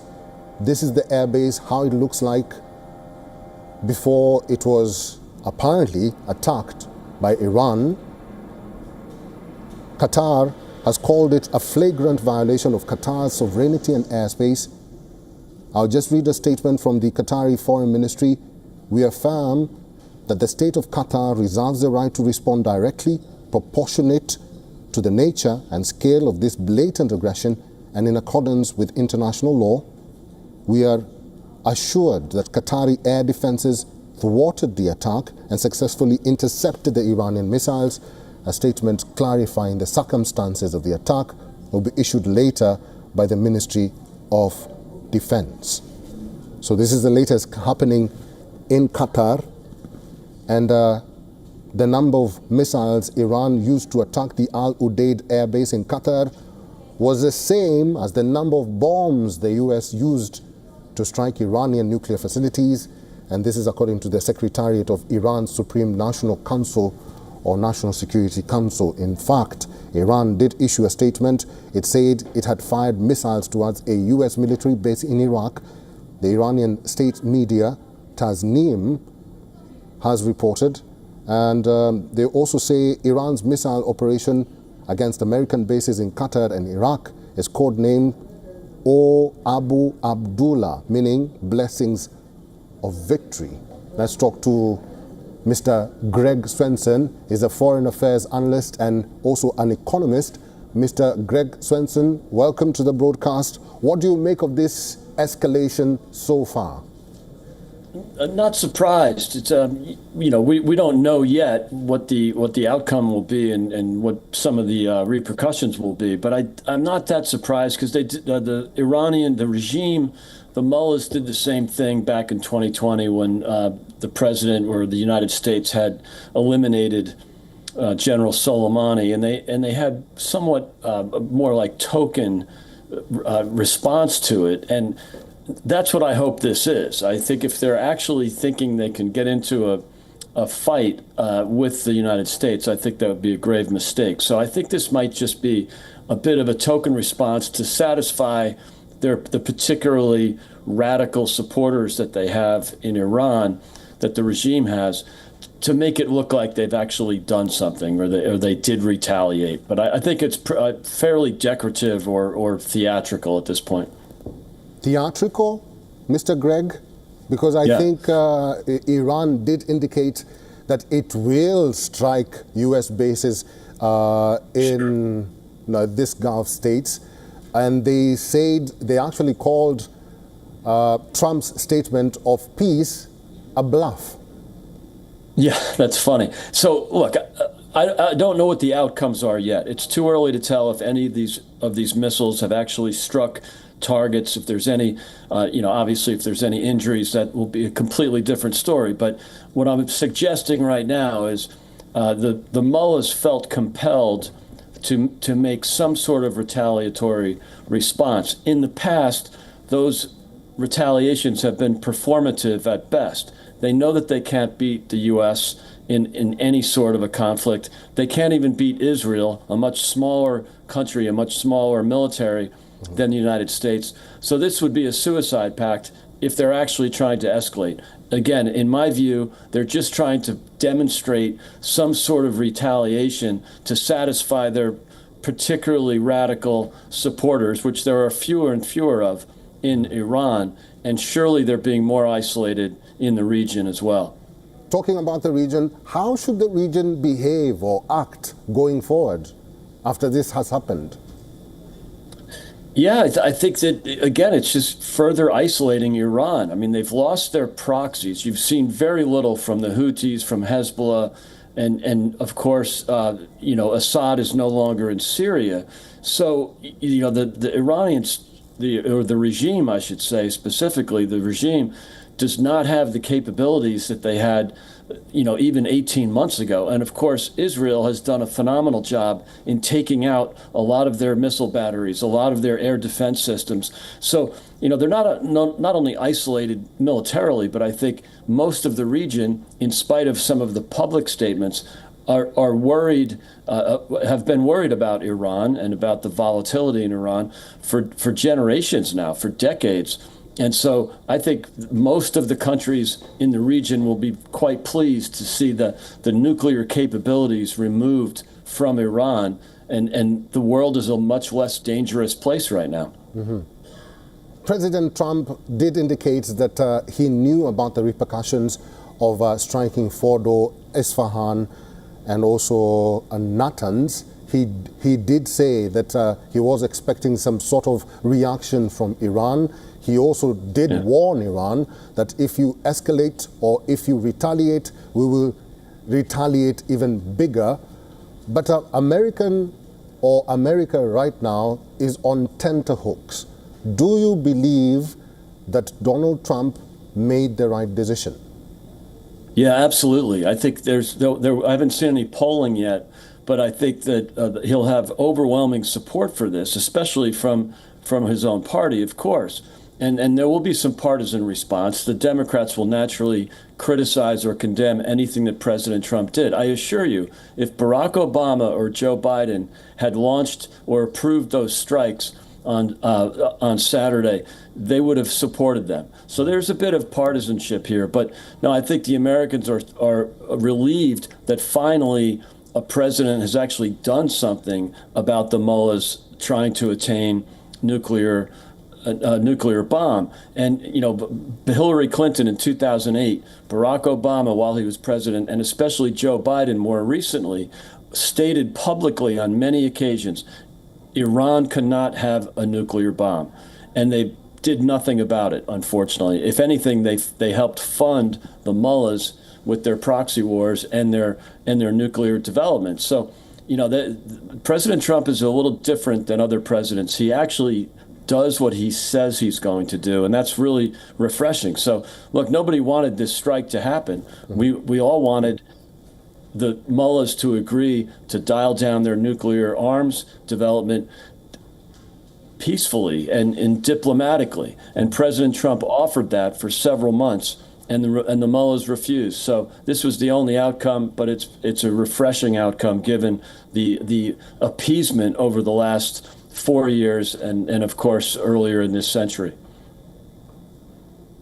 Well, Mr. Greg Swenson, stay with me because we are receiving more information in our newsroom as we speak, and Israel has actually put out a statement as we speak. I'll just read to you part of the statement being given by the military spokesperson, Brigadier General Effie Defrin, who says Israel will continue to strike at every level of Iranian regime involved in plans that threaten the state of Israel. And this is the latest information that we are getting in our newsroom at this hour on what is happening or what is currently happening in Iran or in Qatar.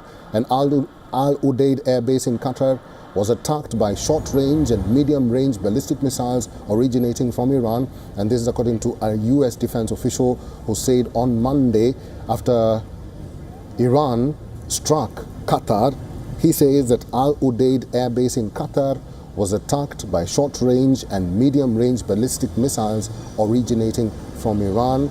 Iranian officials gave Qatar advance notice of an attack before launching missiles towards a U.S. military base in the country, and that's according to a source familiar with the matter. The coordination was intended to minimize casualties and preserve an off-ramp. Now, a U.S. official also says that they are not aware of any U.S. injuries or deaths in the reported attack on Al Udeid Air Base. Qatar's defense ministry said on Monday that its air defenses intercepted an Iranian missile attack on the airbase. Greg Swenson is a foreign affairs analyst and also an economist. He's still with us. Mr. Greg, I just read to our audience the military response from Israel, and what they say is that Israel will continue to strike at every level of Iranian regime involved in plans that threaten the state of Israel. Israel's objectives from the get-go was to eliminate Iran's nuclear capabilities. America did that for them. Do you think the continuous bombing of Israel to Iran is justified?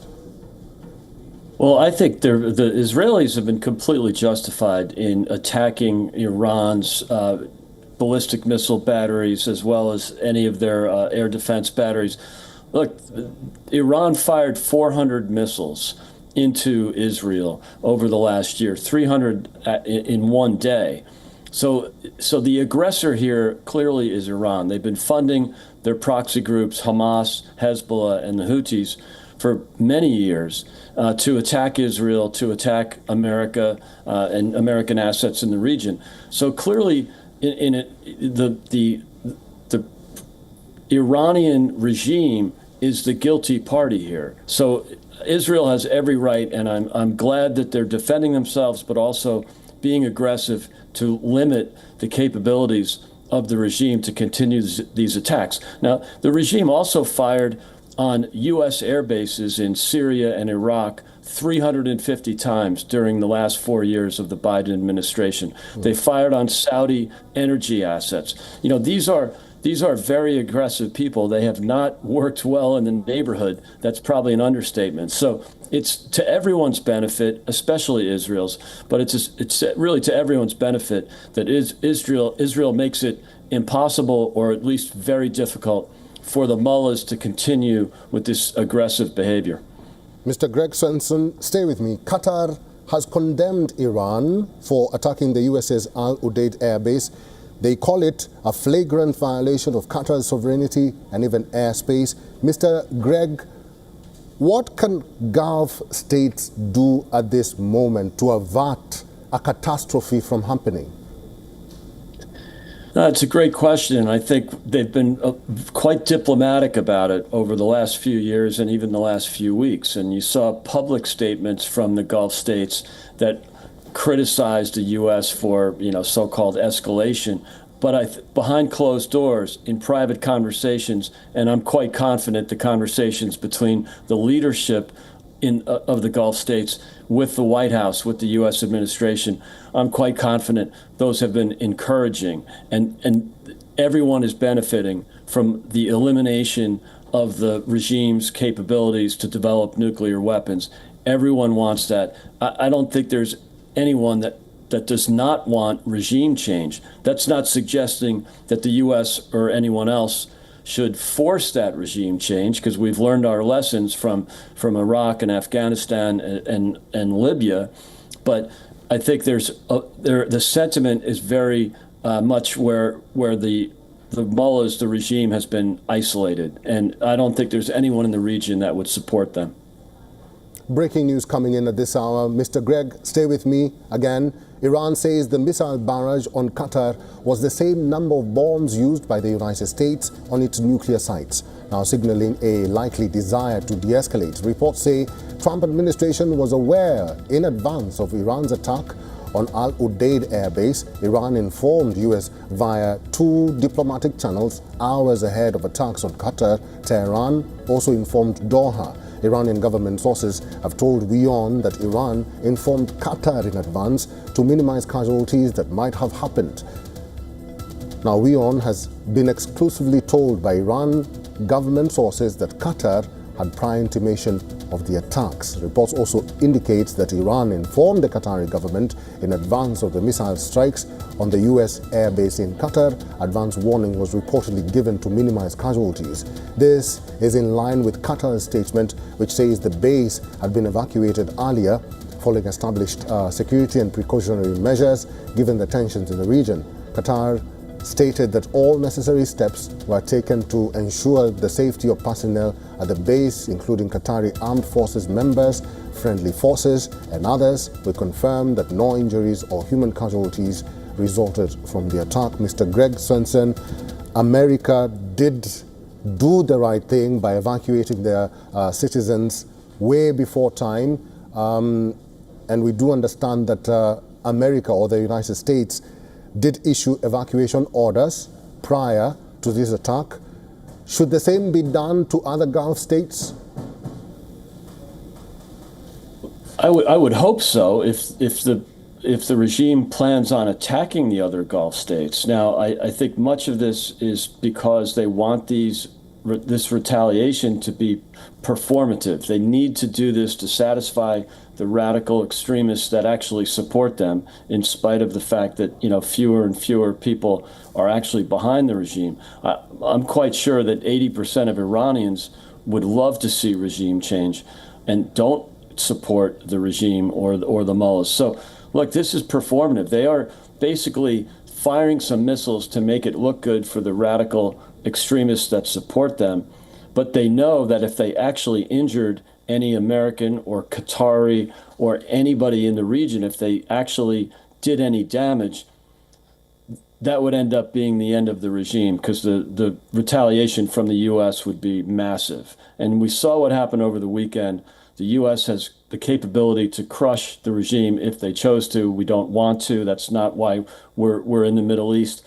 But we will take action if our soldiers, our brave young soldiers, are at risk, or our military assets. But I think these strikes, these retaliatory strikes today, are performative.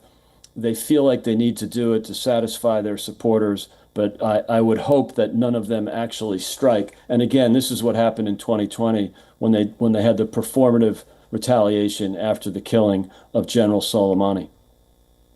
Swenson, We'll have to leave it there. Thank you very much for talking to WION The World is One today, and it's good to see you.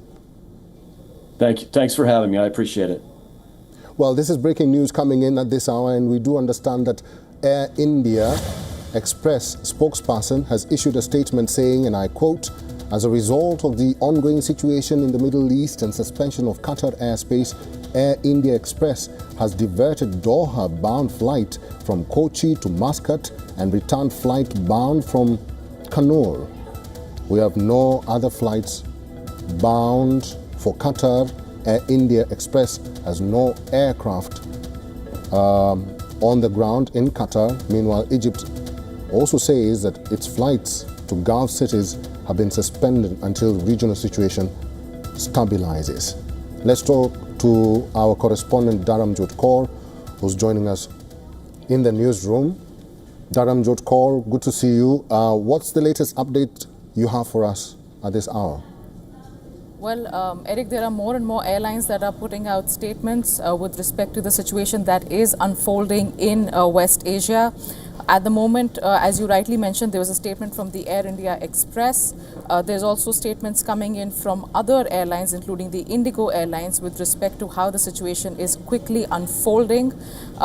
Egypt also has said, Egypt Air has said that flights to the Gulf cities have been suspended until regional situation stabilizes. So a lot of developments are unfolding at the moment, sir. Eric, and also from Indigo, from Air India Express, from international airlines like Egypt Air, everyone is taking stock of the situation with respect to how it's unfolding. Clearly, we saw a short while back how Flight Radar had also posted an update, given that UAE, Bahrain and Kuwait have also shut their airspaces. So all of these decisions that are being taken by the minute are having ramifications for several airlines with respect to the kind of situation that's unfolding. So this is what we have on the airlines front at the moment, Eric. A lot of statements are still trickling in. I'm sure in a few moments from now there will be more airlines who will be making official announcements with respect to any change in flight plans. Also, phone numbers and websites are being released for passengers to get in touch with respect to the situation that's unfolding, since a lot of passengers will be, some will be mid-air, others will be waiting for their flights. Very quickly, I'm just going to quickly read out the Indigo statement that has come in. The Indigo Airlines have issued a travel advisory which says, and I'm quoting them here, "In view of the evolving situation in the Middle East, some of our flights may experience delays or diversions. These adjustments are being made to ensure operations remain within safe and compliant airspace. We recommend checking your flight status regularly. If your flight is impacted, alternate options can be easily explored through the website." Now, this is a statement from Indigo Airlines that has just come in, Eric. Like I mentioned, since airspaces are being shut across several countries in West Asia, airlines are either rerouting or experiencing a delay in the flights that are about to take off, Eric. And talking about rerouting, DJ, we have a statement from Kuwait which says that they've temporarily closed their airspace in the interest of the country's security and safety, and in light of the precautionary measures taken in a number of neighboring countries, which included the closure of their airports and airspace. The state of Kuwait has announced the temporary closure of its airspace as a precautionary measure effective today until further notice. DJ, talk to us about the advisories being given to especially Indian citizens who live in Gulf states, including Qatar. Well, Eric, as my colleague Siddhant Sibil had mentioned a short while ago, there are so many Indian citizens who live in West Asia, especially the Gulf countries that have been mentioned, particularly in Qatar as well. So the advisories coming in have asked Indian citizens and Indian nationals living in Qatar and other countries to remain vigilant, to ensure that they are keeping in loop with what the latest developments are, to stay safe. Embassies are available across all the countries, Indian embassies and representatives, in case Indian nationals should want to reach out to them for any situation that has unfolded. There is significant presence in Qatar, particularly more than 800,000 Indian nationals living in the state of Qatar. A lot in the capital city of Doha as well, just outside which is the US airbase, which has been targeted by Iran.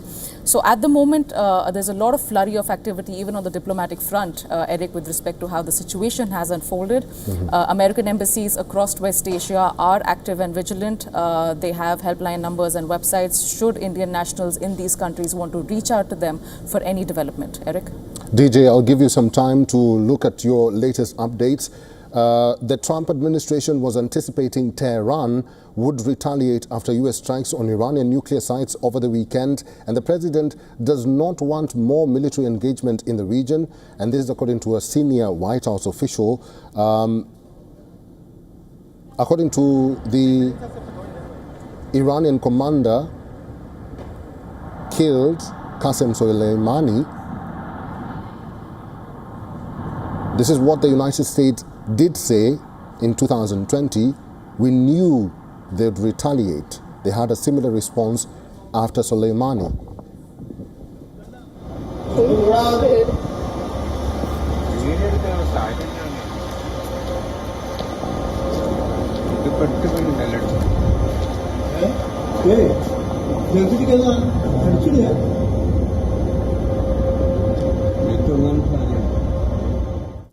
You see, man, you see, hey, you see interceptor, you see, behind that, see, there's an interceptor going that way. You see?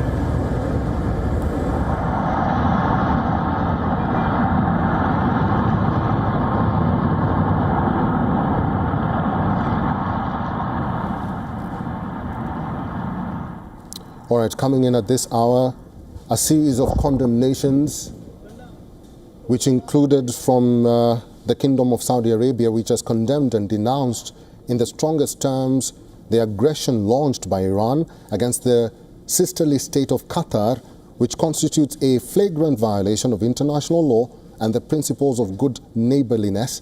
It is unacceptable and cannot be justified under any circumstances. So this is the latest condemnation coming in from Saudi Arabia, and we do understand that air spaces are being closed, and the latest to close its airspace is Kuwait. Dharamjot Kaur is our correspondent. She is in the newsroom. Dharamjot Kaur, have you gathered any information, any latest information as to flights?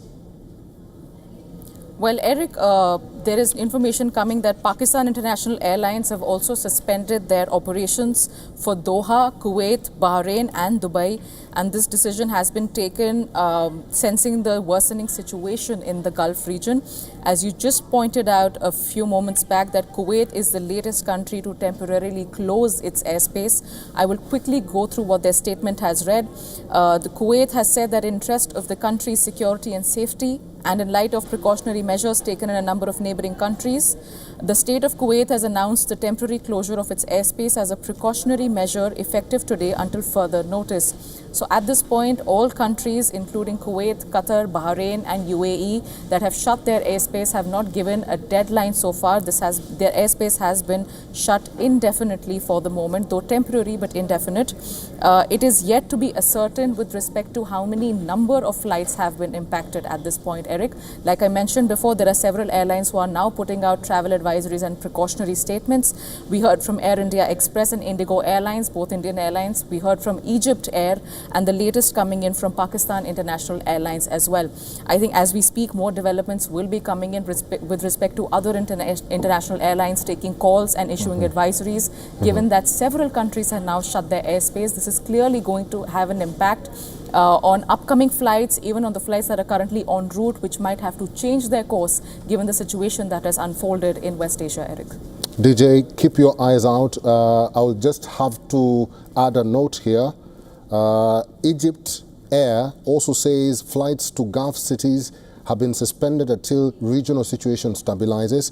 And this is a post from Egypt Air, which says in view of the events that the region is experiencing and the closure of the airspace in a number of countries in the Arabian Gulf, it has been decided to cancel Egypt flights from Cairo airport to the Arabian Gulf cities and vice versa until the situation stabilizes in the region. Let's just give you a glimpse of the situation as it unfolds. We have a map for you of some of the air bases which are on target by Iran, as you can see on your screen. These are some of the United States air bases which are on target by Iran, and Iran began by attacking the Al Udeid Air Base, which is the main air base, or United States main air base, which is based in Qatar. It was attacked by short-range and medium-range ballistic missiles originating from Iran. At this time, there are no reports of U.S. casualties. We are monitoring the situation closely and will provide more information as it becomes available. DJ, on your screen is some of the bases that are on target by Iran. Probably you can explain to us the importance and the significance of some of these air bases, military air bases in Gulf states. Well, absolutely, Eric. In fact, the U.S. has a broad military presence in at least 19 locations across the entire region, and they have thousands of U.S. troops present over there. In fact, like you rightly mentioned, the Al Udeid Air Base in Qatar, it's one of the biggest. In fact, it's the largest base that U.S. has over there. It's 24 hectare big. The military troops over there are up to 10,000 in number. The air base is just shortly off the capital of Doha. It is also the forward headquarters for U.S. Central Command, which is basically the direct command center for U.S. military operations in the entire region that America operates, Eric. So clearly, Iran's attack targeting one of the biggest bases and a central command for West Asia for U.S. in essence, which is at the Al Udeid Air Base. There are several other key bases, as we mentioned, in Bahrain, in Kuwait, in UAE as well. All of these countries, like we saw, they have also shut their airspace in anticipation of any attacks that may come in. We heard just a short while back that there were early reports which suggested that the attacks would happen soon, and within minutes we saw Iran launching its operation as a retaliation to America's strikes on 3 of Iran's nuclear bases. Now, other countries like Iraq and Saudi Arabia, Jordan, even Syria for that matter, is now on high alert to ensure that any possible incoming strike from Iran can be preempted should Iran take the decision to keep carrying on with this operation. At the moment, impact has only been witnessed and targeted at the Al Udeid Air Base in Qatar. Other countries which have several US bases, as we saw on the screen right now, they are on alert. As you rightly mentioned, no casualties have been reported, as Iranian officials have also pointed out in their statement and also exclusively to WION that they had in fact informed Qatar in advance before carrying out the strikes that they just did a few moments ago, Eric. Well, DJ, stay with me. This is breaking news coming in at this hour.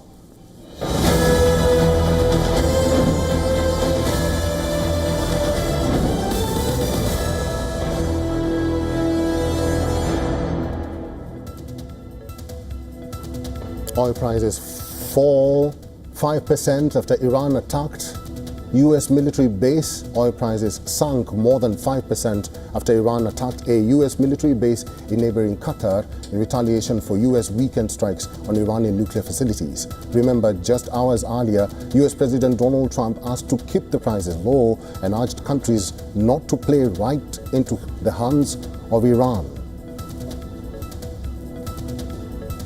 Once again, this is breaking news at this hour. And we do understand that oil prices have fallen 5% after Iran attacked U.S. military base. Oil prices sunk more than 5% after Iran attacked a U.S. military base in neighboring Qatar in retaliation for U.S. weekend strikes on Iranian nuclear facilities. Remember, just hours earlier, U.S. President Donald Trump asked to keep the prices low and urged countries not to play right into the hands of Iran. DJ, coming back to you, any further updates? Well, a lot of developments are unfolding, Eric. We've seen a lot of flurry of activity in terms of, as you mentioned, official condemnations coming in. For the moment, things seem to have calmed down with respect to any active attacks taking place. As we mentioned, that the U.S. airbase, the biggest airbase in West Asia, which is the Al Udeid airbase in Qatar, did come under attack. The level and scale of attack, if at all it had any impact, is something that is yet to be ascertained. So far, there have been no casualties reported it because Iran has been saying, it has pointed out that it had informed Qatar authorities in advance before carrying out the attack. However, any impact on ground is yet to be ascertained. The White House has pointed out a short while ago that they're closely monitoring the situation, but clearly there's going to be a lot of ramifications that we're going to see. As you mentioned, the dip in the oil prices, a lot of other ramifications will unfold over the next few hours, Eric. But for the moment, things appear to have calmed down on the active front. DJ, stay with me. Another breaking news coming in at this hour.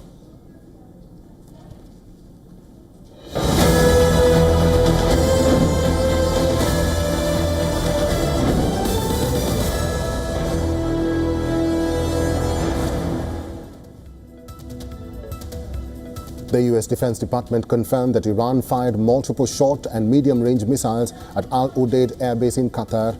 At this time, there are no reports of U.S. casualties. The Pentagon has indicated in a statement. It added, "We are monitoring this situation closely." Let's talk to our correspondent, Susan Teherani, who's now joining us on the phone. Is there any further details coming from the White House, Susan? The White House sources are telling CNN here that President Trump does not plan to retaliate and for the most part has seen this attack as being quote-unquote theatrical. On background, U.S. officials said that after Iran fires a few missiles at U.S. bases in the Gulf, now they're saying that the president has no intention of retaliatory military strikes against Iran following, quote, its failed retaliation strikes, which they describe as largely being, quote-unquote, theatrical. We are also hearing reports that President Trump has no desire to go back into Iran militarily, and he continues to say that the avenues of dialogue and negotiation continue to be open. All right, Susan, this is the latest development that we are getting in our newsroom. Oil prices have fallen 5% after Iran attacked U.S. military base. Oil prices sunk more than 5% after Iran attacked a U.S. military base in neighboring Qatar in retaliation for U.S. Weekend strikes on Iranian nuclear facilities. Remember, just hours earlier, U.S. President Donald Trump asked to keep the prices low and urged countries not to play right into the hands of Iran. Have we heard from the president yet? Because he had a series of posts on Truth Social earlier in the day. Susan. We did. We have. And now we are, there's a recent Truth Social post right now where he's going after the legacy media here in the United States. And he's basically saying that it's fake news that the nuclear sites that the United States targeted weren't completely destroyed and that Iran doesn't pose a nuclear threat. He says that it's inaccurate and fake news to say anything otherwise. For example, you know, there were reports that how successful these attacks were or not. Now, it's not clear whether or not he just received intelligence on the damage assessment, and that's why he's putting out these posts. But nonetheless, that's the latest we've heard from the president. We still are waiting to hear officially from the White House, and if we get any news from that national security meeting that started at around 1 p.m. local time here. Susan Teherani is our correspondent in New York. Dharamjot Kaur is our correspondent in the newsroom. Dharamjot Kaur, I'll go back to you. Is there any new development? Well, Eric, Abu Dhabi-based Etihad Airways has now said that it is rerouting several flights on June 23rd and June 24th in response to airspace restrictions in part of West Asia. This is the latest airline to now take a call with respect to rerouting and diverting its flights after several countries have shut their airspace temporarily at the moment. This follows after Air India Express, Indigo Airlines, Pakistan Airlines and Egypt Air have already put out certain similar statements issuing travel advisories and asking passengers to ensure that they keep checking their flight status, because there is going to be an impact with respect to delays of flights, with respect to flights being rerouted or even possibly cancelled. The ones that are mid-air are definitely rerouting at the moment as the situation developed within just a few moments, as we saw on air, Eric. So Abu Dhabi-based Etihad Airways is now the fifth airline to make a statement with respect to the changing situation and how passengers now need to be on alert to ensure that any upcoming flights that they have to take, they need to make sure they keep in check with respect to any delay that might happen. Eric?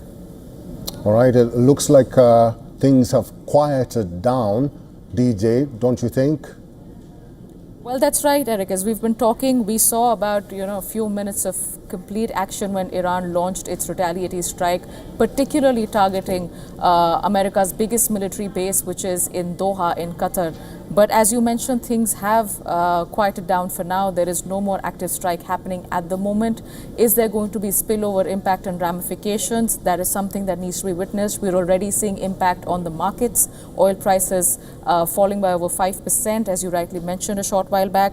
There is going to be logistical impact with respect to the airlines that are now having to reroute and delay their flights.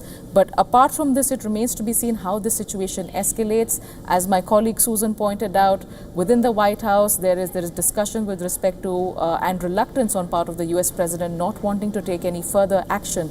So will or will not Iran target any other US military base in West Asia and the entire region? US has over 19 bases in the entire region, although the base in Qatar is the biggest one, but still there are other significant bases with thousands of troops that are present at those locations. Although there are no casualties at the moment, the level of impact is yet to be ascertained. So it is now in Iran's hand and also in America's hand with respect to how they approach the situation further. Are we going to see an escalation, or is it now time to de-escalate matters militarily and come back to the negotiation table? So this is where things stand at the moment, Eric. Dharamjot Kaur is our correspondent. She is in the newsroom. Dharamjot Kaur, I will let you go for now so that you can keep tabs on what is happening and the latest developments coming in our newsroom. Thanks, DJ. Now, commodity markets are reacting sharply after Iran launched a missile strike on a U.S. military base in Qatar. As we track those developments from Doha, U.S. crude dropped close to $4 a barrel and is trading around 5% lower. Brent crude fell close to $4 per barrel to trade below the psychological level of $75. Prices had surged following U.S. airstrikes on Iranian nuclear sites, with Brent briefly topping $81 before reversing sharply. Investors remain wary of Iran's threats to disrupt oil shipments through the Strait of Hormuz, a key passage for 20% of global crude. While Iranian lawmakers have voiced support for its closure, no action has been taken yet. Volatility is expected to remain high as geopolitical dynamics in West Asia unfold. Investors are hoping that Iran's calibrated attack was an attempt to avoid an escalation in conflict with the United States. Well, commodity prices and commodity markets are reacting sharply after Iran launched a missile strike on a U.S. military base in Qatar. As we track those developments from Doha, U.S. crude dropped close to $4 a barrel and is trading around 5% lower. Brent crude fell close to $4 per barrel to trade below the psychological level of $75. Dr. Volker Stanzel is a former German ambassador to China, senior distinguished fellow at SWP, German Institute for International and Security Affairs. Mr. Stanzel is now joining us live on this broadcast. It's good to see you. What is the economic impact of this strike by Iran in the Gulf states? It is puzzling, but it is not as alarming as it could have been, because it is balanced by rumors which are, one might even call it, reassuring. Even though we talk about missile attacks and bombings, what we hear now is that Iran seems to have indicated to the government in Doha that it will not continue its attacks, even though on the media, Iranian authorities, or in Russia, the foreign minister have stated sounded like eye for an eye, tooth for a tooth, retaliation for what the US have done. In these messages, obviously destined not just for the government in Doha, but to reach Donald Trump, to reach the United States. This message says, we want to show our own people that we're not tolerating attacks, that we pay back, but we will not continue this. And this is very similar to past actions by the Iranian government in 2020 when there was a similar case when the Americans had attacked or had killed a Revolutionary Guard commander in Iraq. And Iran attacked once and indicated it would not continue. This seems a very strong parallel. So, as I said, as bad as attacks are, they are accompanied, seem to be accompanied by rumors, reliable rumors, I would say, that this is what Iran hopes that it is going to be the end. Dr. Stanzel, I'm just curious. Pardon me? I'm just curious. Do you think there will be any repercussions towards Iran now that Iran has gone ahead with its threat to attack U.S. military air bases in the Gulf states? Well, first of all, look at Israel. In Israel, we have a similar situation. Netanyahu has said, even today, that the situation demands that Israel continues its attack against Iran. At the same time, we hear that he has left messages to Donald Trump in Washington that Israel will terminate its attacks by the end of the week. So we have similar messages between Iran and the US and Israel and the United States. Now, as for your question, I think the situation in Iran itself is a very volatile one. The leadership has shown that it is unable to defend the country. It is also not able to really retaliate with the same kind of arms that Israel or the United States have. So the leadership is weakened. The religious leader, already 86 years old, has not said very much at all. So we can imagine that the opposition in the government and outside of the government in Tehran are waiting for an opportunity to bring the regime to its end and to replace it by whatever. And this is something that we must be very uncertain about. It could be a military dictatorship, it could be civil war even. So a situation like we had it for a long time in Iraq.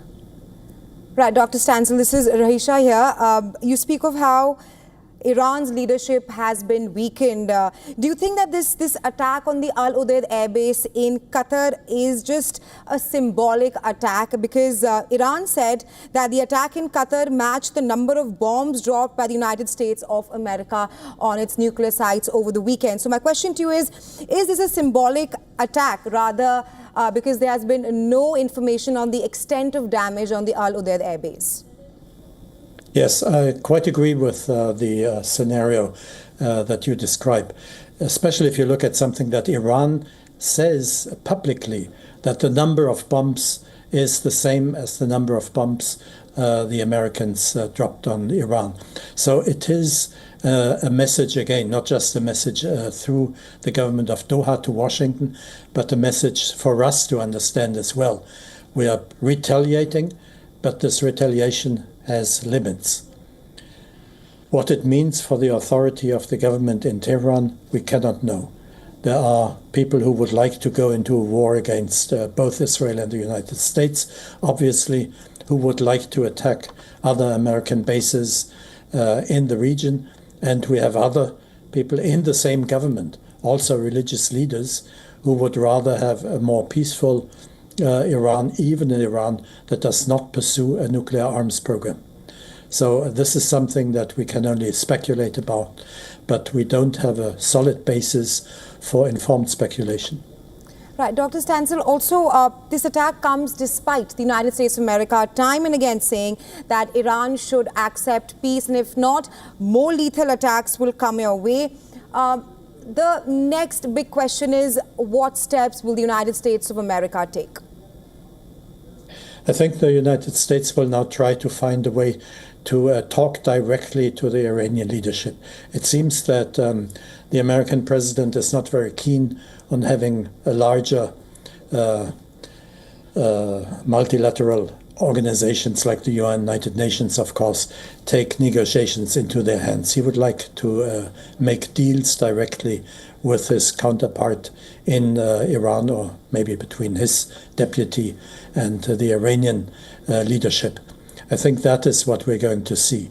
Even though Trump still continues to threaten Iran if they continue their nuclear program, I think it is the accepted opinion now among experts that even if Iran still has some plutonium, even enriched to 60%, somewhere hidden somewhere, it will be a long, long, long way until it has the same strength and the ability to build a nuclear bomb it had only 2 weeks ago. Right, Dr. Stancil, news just coming in is also that senior Iranian officials have told Reuters that Iran has the necessary rationality to begin diplomacy after punishing the aggressor, which again comes back to that question I asked you, that Iran said that the attack in Qatar matched the number of bombs dropped by the United States of America. So my question to you is, do you think that the door for diplomacy has finally been opened? Because senior Iranian officials are now saying that if they seek negotiations, Israeli and US attacks must stop, and that Iran has the necessary rationality to begin diplomacy. I think what we're going to see is negotiations about negotiations. Under which conditions can an American diplomat meet an Iranian diplomat? It is, I think, obvious that the Iranian leadership is not in a position to say, we will retaliate, and unless America asks for forgiveness or whatever, we will not negotiate.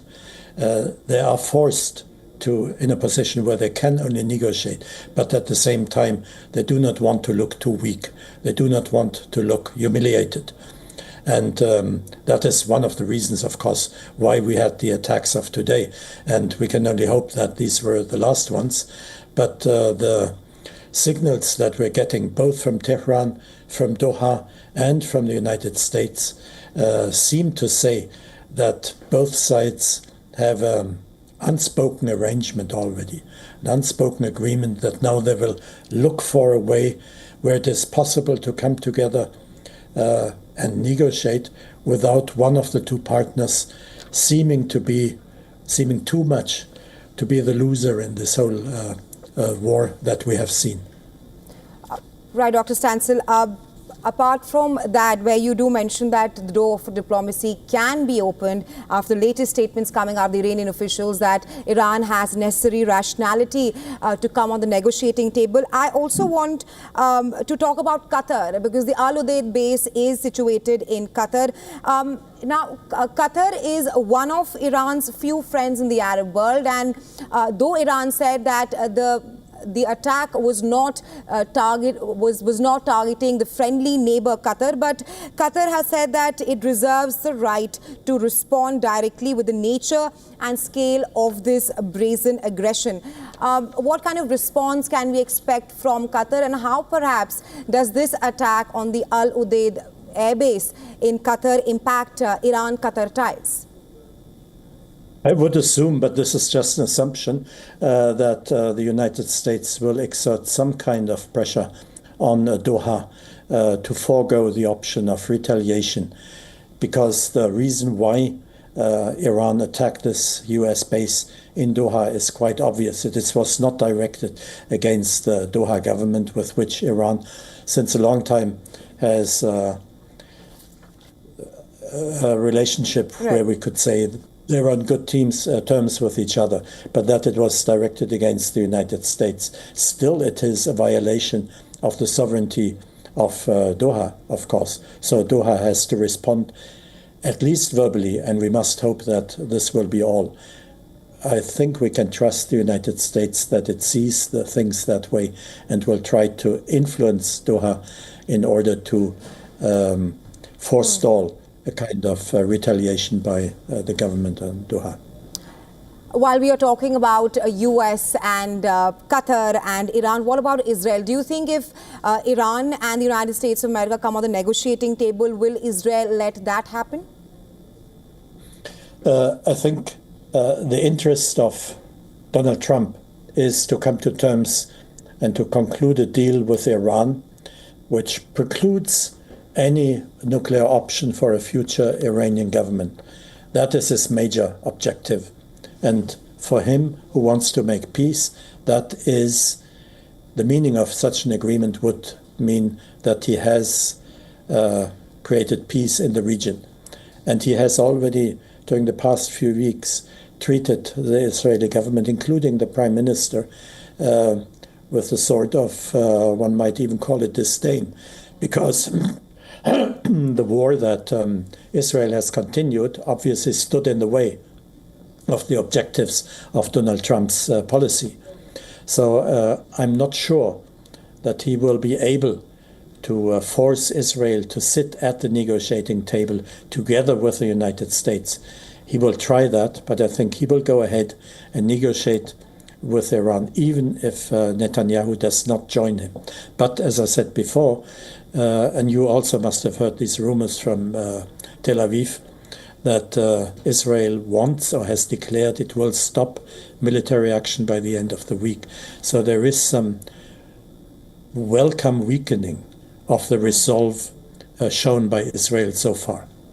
Right, and what kind of impact has this attack left in the Arab world right now? But before that, you joining us live from Berlin.